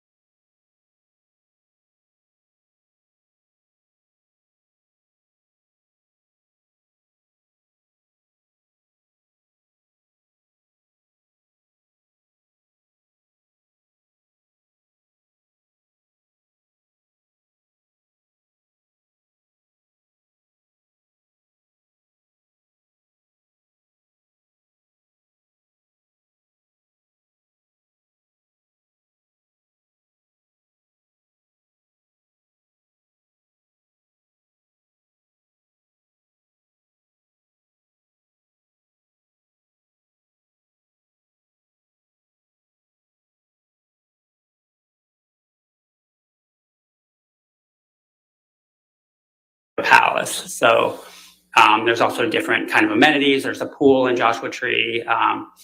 There's a rec room up at Hicksville Pines. When did you first become the owner of the Trailer Palace? Trailer Palace, I started building it in 2009. It took about a year with my collaborator, Stephen Butcher, and on the trailers. And we got done and opened in 2010. Did there come a time that you sold the Hicksville Trailer Palace? Yeah, I did at the beginning of 2020. I had some health issues and just it was too much to run both at the same time. So I chose Idlewild because it was newer and shinier. And just for my sake, how long did you own the Trailer Palace? So 10 years of us being open, 11 years total. And what was the Hicksville Trailer Palace? So it started out as a artist retreat. I was a filmmaker at the time and wanted a place to get away and work on film projects outside of Los Angeles. I also put in a recording studio so musicians could record records there. I had lived in New Orleans for 5 years, and there was an amazing recording studio there called Kingsway, where all the musicians would come and they'd live in this big mansion and record their records. And I just thought that was a really neat thing for artists to be able to get away and create create whatever they were working on. Over the course of the build out of all the trailers, themed trailers, which I'm a huge fan of this hotel called Madonna Inn. And so I wanted to do really detailed themed trailers. It became too expensive to just make a living off of an artist retreat. So I decided before I was done to make it a hotel as well. And what were your job responsibilities, generally speaking, when you owned the Hicksville Trailer Palace? So I would be live-in manager some nights, a couple nights a week. I would also drive out from Los Angeles twice a week and bring supplies that you can't get out in the Yucca Valley area and Joshua Tree. There's just a lot of things like, Smart and Finals, Costco's and stuff. So I would drive that stuff out. There's also no USPS. So sometimes I'd have to get things shipped to my house and drive them out as well. I would also just do constantly building and creating new stuff at Trailer Palace, whether it's new trailers or amenities. So I would working on that stuff as well. I'm a big fan of the fact that Disneyland is always making it better and better. And when you were the live-in manager, does that mean that you spent the night at the Hicksville Trailer Palace? Yeah, we have a house on site where the recording studio was, and there's a bedroom in there. So whoever is live-in manager those nights stays in the house and basically lives there. There's a kitchen and everything. Have you ever met the plaintiff in this case, Mr. Depp? I had met him really briefly at the Viper Room in the late 90s. I had worked with some of the people that performed there and was good friends with this girl Robin from the Pussycat Dolls and some other friends in this band, The Imposters. So I was there and I met him once. How about Miss Heard? Ever met her? I had never met her before. They were guests at the hotel. When was the first time that you met Mr. Depp and Miss Heard together? In late May 2013, when they were guests, Mr. Depp's assistant Nathan had rented out the entire place so they could have a night there in privacy. What do you recall, if anything, about Mr. Depp and Miss Heard's arrival to the Hicksville Trailer Palace? Mr. Depp got lost. So his security guard who arrived early asked me if I could go fetch them because he had an old car that didn't really fare on the dirt roads out there, which are pretty horrible. So I went out and made sure that they got themselves and the car back to Hicksville safely. Do you remember approximately at what time that was? It was 3 to 4 in the afternoon. What was Mr. Depp's demeanor when they first arrived? At Trailer Palace, he was super excited about the place, really complimentary, just had a lot of questions and seemed like he was in a really great mood. And how about Miss Heard's demeanor? Anything stick out? She was pretty quiet. She just kind of didn't say that much when I was giving them the tour of the grounds and the trailer. And was anyone else with Mr. Depp and Miss Heard when they first arrived? There's people that are arriving throughout the afternoon. So there was, I think 10 to 12 people total ended up staying. The security guard had gotten there earlier and just to check out the place. But yeah. And did I understand your testimony previously that the entire trailer park was rented out by Mr. Depp and Miss Heard? Yeah, the whole place slept, I believe at the time, about 25 people, but there was only 10 to 12 in this party. And who was part of that party besides Mr. Depp and Miss Heard? I'm really horrible with names, but I remember one of them was Miss Heard's sister and the security guard I mentioned before, but I honestly forgot his name too. What happened when Mr. Depp and Miss Heard first came onto the property?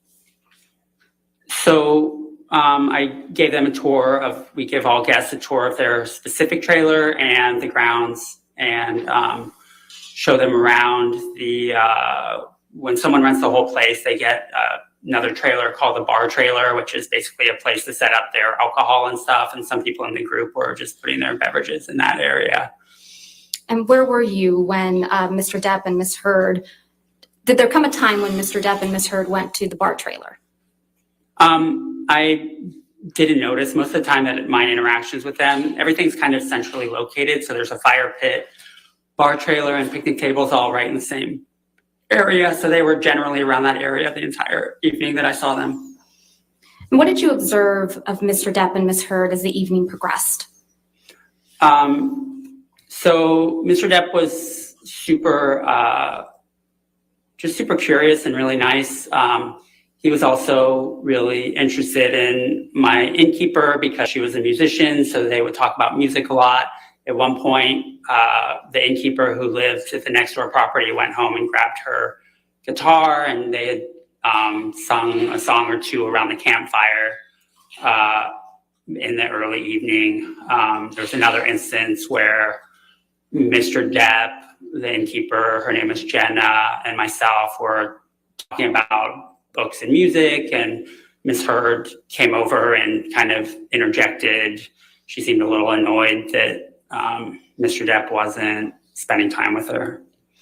What about Ms. Heard's demeanor made you think that she was annoyed? I think just generally she, it's hard. Like I think, I don't know. It was just like a gut reaction. Like I can't describe it, but you know. How long were you with Mr. Depp and Ms. Heard that evening, generally? So throughout the course of the evening, I was probably mostly with Mr. Depp, but 45 minutes to an hour total.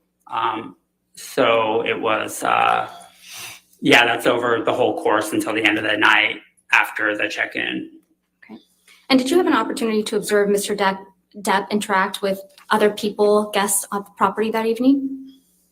Yes, I saw him hanging out with a security guard at one point, and outside of the time that him and Jenna were singing around the campfire, he was off by himself a lot of the time, and Ms. Heard was over at the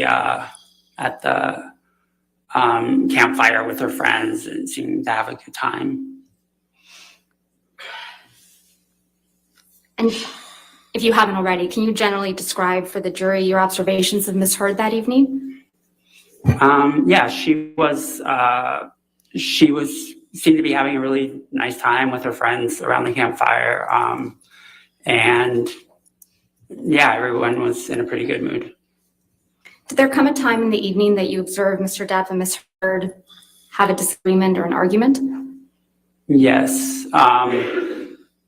I was speaking with Mr. Depp, just one-on-one, talking about Hicksville, and Ms. Heard came over and she said that I want to talk to you, and seemed really upset about something. So I went and back in the house because it was really, they went off on their own, and she started yelling at him, and I didn't want to hear it. It honestly was really triggering because I've been in an emotionally abusive relationship before. Objections. Move to strike.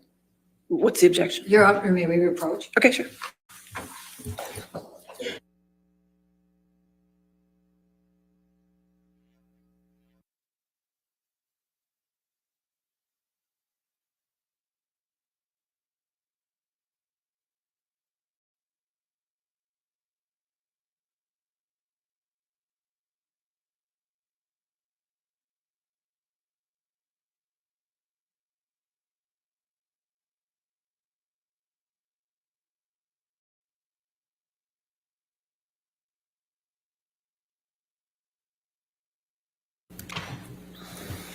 Mr. Knight, will you please just explain for us what you observed when you saw Mr. Depp and Ms. Heard having an argument?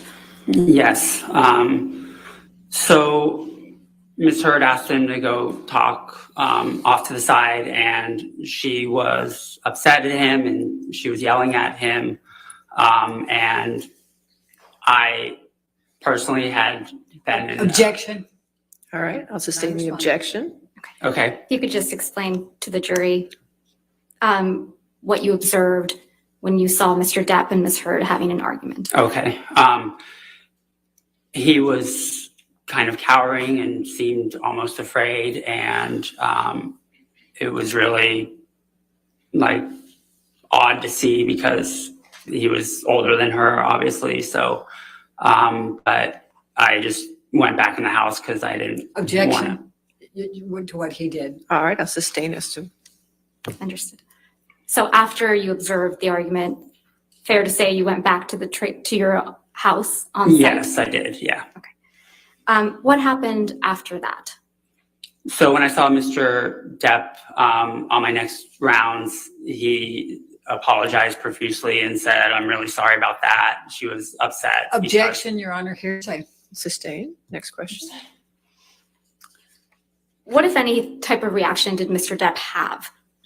He was just really. Objection, Your Honor, hearsay. He's going to say it again. It's the reaction, it's not the statement. All right, if you could make that clear, that's Yeah, fine. just what type of physical reaction did Mr. Depp have after the argument between Mr. Depp and Ms. Heard? He honestly, throughout the rest of the night, became a lot more quiet and was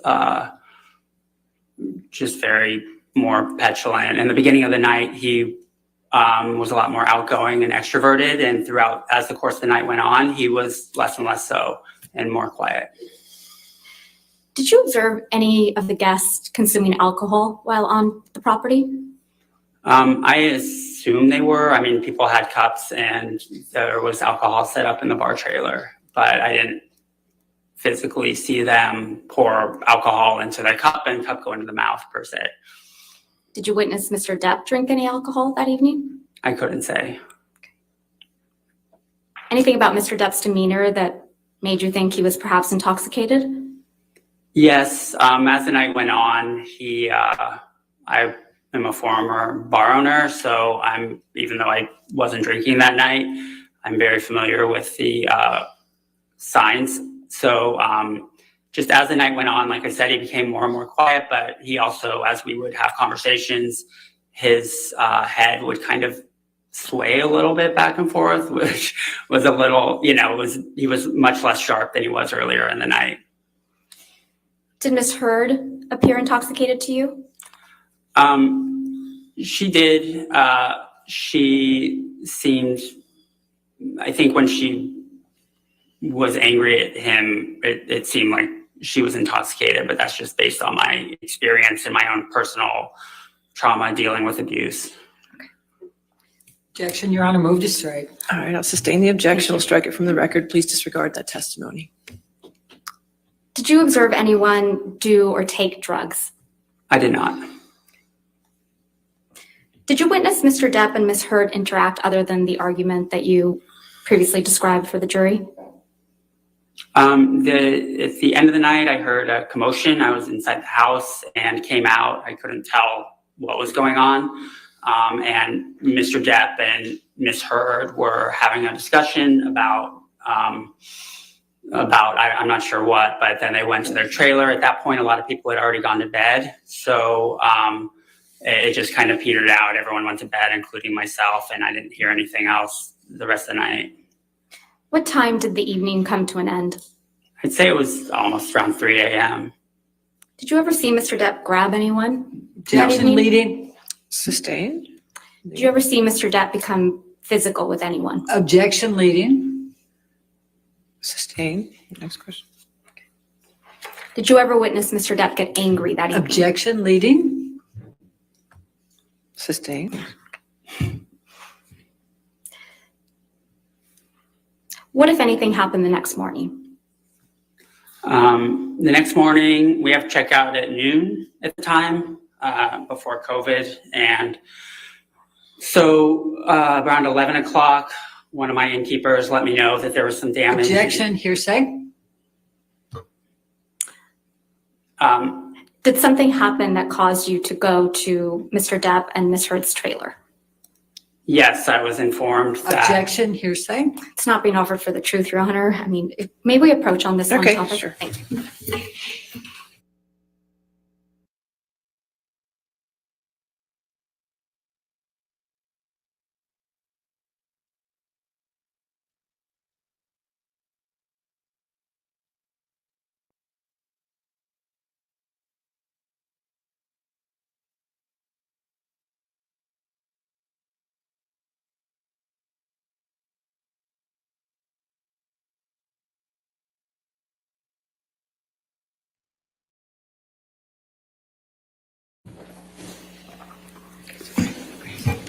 What, if anything, happened the next morning, Mr. Knight? The innkeepers let me know that there was some damage in one of the trailers, and it happened to be Mr. Depp and Ms. Heard's trailer. So I wanted to inspect the trailer because I was extremely worried. All those trailers that Steve and I worked on were like my babies, and the one they were staying in was the only one that was mostly original and restored 1950s style, and so I was very concerned. So what did you observe when you went to the trailer? I observed that there was a light sconce by the bathroom in the bedroom that had been broken off the wall, and a couple pieces were on the floor, and they were, it was basically just broken. The light fixture was hanging on the wall still, and except for the pieces that were on the floor. Did you come to understand how that happened? Objection, foundation, and All right, light. foundation, I'll sustain as to foundation, how he knew. Did you ask how the sconce was broken? Objection, hearsay. Sustained. How often do light fixtures in the trailers break? They break pretty often. I mean, it's not like a usual thing, but things in the trailers generally get broken because it's all vintage trailers. And I would say as much as every couple weeks, there's some incident of damage in one of the trailers. In this case, Mr. Depp had told me that. Objection, hearsay. Objection. So anyway, yes. Beyond the light fixture, was anything else in the trailer damaged? No, everything else looks fine. In fact, we have something we call a piggy fee that we address to guests, that if there's anything, what we call inconsiderate or unusually large messes, we charge them extra for it for a $25 an hour cleaning fee, but they did not receive one of those because everything outside of light fixture looks fine. And what was your reaction to seeing the damaged light fixture? To be honest, I was relieved because it was not a big deal. There was already another light in the room, so I just tucked the wires in the wall until I had a few months later time to buy, it was matching sconce with another one in the room. So I had to, on eBay, find a matching pair that would fit there. And when I finally got around to it, I was able to get that and charge it to Nathan, whose credit card I had. And what was your understanding of who Nathan was? Mr. Depp's assistant. Okay. And what did you charge Nathan or Mr. Depp for replacing that pair of light fixtures? The pair came out to $62.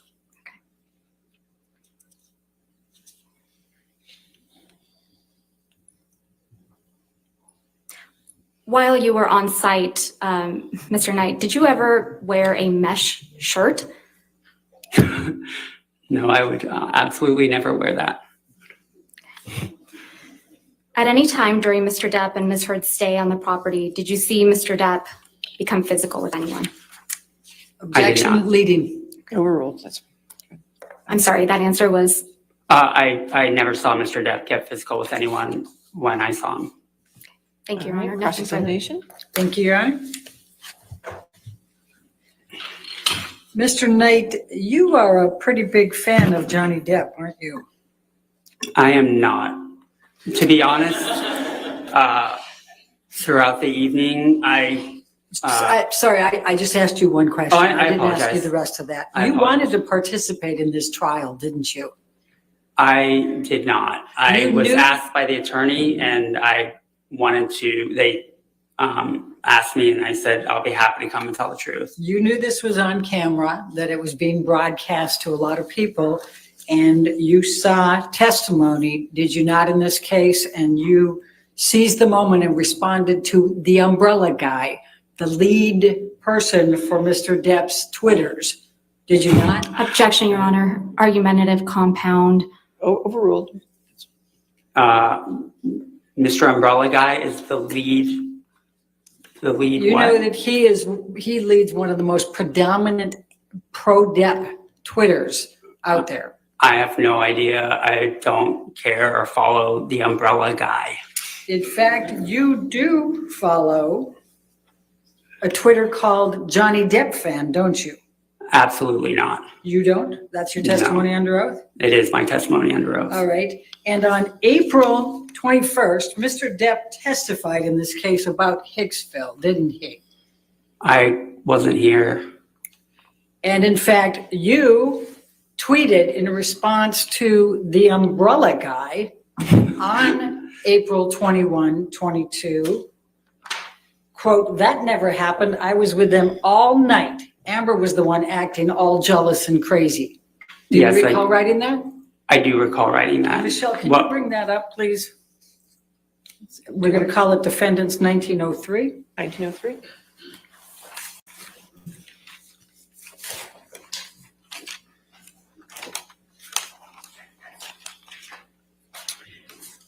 And I'm going to go ahead and ask you to redact, leave in the umbrella guy and the date and the bringing in the Hicksville. Your Honor, I'm sorry. I'm just.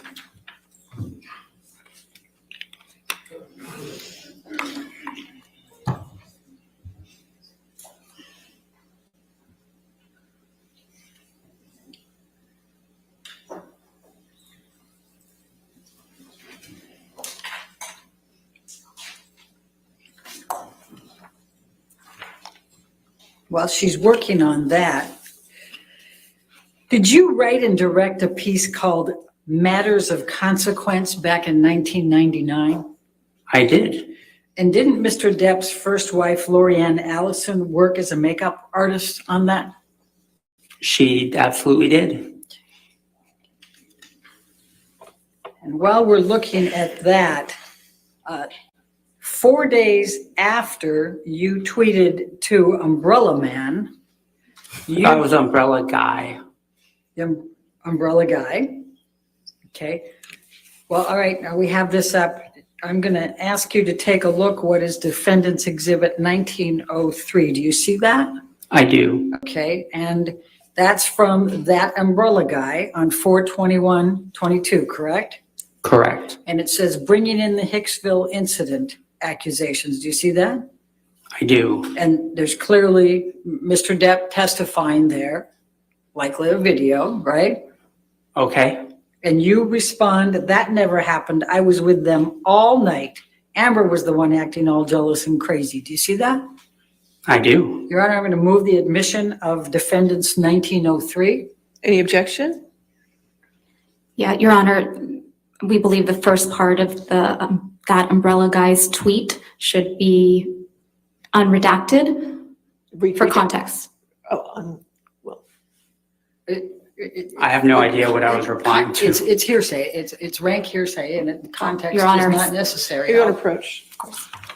Take a look.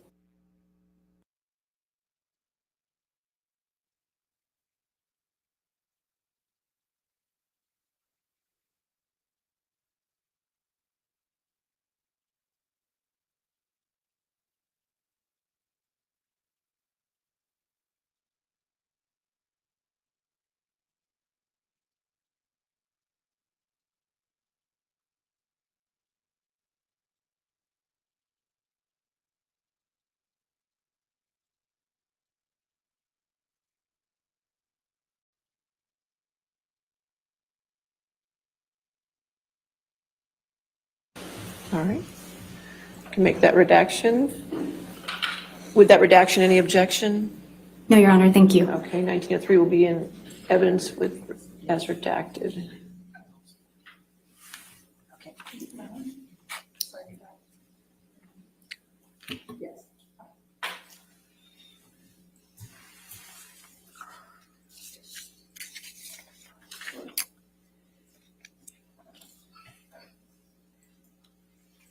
Now, so you reached out to the umbrella guy in this text, this Twitter, right?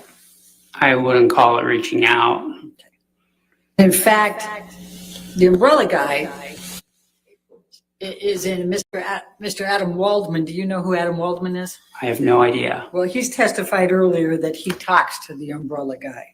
Did he what? He talks to the umbrella guy? Yeah. Were you aware of that? I honestly, this sounds like schizophrenia. Okay. Now, 4 days after this event where you texted, Your Honor, yeah, it's in, okay, good. 4 days after that, you tweeted something pretty nasty about Elon Musk, didn't you? I did. Okay, thank you. So you don't like Elon Musk, right? Objection Well- relevance. Oh, I don't know Elon Musk. overruled. Thank you. So that was, the context of that is that he I had, didn't ask you for the context. I apologize. Okay. But you texted something that had swear words in it. Would you agree about Elon Musk? Yes. Okay. Now, let's talk about your recollections here. 45 minutes to an hour. Your recollection is that Mr. Depp actually drove there? Yes. What type of car was he driving? An old one that was a convertible. An old convertible? I'm not a car guy, so I couldn't express the model. All right. And your recollection was this was May of 2013? Yes. Okay. Do you recall when in May? Late May. Okay. Now, you said that you spent a total of 45 minutes to an hour with Mr. Depp and Ms. Heard. Is that correct? After the, mostly Mr. Depp, but that's after the tour and after they were checked in throughout the course of the night. Okay. And you don't recall any of the people that were there other than Ms. Heard's sister and the security guard, correct? I don't recall any of their names. Do you remember how many of them were female? I believe it was predominantly female. Do you remember how many males were there? I don't, outside of the security guard. Do you remember what any of the other people looked like? They honestly just seemed like youngish hipsters, like for lack of a better term. I know that previously a couple of them had stayed at Hicksville Trailer Palace. That's how they knew about the place. Okay. So you don't recall seeing how much anybody had to drink that night, correct? I did not witness that. And do you recall the use of drugs at all? I did not witness that. Okay. Were you sitting at any point with these people at the campfire? I was not. And when you said that that you saw Ms. Heard and Mr. Depp, and Ms. Heard was yelling at Mr. Depp, where were they? She pulled him for a chat, and it was off towards their trailer, like a little bit off towards the dirt. How many feet were there between the campfire and their trailer? The campfire and their trailer? Yes. Approximately 75. Okay. So where in that 75 feet did Ms. Heard pull Mr. Depp and yell at him and he cowered? 20. Okay. 20 from the campfire. From not the trailer. campfire. Yeah. So your testimony is that Ms. Heard grabbed Mr. Heard, pulled him 20 feet over, yelled at him, and he cowered. Yes, that's what I witnessed. And then did they go back? I went inside the house. So you don't know whether they returned to the campfire or they returned to their trailer? I do not. Okay. And do you know whether there were any disagreements or physical communications, anything of that nature at the campfire? I do not. Do you know whether Mr. Depp did anything to anybody else at the campfire? I didn't see anything. Okay. Do you know whether Mr. Depp grabbed anybody's wrist and asked them if they knew how many pounds of pressure it took to break their wrist? I wasn't there the whole time. Okay. Is it your testimony that Mr. Depp and Ms. Heard went last to their trailer? Everybody else went before them? The rest of the people, I think about half of them had already gone to bed, and it was all around the same time at the end of the night that the rest kind of scattered. There might have been a couple of people that went right after them or right before, but it was all around the same time. Okay, so your recollection is that when Amber and Johnny Depp went back to their trailer, that dissipated, everybody then left at that point? Yes. Okay, now how far away was your house that you were staying in from the trailer that Amber and Johnny Depp were staying in? I'd say it was about 75 feet away. Okay. And the next time that you saw or heard anything was when you went there in the morning and saw the broken sconce. Is that Yes, correct? I didn't hear anything after went to bed. Okay. And that's the extent of your knowledge. Yes. Okay. I have no further questions. All right, redirect. Mr. Knight, how did you get involved in this trial? I got a text from one of our old employees who I hadn't talked to for Objection, years. hearsay?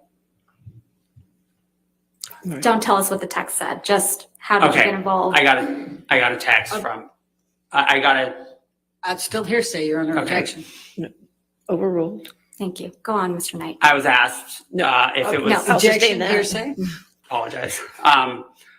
What did you, I got a what text, did you receive a text? Okay. yes, From And- whom? from a former employee. And how long had it been since you had heard from this former employee?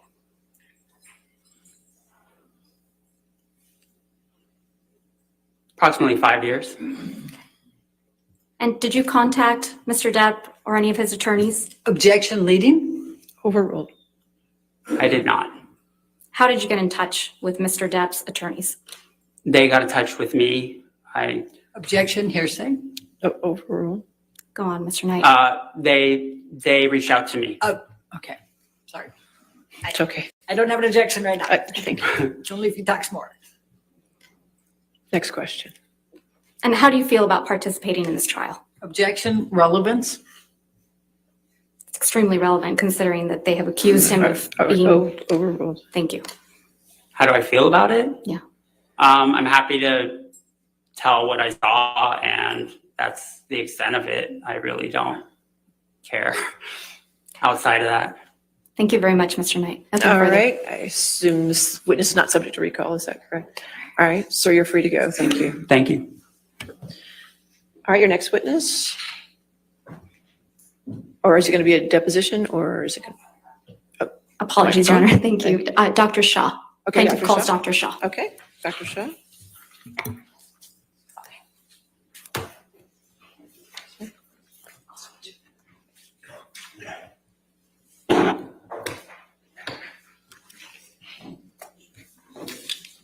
Do you solemnly swear or affirm to testify truthfully in this case or penalty of law?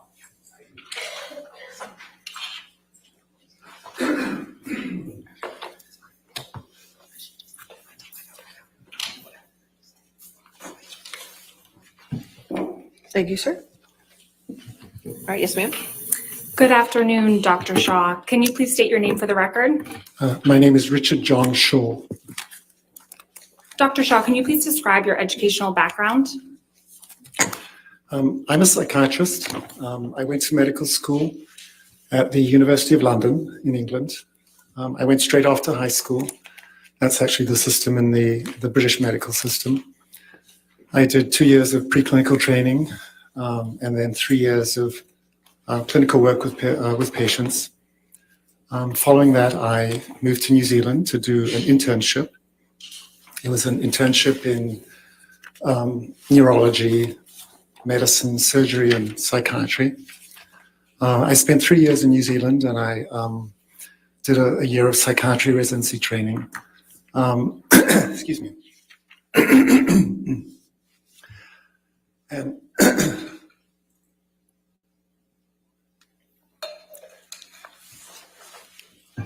following that, excuse me. Following that, I moved here to the United States for the first time and did a residency in adult psychiatry at the Albert Einstein College of Medicine, which is in New York. That was 4 years of training in the Bronx. And I also did some subspecialty training in family therapy, couples and family therapy as in my 4th year. And after that, I moved to California, and I've worked at Stanford. I studied at Stanford. I did a fellowship in child and adolescent psychiatry, and I've been at Stanford pretty much since then. Dr. Shaw, what is your current position? I'm a professor of psychiatry in the Department of Psychiatry at Stanford. I also run what's called the Psychiatry Consult Service at the Children's Hospital at Stanford. What, if any, professional certifications have you received? I have what's called board certification in adult and general psychiatry. I obtained that from the American Board of Psychiatry and Neurology in 1991. And then I obtained subspecialty board certification in child and adolescent psychiatry in 1993.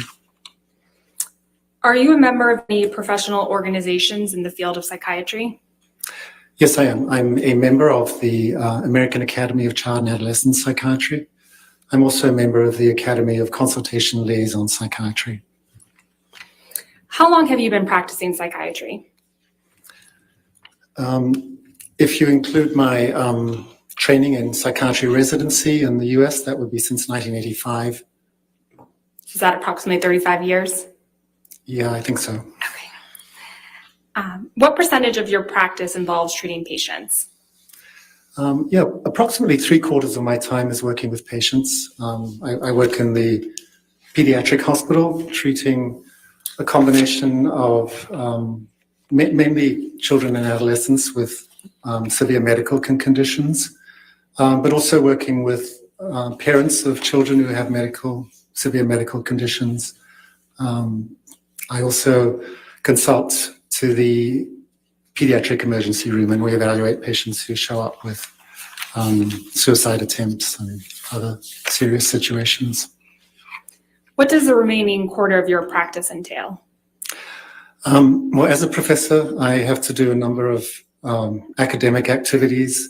So I do research, I do a lot of teaching, I give lectures, I supervise residents, medical students, and fellows in psychiatry. I do some administrative work. Yeah, so it's a pretty diverse, varied day and week. Can you tell the jury a little bit about your research and academic work? Yeah, a lot of my research has involved looking at the issue of trauma and PTSD in parents who have medically fragile children. A lot of these parents are naturally really affected by their child's illness and develop trauma symptoms. So I've developed some interventions to try to help parents,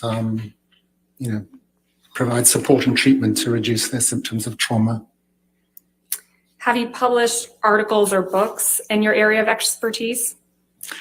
Yes, I have. I've published approximately 70 or probably closer to 80 peer-reviewed manuscripts in different scientific journals. I've also published a number of book chapters on various topics, approximately 30. And I have published 3 textbooks, one of which has gone into a second edition on topics that are related to my area of expertise. And one of them actually is about the treatment of PTSD in parents of premature infants. Have you published a book through the APA? Actually, all of those books were published through the APA, the American Psychiatric Association. They have a publishing house, and that's been my publishing company. What is the APA? The APA, the American Psychiatric Association, not to be confused with the American Psychological Association, is a professional organization that represents psychiatrists in the US. The last time I looked at this, I think there's about 37 or 38,000 members. And the APA has many different roles. One of it is advocacy in psychiatry in the US, but it also has an important role in terms of education. So they host an annual scientific meeting every year in which psychiatrists will present their research. It publishes a number of journals in the field, and fairly frequently it publishes guidelines for professional practice or about ethical guidelines that they hope that the members will follow as part of their practice. What ways are you involved with the APA? Well, I mentioned my publishing. I also present at the scientific meetings. I last presented in 2021 during COVID. It was virtually, but on the topic of group therapy for parents with trauma symptoms. I follow the APA and their various guidelines. I think it's a really influential and important institution. Going back to your credentials, what, if any, professional awards have you received? I've been given several teaching awards at Stanford University, and the American Academy of Child and Adolescent Psychiatry that I mentioned honored me with an award for service to my specialty several years ago. I don't remember exactly when. Have you given any public presentations in the field of psychiatry? Yes, that's part of our work as an academic psychiatrist, is to lecture, to give presentations. So I present fairly frequently at annual scientific meetings, as I mentioned. I've been invited to give grand round presentations at different medical centers, including University of Pennsylvania and Harvard. So that's just part of our role, is to try to educate our colleagues about our work. Have you testified as an expert in the field of psychiatry before? Yes, I have. On how many occasions? I would estimate, in terms of deposition and trial testimony, approximately 50 times in the past 15, 20 years. What type of cases did you testify as an expert in? They're pretty varied. So some of them have been medical malpractice. I've also done a number of cases evaluating victims who've been subject to physical or sexual assault or trauma. What work were you asked to do in this case?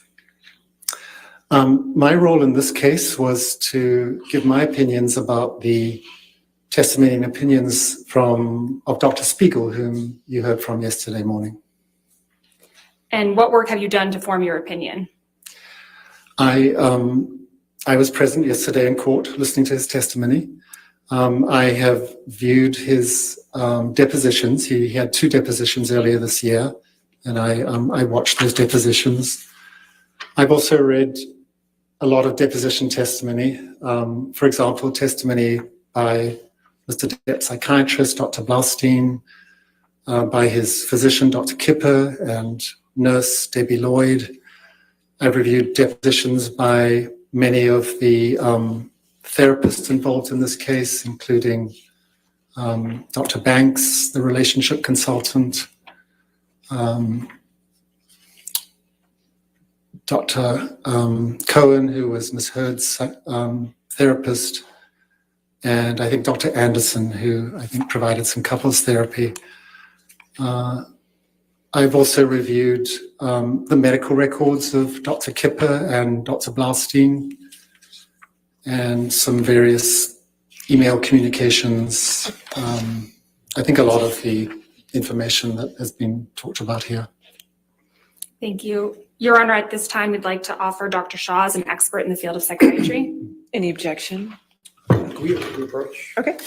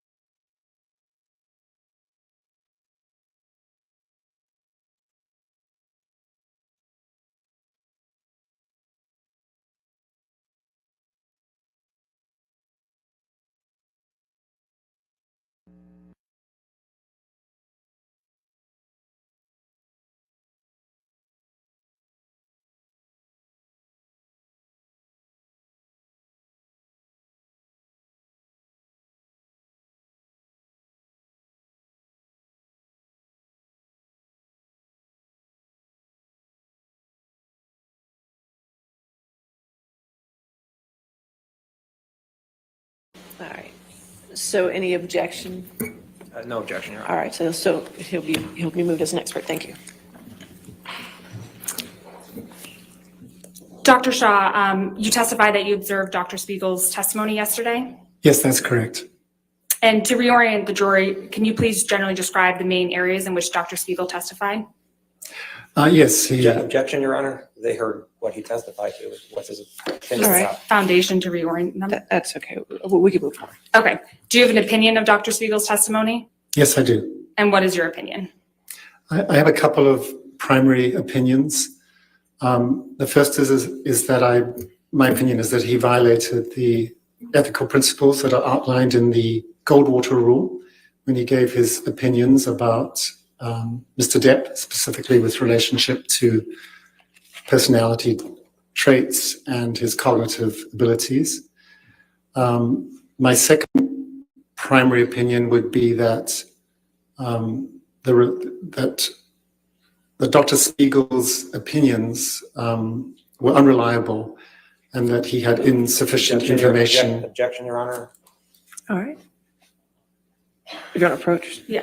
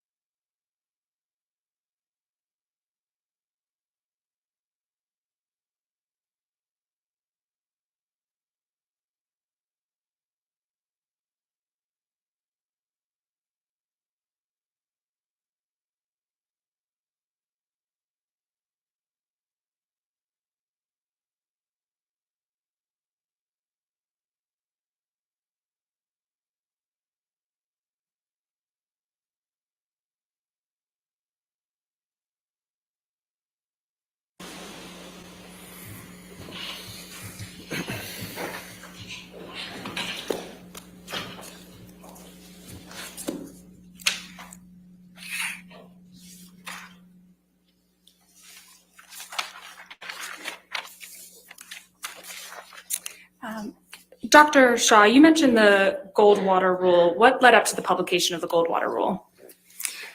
The Goldwater rule came about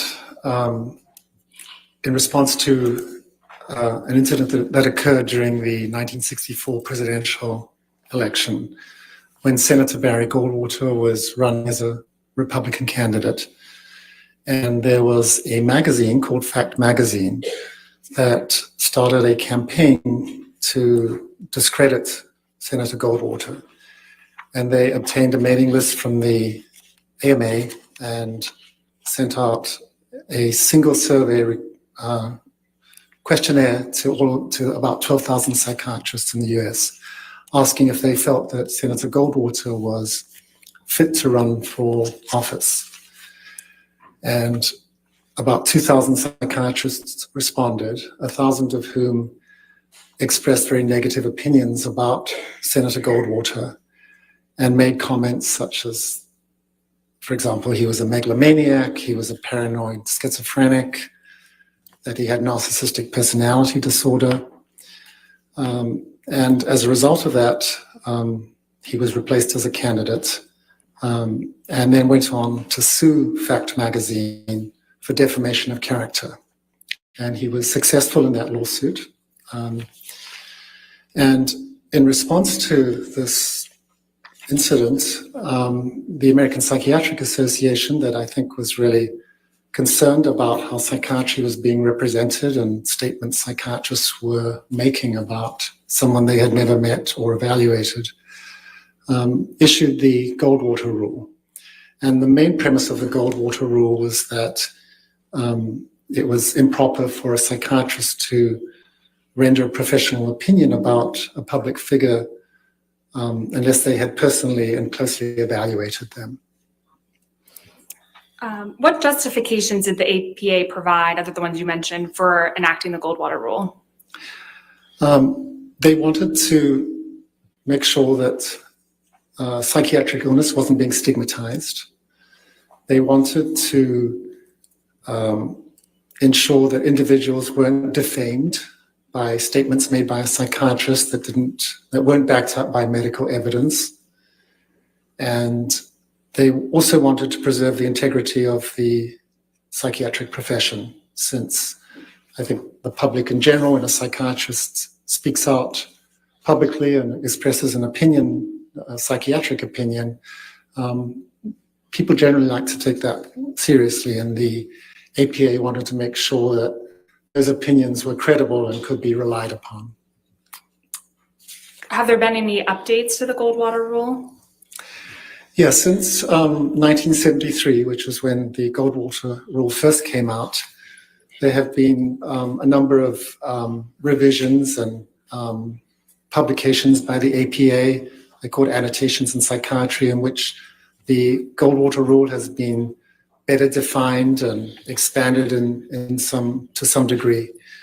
So, for example, in 2017, in this publication, the APA reasserted that it was not ethical to provide a psychiatric or professional opinion about someone who had not been evaluated personally by that psychiatrist, that it was unethical to provide an evaluation without obtaining consent from that individual.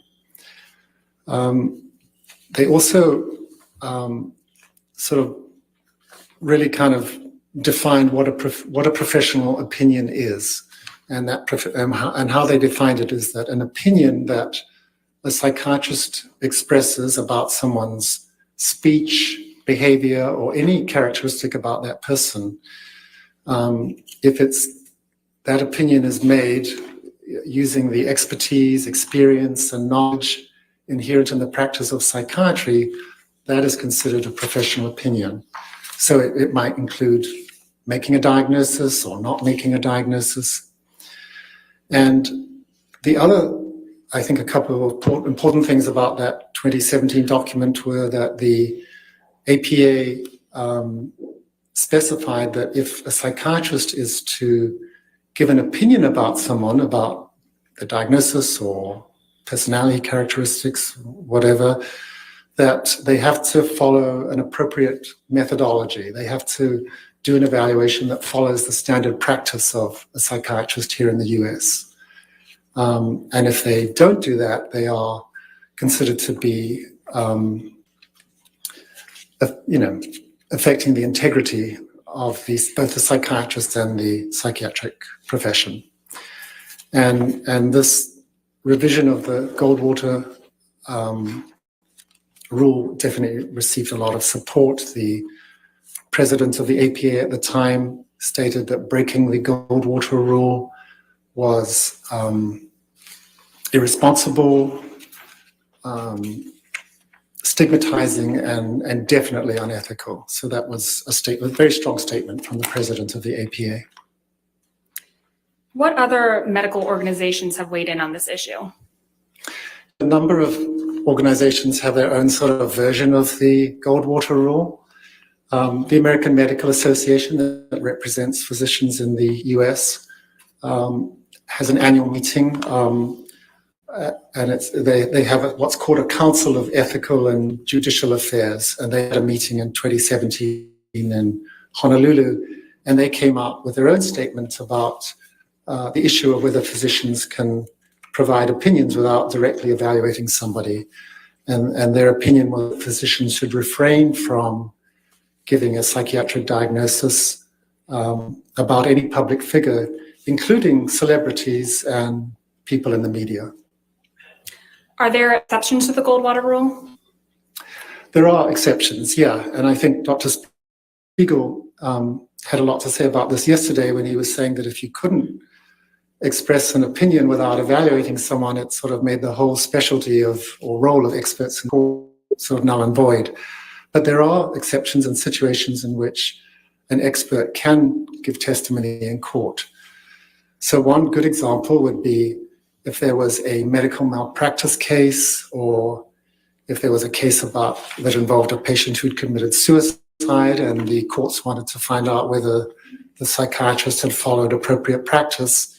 The expert can review medical records and can give an opinion based on those records, provided those records have sufficient information, for example, about the diagnoses, about the treatment, about how the patient was responding or not responding to treatment. Did you form an opinion about whether Dr. Spiegel complied with the Goldwater rule? Well, my opinion is that he did not. He expressed a number of professional opinions about Mr. Depp that we heard about yesterday.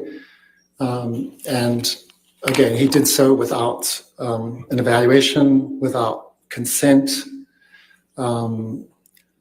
He did not follow the guidelines of the APA in the 2017 revision, where it was considered important that there be sufficient information obtained by that expert to give an opinion.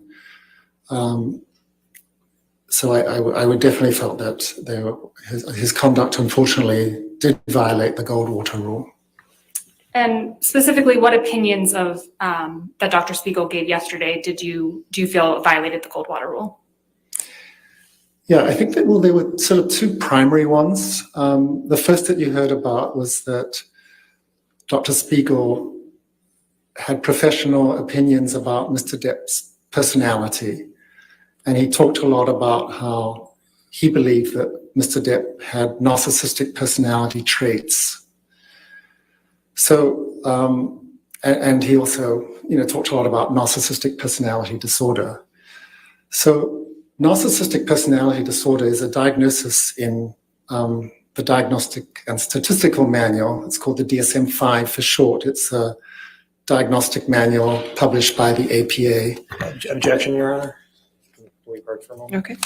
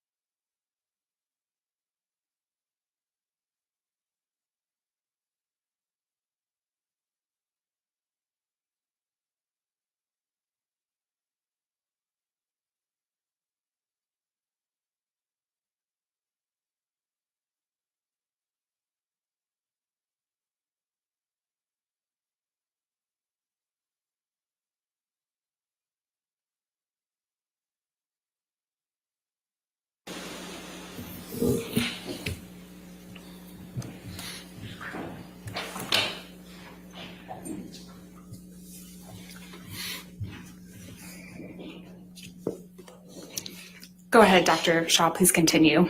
Sure. So I was just talking about narcissistic personality disorder in the DSM-5.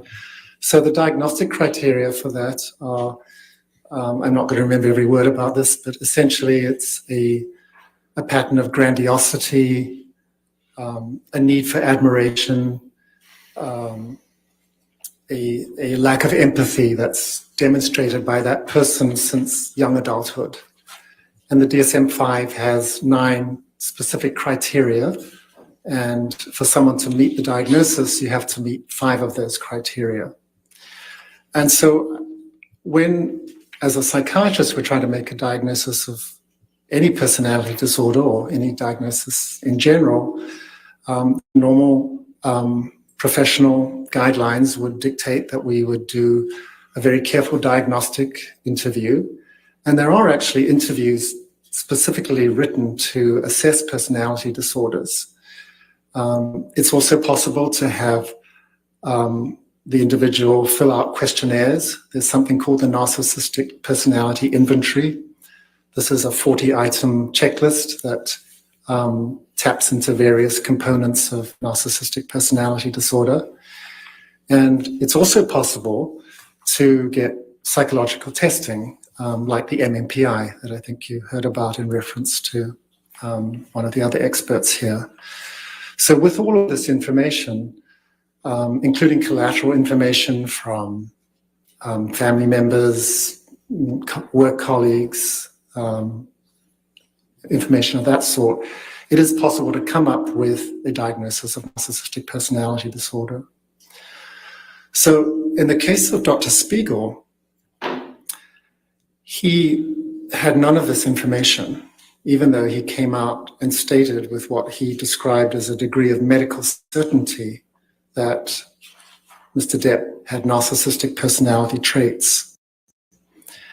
And if you remember somewhat towards the end of his testimony yesterday, he was asked to, since he couldn't provide any documentation from the medical record about narcissistic personality disorder or narcissistic personality traits, he was asked about what is referred to a lot in his testimony as record evidence.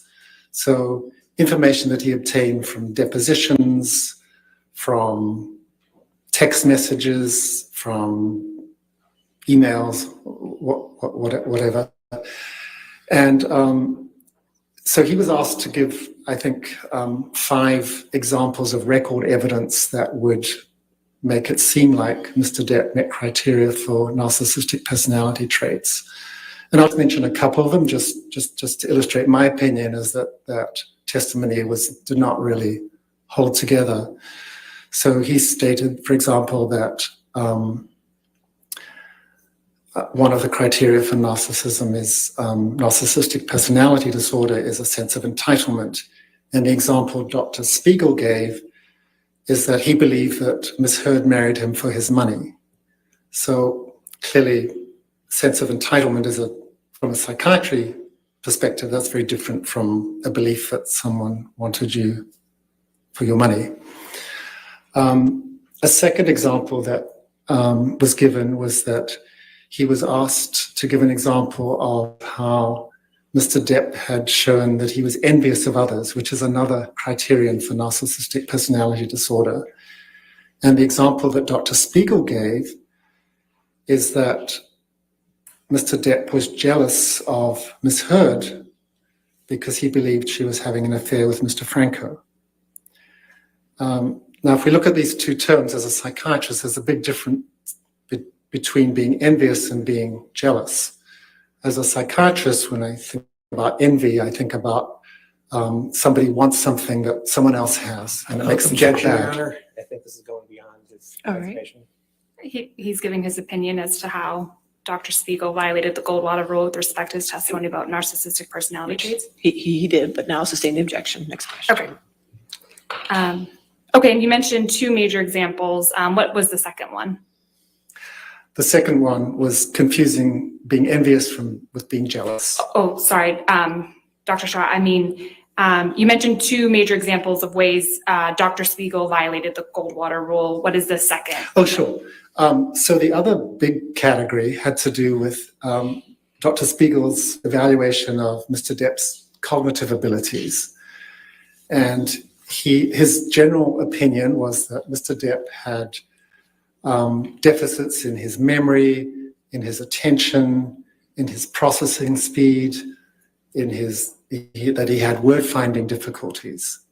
Again, Dr. Spiegel did not evaluate Mr. Depp, and the information that he relied upon, there were two pieces of information. The first was that he watched a very long deposition that Mr. Depp gave the day after I think he had flown back from London to the East Coast. And he made observations about Mr. Depp's behavior in that deposition, and felt that he could opine or give an opinion about processing speed and other cognitive aspects. He also made reference to something you heard about yesterday, this thing called the mini mental status examination. This is a brief screen for memory and cognitive functioning that is often done. And he testified that Dr. Blaustein had administered the mini mental status examination. And although, from the records, all we know is that... Objection, Your Honor. Sustain the objection. Dr. Shaw, without going into Dr. Blaustein's record, what information does a mini mental exam provide? Objection, Your Honor. It's beyond the scope of his designation. Overruled as to that limited question. Yeah, so the mini mental status is, it's a series of about 10 or 11 questions and tasks that someone completes, and you get a score out of 30. What Dr. Spiegel testified was that Mr. Depp could not recall 3 words after 5 minutes. And he used that as an example of Mr. Depp having cognitive deficits that he specifically attributed to Mr. Depp's alcohol and substance abuse. And he really did not have sufficient information. I liken a mini mental status exam as it's like taking someone's temperature. If it's elevated... Objection, Your Honor, and I think it's going beyond. All right. I'll sustain the objection. Okay. Now it's probably a good time for a break. Okay, sure. All right, ladies and gentlemen, I know you had a break, but we didn't. So we're going to go ahead and take our afternoon break for 15 minutes. Do not discuss the case and do not do any outside research, okay? You can stay right there, Doctor.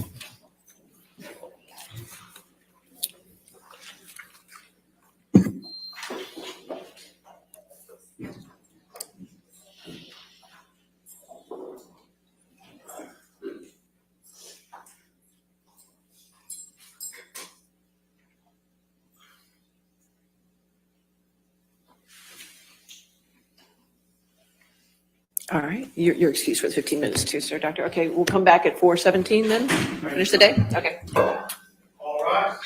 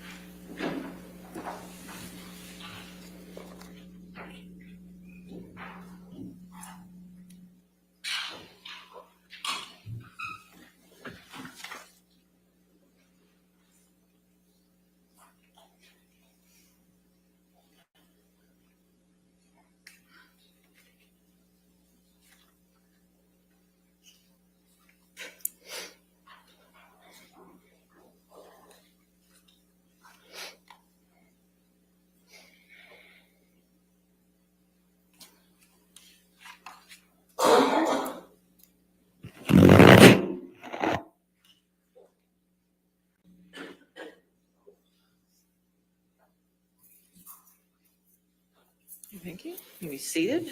All right, your next question. Thank you. Dr. Shaw, is the Goldwater rule limited to diagnoses? It's not. It's includes all professional opinions.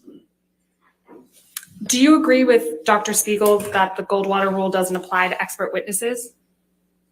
I don't agree, no. How could Dr. Spiegel express an opinion without violating the Goldwater rule? This has actually been a topic that's been written and published about. So it is possible for someone to give testimony about a matter without interviewing someone. And there's certain sort of ways that it should be framed. So for example, when Dr. Spiegel was testifying about the report that Mr. Depp was unable to recall these 3 objects, what he could have done is said that I have not personally examined Mr. Depp, so I can't speculate about his cognitive state or ability to function cognitively. However, it is possible that someone who's not able to recall 3 objects could have issues related to substance use, which was what his opinion was. However, what he should have done in expressing his opinion is then have followed up to say that in order to really establish whether these were relevant and significant cognitive deficits, Mr. Depp should have had psychological testing to establish the nature of these deficits. And he should also have added that there are other potential explanations for these findings. So, for example, it's possible that Mr. Depp... Objection, Your Honor. He's now going past the designation. I think he's just opining as to, or is responding to Dr. Spiegel's testimony yesterday. No, he's opining as to what Dr. Spiegel could have said, but it's past the, whether he, about the All right, Goldwater. if we can move on. Okay. Who is qualified to give an opinion about cognitive deficits and processing speed? It would have to be someone who could conduct the type of neuropsychological testing that I was mentioning. You can't establish the presence of cognitive deficits without Objection, a Your battery Honor. of tests. Objection, again, this is beyond the Goldwater. Overruled. You can't establish cognitive deficits without appropriate neuropsychological testing. And that can only be done by a psychologist or neuropsychologist. So a psychiatrist like Dr. Spiegel would be giving an opinion outside of his area of expertise if he gave an opinion about cognitive deficits that required psychological testing to be further evaluated. Dr. Spiegel yesterday testified about the practice of forensic psychiatry. Do you recall that testimony? Yes, I do. What is forensic psychiatry? Forensic psychiatry is a specialty of psychiatry that relates to matters on the intersection between psychiatry and the law. So, for example, what we're doing today is forensic psychiatry, where a psychiatrist comes into court and gives an opinion about a matter to help the court may come to an opinion. Are there professional standards that govern the practice of forensic psychiatry? Yes, there are. And what organizations have issued those standards? One of the primary organizations that has issued guidelines about the practice of forensic psychiatry is called the American Academy of Psychiatry and the Law. This is an organization that represents forensic psychiatrists. And it has published guidelines about what constitutes an ethical and sound practice of doing a forensic assessment and providing a psychiatric opinion. So this guideline, I think was published in 2015, actually contains many elements that are consistent with the Goldwater Rule. So, for example, it states that for a forensic assessment to be done, there has to be informed consent, and there should be a very thorough, comprehensive evaluation that would include reviewing past records, past psychiatric history.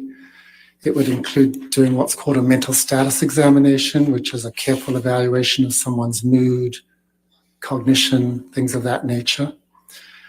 And the guidelines do state that it is reasonable or permitted to provide an opinion without an evaluation. But if you're going to do that, there's some things that you have to really make clear in your opinion when you express that opinion.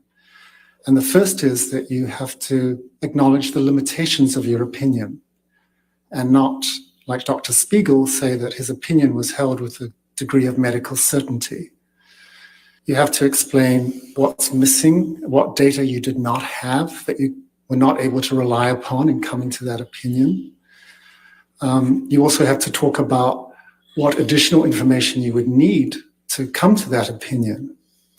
And even though these guidelines say it's permissible to do this, the text is still, I think, not fully in support of psychiatrists doing this. So their statements are that opinions rendered without a proper database, which is what we as psychiatrists rely upon to make diagnoses and give opinions, professional opinions, is questionable and not generally recommended. Did you form an opinion about Dr. Spiegel's testimony with respect to these practice guidelines? Yes, I did. And what is your opinion? Well, my opinion is that he did not follow those guidelines. So, for example, he did not have consent. He did not do even a basic evaluation of Mr. Depp. When he gave his opinions, as I just mentioned, he said they were opinions that he had to a degree of medical certainty, and he did not make any statements about what other additional information he would have wanted to make that opinion. So, for example, when asked about should neuropsychological testing be performed, he said most patients don't have access to that, which is actually not at all true. I mean, every medical school has neuropsychologists that can do testing. So I think that was an unfortunate statement. So I think those are the primary ways in which the Goldwater Rule was violated, and the practice guidelines were not adhered to. Dr. Shaw, yesterday Dr. Spiegel was talking about correlation and causation.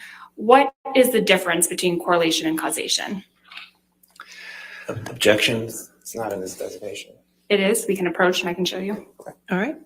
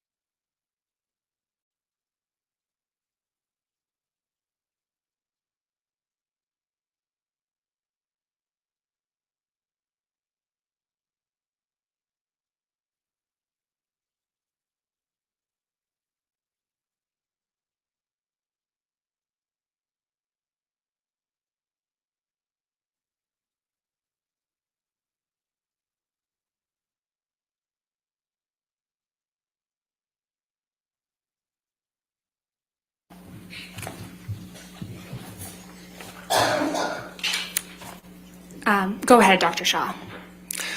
Yes, so the difference between a correlation and causation, correlation is a statistical analysis of a relationship between two different factors. So in Dr. Spiegel's testimony, he talked about, there being a correlation between opinions he had about Mr. Depp, his narcissistic personality traits, his substance abuse, things of that nature.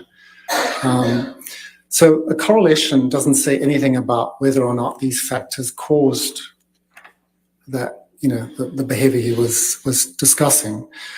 Perhaps one of the easiest ways I could describe this difference between correlation and causation is if we look at the issue of measles, if you bear with me. So there's a correlation between being young and catching measles. Now we know that measles is not caused by being young. Measles is caused by a virus. But young children have not been exposed to the virus. They don't have the immunity, so they have a higher rate of measles. So the difference statistically is, the difference is between causation and correlation is illustrated by that example. So another way I might put this is if we had 100 people in a room, just bringing it back to the issue of IPV that Dr. Spiegel was testifying about. Let's say we had 70 people who had all the risk factors for IPV and 30 people who had no risk factors for IPV. So what can we say about those 70 people? We can't say that any single one of those people has perpetrated IPV, even though they may have all the risk factors. And if we look at the 30 people who have no risk factors, we also can't say whether or not they have perpetrated IPV. So the actual presence of risk factors for IPV that Dr. Spiegel was talking about, they say absolutely nothing about what happened in this case. Thank you, Dr. Shaw. Nothing further. All right, cross-examination.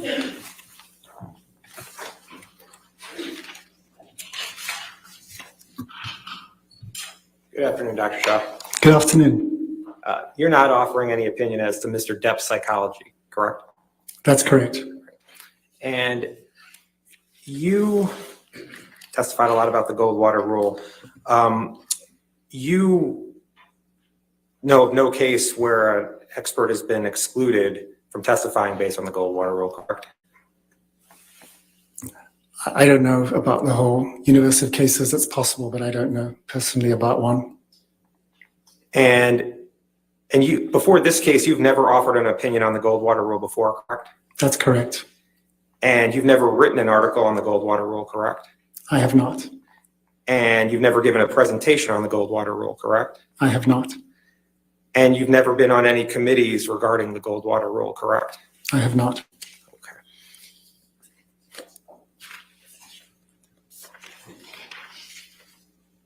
And you agree that you've testified that there are exceptions to the Goldwater rule about having to interview the subject, right? Yes. And you understand that Dr. Spiegel requested to meet with Mr. Depp twice, but Mr. Depp declined, correct? I'm aware of that. And Dr. Spiegel stated in his designation and at trial yesterday that he did not meet with Mr. Depp, right? Yes. Okay. Can we put up Defendant's Exhibit 1904?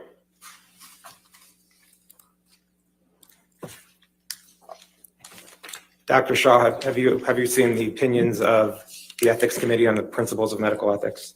Yes. Okay. And if you could turn to 79 of the PDF, it's actually, thank you. You see where it's highlighted here? Yes. And it says psychiatrists have also argued that the Goldwater rule is not sound because psychiatrists are sometimes asked to render Objection, opinions. hearsay. He's an expert.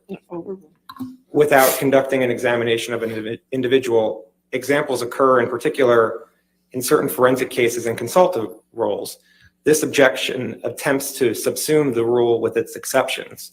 What this objection misses, however, is that the rendering of expertise and or an opinion in these contexts is permissible because there is a court authorization for the examination or an opinion without examination. And this work is conducted within an evaluative framework, including parameters for how and where the information may be used or disseminated. You see that? I do, yes. And this court authorized Dr. Spiegel to testify in this case, correct? Yes. Okay. Okay, thank you. I have nothing further. All right, redirect.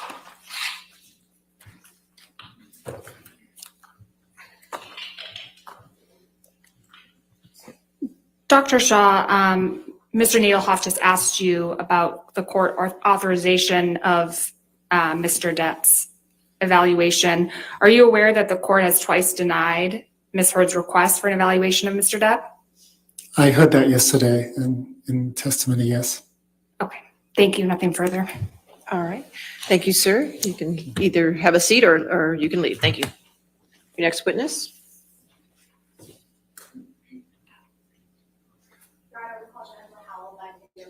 All right. Good to you.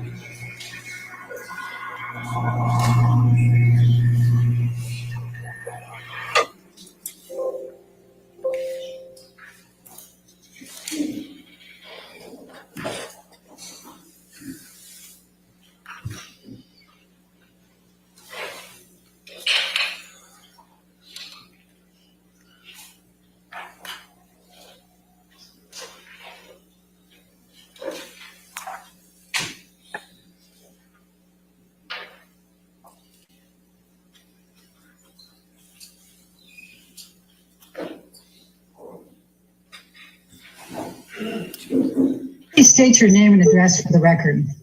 Jennifer Howell, Los Angeles, California. And what is your occupation? I run the Art of Elysium, CEO of the Art of Elysium. Let me just go back. Now, you've indicated that Whitney lived with you from January 2015 No. May 2015 to April 2016. Are you absolutely certain about those dates? I'm certain. Yes. She came and went at different periods, but all of her stuff moved out of my house April 2016. And I'm sorry, did you say you were 100% certain of that? Could you answer my question? Yes. She did go back to Amber and Johnny's at different points, that she was still living with me during that time. The question I asked, because you were talking at the same time Ms. Vasquez was giving an objection, was I believe that you said you were 100% certain of those dates. Is that correct? Same with me. All right. Oh, you previously testified that you were the CEO for Art of Elysium. Is that correct? That is correct. And are you still currently in that position? Yes, I am. And how long have you been the CEO for Art of Elysium? I am the founder of the organization. So we did our first workshop in August of 1997, filed the legal paperwork in February of 98 to set up a 501c3. So I guess since the beginning of the charity. Ms. Howell, when did you first meet Amber Heard? At the Pineapple Express premiere is where I met she and her sister Whitney. Do you remember approximately what year that was? I believe it was around 2008. I'm sure that could be pulled. It was the LA premiere. I think there was probably multiple premieres, but it was the Los Angeles premiere of Pineapple Express.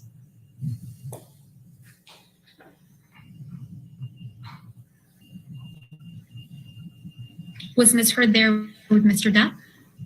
No, this was long before. I was a guest of James Franco, and Amber was in the movie. And so I met she and her sister at to be specific, at the after party of the premiere. Did Ms. Enriquez end up working for Art of Elysium at some point? Yes, she did. What year did Ms. Enriquez begin working with Art of Elysium? I believe it was in 2014. I don't have those documents right in front of me. I believe it was leading into the year Amber was receiving the award. And what was Ms. Enriquez's position at Art of Elysium? Art salon manager, director. Does Ms. Enriquez still work for Art of Elysium? No. When did that end? Oh, 2015, I believe. Each time you saw Mr. Depp, did you ever see him doing any illicit, illegal drugs? Never. Did you ever see him consuming excessive amounts of alcohol? Never. Never. Did you ever see Mr. Depp appear intoxicated? No. Did Ms. Heard ever show you photographs of depicting injuries on her face or body? No. Did Ms. Heard ever tell you that Mr. Depp was abusive towards her? No. Mr. Depp paying your legal fees, Ms. Howell, for this deposition and the testimony you've provided in the UK action? He is not. Who is? Myself.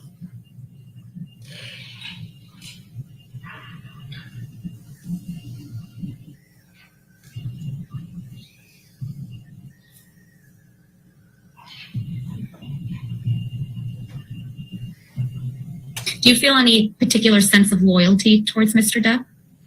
None at all. Do you feel any sense of loyalty towards Ms. Heard? None at all.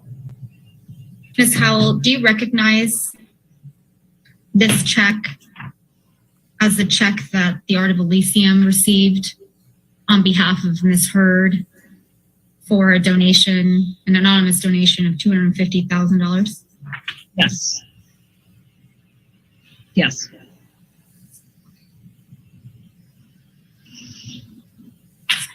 I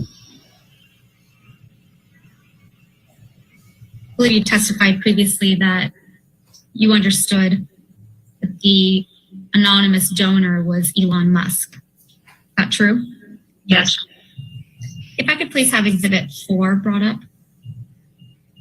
And for the record, it's base stamp JH 22 through 29.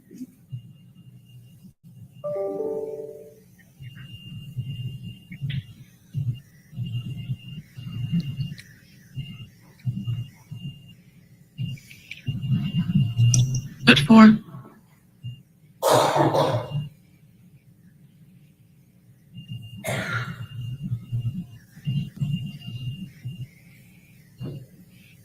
Do you recognize this document, Ms. Howell? And if you need to scroll through the 8 pages, feel free.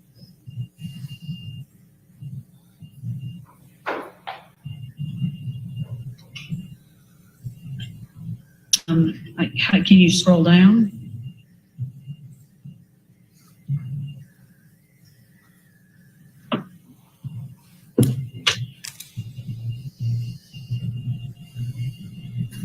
Yeah, I recognize that.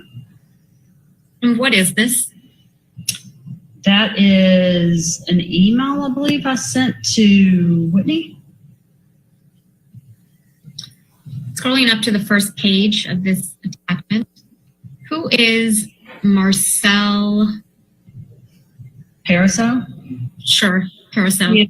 He is one of my oldest friends in Los Angeles who has served as a board member of the Art of Elysium and is one of my biggest confidants here in LA, kind of for the course of my career.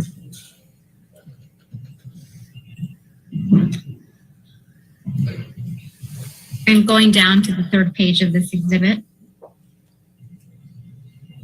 Thank you.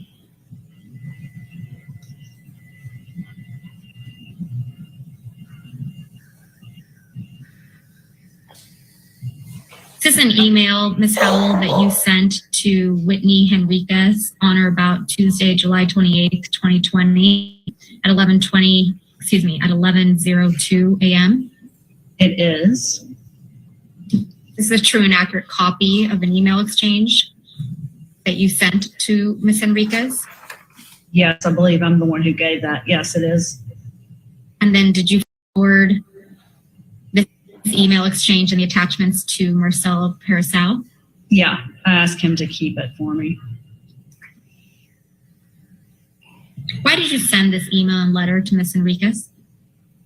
Because I've struggled very much with what to do in a situation that I love someone who I know is doing something very wrong, and I know that they're doing it because they're trying to protect their sister, and I'm trying to protect her, and I'm just trying to get her to wake up and do the right thing, which is tell the truth. It's the only thing that can help everybody involved in this case. Ms. Howell, do you recall submitting a witness statement in the United Kingdom? Yeah, they basically just called to verify the witness statement that was submitted previously. And do you recognize this document to be the witness statement and the declaration that you submitted in the UK? And if you want to scroll down to look at it.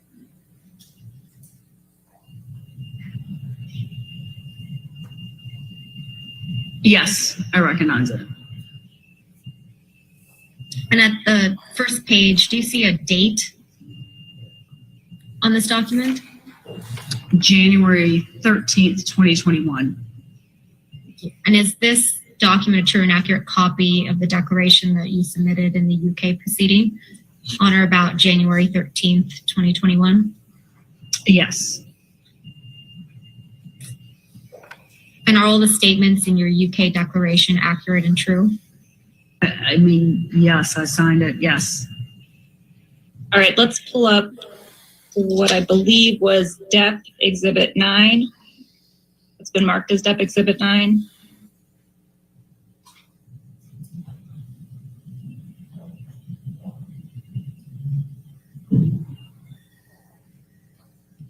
Exhibit 9.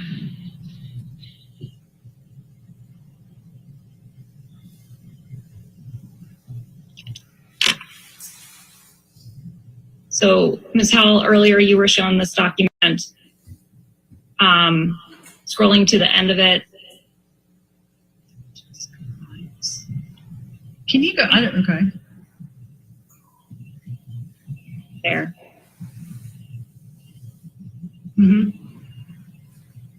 Did Mr. Waldman assist you in drafting this email? Absolutely not. Did you speak with Mr. Waldman at all about drafting this email? About writing an email? No. I did that on my own accord. Did you speak with Mr. Waldman at all about contacting the ACLU? I do not recall having a conversation with him about that. And Ms. Howell, you testified earlier that you received a check from Fidelity Charitable in January of 2018. Is that correct? I don't know if I said the date, but yes, I received an anonymous donation from that check that was submitted. Whatever it's on there, I just don't know the date off the top of my head. And you testified that there was a letter sent along with that that said that it was in honor of Amber Heard? Yes. Richard, I was guaranteed 20 minutes with him after being attacked for 3.5 hours by your side the last time. So I am going to stick by what I was told before entering this and what your side agreed to. All right, your next witness. Your Honor, Mr. Depp calls Candy Davidson Goldbraun, who is the corporate designee of the Children's Hospital of Los Angeles. All right, and that's by deposition, is that correct? Yes, Your Honor. Goldbraun, is it your understanding that you're here to testify today on behalf of the Children's Hospital? Correct. Yes. Okay. So as of June 2018, had any payments been made by Ms. Heard to the Children's Hospital in connection with the $3.5 million pledge, aside from the original $100,000 check from Mr. White in August of 2016?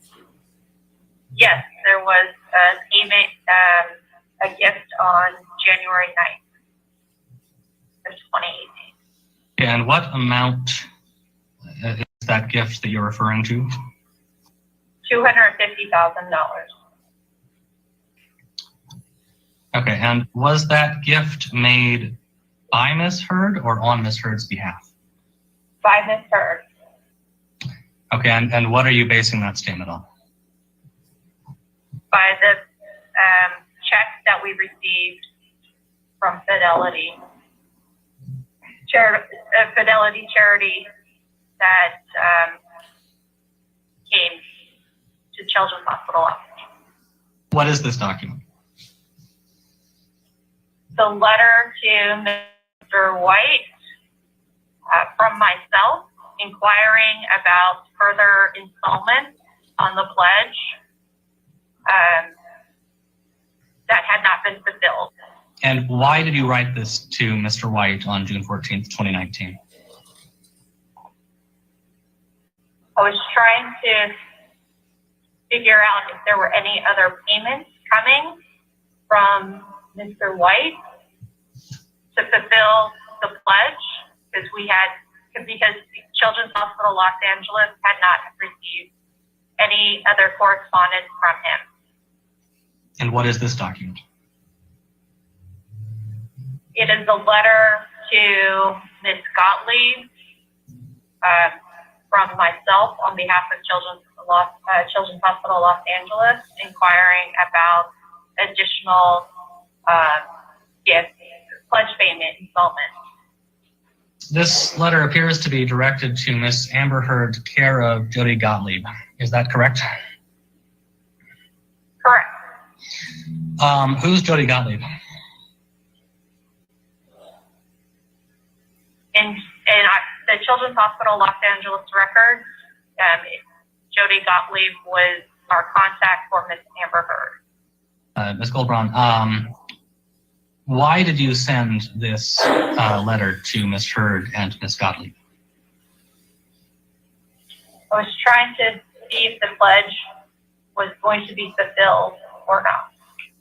In your experience, is it common practice for anonymous donors when making donations to, in one paragraph, state that they wish to remain anonymous, and in the very next paragraph, identify themselves? Yes, That is common? it is common for donors to want to remain anonymous publicly, but allow the charity to know who they are. Between June 2018 and the dates on which you sent the letters to Ms. Heard and Mr. White in June of 2019, were any additional funds received from Ms. Heard? No. Okay, so as of June 2018, a total of $250,000 had been received as far as the Children's Hospital is concerned from Ms. Heard. And that was the same amount that had been donated a year later in June of 2019. Is that accurate? Correct. As of the date of this deposition, March 30th, 2021, how much in total has Ms. Heard donated to the Children's Hospital? For this particular gift? In her lifetime? From 2016 to present. $250,000. Ms. Goldberg, do you recall we were speaking about this letter a few minutes ago? Correct. All right, and this was a letter that you sent to Ms. Heard, correct? Correct. Did you ever get a response to this letter? No. As of October of 2018, how much money had Ms. Heard directly donated to the Children's Hospital? $250,000. As of March 30th. I'm sorry, I didn't hear the end of that. Sorry, I just realized. You said October 2018? Correct. Okay, yeah. $250,000. Okay. As of March 30th, 2019, how much money had Ms. Heard directly donated to the Children's Hospital? $250,000. what is your understanding of the length of time over which Ms. Heard pledged the gift of $3.5 million to Children's Hospital? There was no date arrangement with Ms. Heard to have this pledge paid off in a particular time. If Ms. Heard were to pay this, the rest of the $3.5 million in 2 years or 5 years, would Children's Hospital welcome that? CHLA welcomes every and any donation that comes its way. Has Amber Heard's pledge of the $3.5 million to Children's Hospital expired, to your knowledge? Not that I'm aware of, no. It has not expired. All right, thank you. Your next witness, or? Your Honor, I think we've concluded our witnesses for today. We will have more live witnesses tomorrow. Okay, all right, ladies and gentlemen, that'll be the end of your day for today. Again, do not do any outside research, do not discuss the case with anybody, and we'll see you tomorrow morning at 9 a.m., okay? Thank you.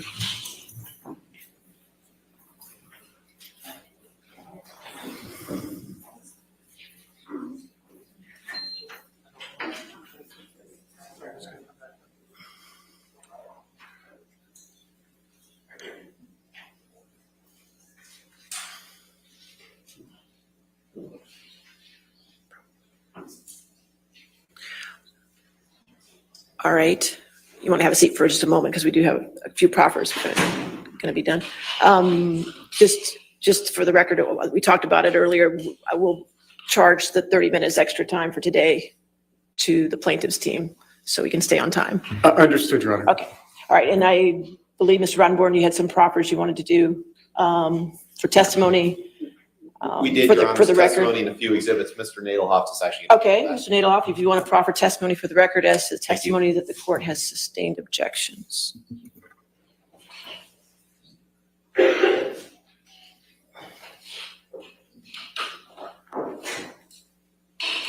Here, Your Honor, it's a box here, so I just. Okay, that's fine. You can stay there as long as you stay close to the microphone. I appreciate it.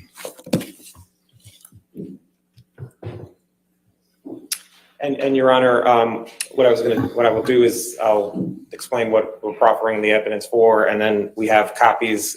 Good. Which I'll provide to you. We'll provide them to you electronically, or I don't have another copy for you right now, but we'll provide. That's fine. Go ahead. Yes, sir. Okay.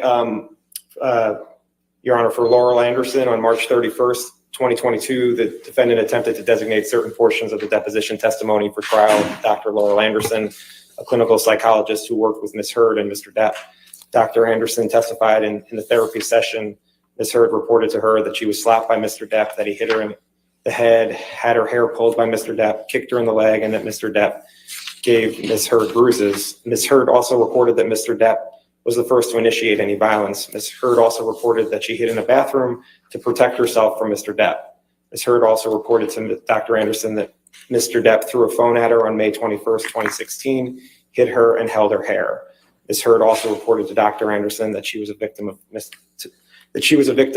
Depp's abuse. The testimony is contained in Dr. Anderson's deposition transcript, which is Exhibit A. The court also excluded records of Dr. Anderson from Ms. Heard's and Mr. Depp's therapy sessions and a treatment summary, which are Exhibits B and C. Mr. Depp objected to Dr. Anderson's testimony as described in medical records, stating that they were hearsay and that they did not fall into any exceptions, including statements for purposes of medical treatment. The court sustained the objection on the grounds that the testimony and exhibits were hearsay. For Dr. Kipper, on March 31st, 2022, the defendant attempted to designate certain portions of the deposition testimony for trial of Dr. David Kipper, Mr. Depp's physician. Dr. Kipper testified Ms. Heard voiced concerns of Mr. Depp's behavior while on drugs and alcohol, that Mr. Depp tried to fight and push Ms. Heard while he was attempting detox on his island, and that she found lots of cocaine in February 2016. Dr. Kipper also testified he told Mr. Depp to, quote, bury the dragon, which referred to the bad feelings that Mr. Depp has inside him. This testimony is contained in Dr. Kipper's deposition transcript, which is Exhibit D. Dr. Kipper also testified about an email he wrote explaining Mr. Depp's detox treatment. In the email, Dr. Kipper wrote to Mr. Depp's sister that Mr. Depp had fundamental issues with anger, romanticized the drug culture, and had no patience if his needs were not met. This email is Exhibit C. Exhibit E. Mr. Depp objected to Dr. Kipper's testimony and the email stating it was hearsay, that it did not fall into any exceptions, including statements for purposes of medical treatment. The court sustained the objection on the ground that the testimony and exhibits were hearsay. Deborah Lloyd. On March 31st, 2022, the defendant attempted to designate certain portions of the deposition testimony for trial of Debbie Lloyd, Mr. Depp's nurse. Ms. Lloyd testified Ms. Heard voiced concerns about Mr. Depp's behavior while on drugs and alcohol, and that Mr. Depp worked himself up into a rage and was trying to fight Ms. Heard while he was attempting detox on his island. This testimony is contained in Ms. Lloyd's deposition transcript, which is Exhibit F. Also, Ms. Lloyd kept nursing notes on these issues that she testified to, which is Exhibit G. Mr. Depp objected to Ms. Lloyd's testimony and portions of the nursing notes stating it was hearsay that did not fall into any exceptions, including statements for purposes of medical treatment. The court sustained the objection on the ground that the testimony and portions of the nursing notes were hearsay. Aaron Borum-Filati. On March 31st and April 1st, 2022, the defendant attempted to designate certain portions of the deposition testimony for trial of Ms. Filati, Ms. Heard's, and Mr. Depp's nurse. Ms. Filati testified that Ms. Heard reported to her on December 16th, 2015, that Mr. Depp headbutted Ms. Heard in the forehead. This also was contained in Ms. Filati's nursing notes, which is Exhibit H. Ms. Filati further testified that Ms. Heard reported being freaked out after the December 2015 incident and testified to text messages between herself and Ms. Heard, where Ms. Heard reported the incident of abuse. These text messages are Exhibits I, J, K, L, and M. Ms. Filati also testified that on May 21st, 2016, Ms. Heard reported that Mr. Depp became completely delusional and crazed and hit Ms. Heard in the face while she was on the phone with I.O. Tillett Wright. Ms. Filati testified to text messages reporting this as well, which are contained in Exhibit N. The testimony is contained in Ms. Filati's deposition transcript, which is Exhibit O. Mr. Depp objected to Ms. Filati's testimony, portions of the nursing notes, and the text messages referenced stating it was hearsay that did not fall into any exceptions, including statements for purposes of medical treatment. The court sustained the objections on the grounds that the testimony and portions of the nursing notes and the text messages were hearsay. Amy Banks, Dr. Amy Banks. On April 29th, 2022, the defendant attempted to designate certain portions of the deposition testimony for trial of Dr. Amy Banks, a clinical psychologist and relationship consultant who worked with Ms. Heard and Mr. Depp. Dr. Banks testified that in therapy sessions, Ms. Heard reported that Mr. Depp attacked her physically, including by hitting her with his hand. Dr. Banks also testified that Ms. Heard reported that Mr. Depp cut his finger off and burned himself with a cigarette. Dr. Banks also reported that Ms. Heard told her that Mr. Depp initiated the violence while in a session with Mr. Depp, and Mr. Depp did not object to the characterization of the violence. Finally, Dr. Banks testified that she believed Ms. Heard's accounts of the violence and that Ms. Heard was a victim of domestic abuse. This testimony is contained in Dr. Banks's deposition transcript, which is Exhibit P. Mr. Depp objected to Dr. Banks's testimony, stating it was hearsay that did not fall into any exceptions, including statements for purposes of medical treatment and for providing improper expert opinion. The court sustained the objections on the grounds that the testimony about the abuse was hearsay and that Dr. Banks's testimony that Ms. Heard was a victim of domestic abuse was improper expert opinion. Connell Cowan. On April 29th, 2022, the defendant attempted to designate certain portions of the deposition testimony for trial of Dr. Connell Cowan, a clinical psychologist who worked with Ms. Heard. Dr. Cowan testified that in the therapy session, Ms. Heard reported abuse by Mr. Depp, including text messages and medical notes, where Ms. Heard reported in December 2015 that, quote, "Johnny did a number on me," end quote. This testimony is contained in Dr. Cowan's deposition transcript, which is Exhibit Q. It is also contained in Dr. Cowan's medical notes in Exhibit R at Depp 9122 through 23, and is contained in text messages that are Exhibits S and T. Mr. Depp objected to Dr. Cowan's testimony, stating it was hearsay that did not fall into any exceptions, including statements for purposes of medical treatment. The court sustained the objections on the ground that the testimony about the abuse was hearsay. Alan Blaustein. On April 29th, 2022, the defendant attempted to designate certain portions of the deposition testimony for trial of Dr. Alan Blaustein, a clinical psychologist who worked with Mr. Depp. Dr. Blaustein testified that in the therapy sessions, Mr. Depp reported that he had cut himself as a child and burned himself with cigarettes. Dr. Blaustein also testified about the drugs that Mr. Depp was on as reported to him by Ms. Lloyd. This testimony is contained in Dr. Blaustein's deposition transcript, which is Exhibit U.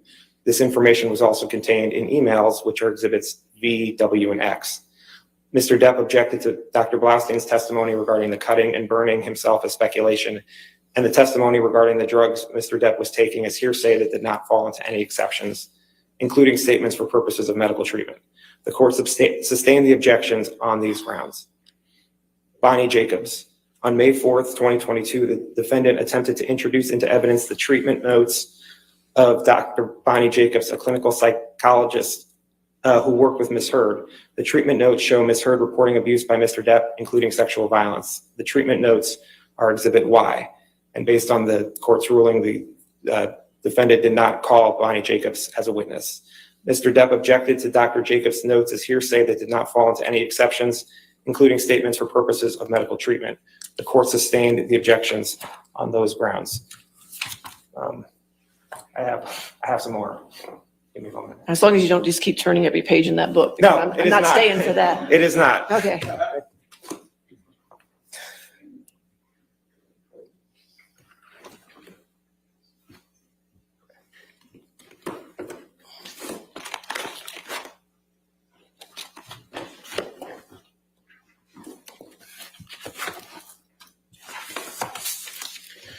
The UK judgment. On April 29th, 2022, Ms. Heard moved to allow evidence and questioning regarding the UK judgment and for admission of the judgment itself, which is Exhibit Z. In support for her motion, Ms. Heard argued that Mr. Depp had opened the door to the admission of the judgment by presenting evidence of damages after the date of the judgment on November 2nd, 2020.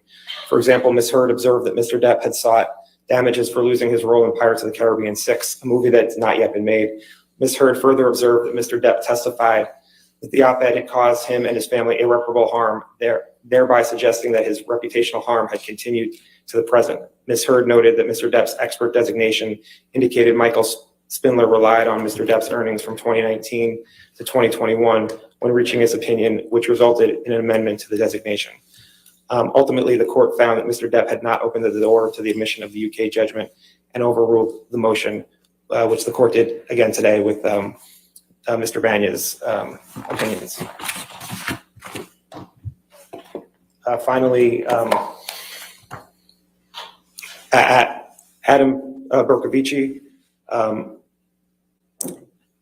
May 19th, 2022, Ms. Heard attempted to call Adam Bercovici, who is an expert in the policing and Los Angeles Police Department policing of domestic violence calls for service. Mr. Bercovici would have testified to his qualifications in the field of policing and LAPD policing of domestic violence calls for service as follows, and further outlined in Ms. Heard's fourth supplemental and rebuttal disclosures dated March 31st, 2022. As a patrol officer, field supervisor, uniformed watch commander, both as Sergeant Second and Lieutenant One, along with multiple assignments as an officer in charge, Lieutenant Second of specialized detective units. During his tenure with the LAPD, Mr. Bercovici held numerous positions directly responding to and overseeing subordinate officers' responses to the domestic violence calls for service, including as a patrol officer, supervisor, watch commander, and assistant watch commander. And actually this, Your Honor, is the person who prepared this, prepared a longer brief of what he was going to say. Is it okay to just submit it rather than hearing me read it all? Any objection to that? No objection. Okay. Okay. That's fine. And with that, that's okay. You just scared me with the size of that. No, I understand. Okay. All right. That's fine. If you can get Jamie our copy of it, we'll make sure it becomes part of the record as well. Okay. All right. Do you have any proffers, Mr. Chu, that you need to at this point? Not at this time, Your Honor. Thank you. All right. Then I think there's just a couple of things I need from you. Like tomorrow, let me, by the end of the day tomorrow, if I could get clean jury instructions without the cites on them for the ones that have been admitted, and also the verdict forms as well, if that's been worked out. Okay. Your Honor, we sent revised jury instructions to them yesterday morning and a revised verdict form today. So just waiting to get back. But we'll coordinate. All right. Thank you. And you're working with Jamie about some exhibits. There's some that were, both sides noted that were in evidence that are not. So I want to make sure everybody gets everything cleared up. You're caught up? Okay, good. All right, just keep that going so we can get that, make sure that's taken care of.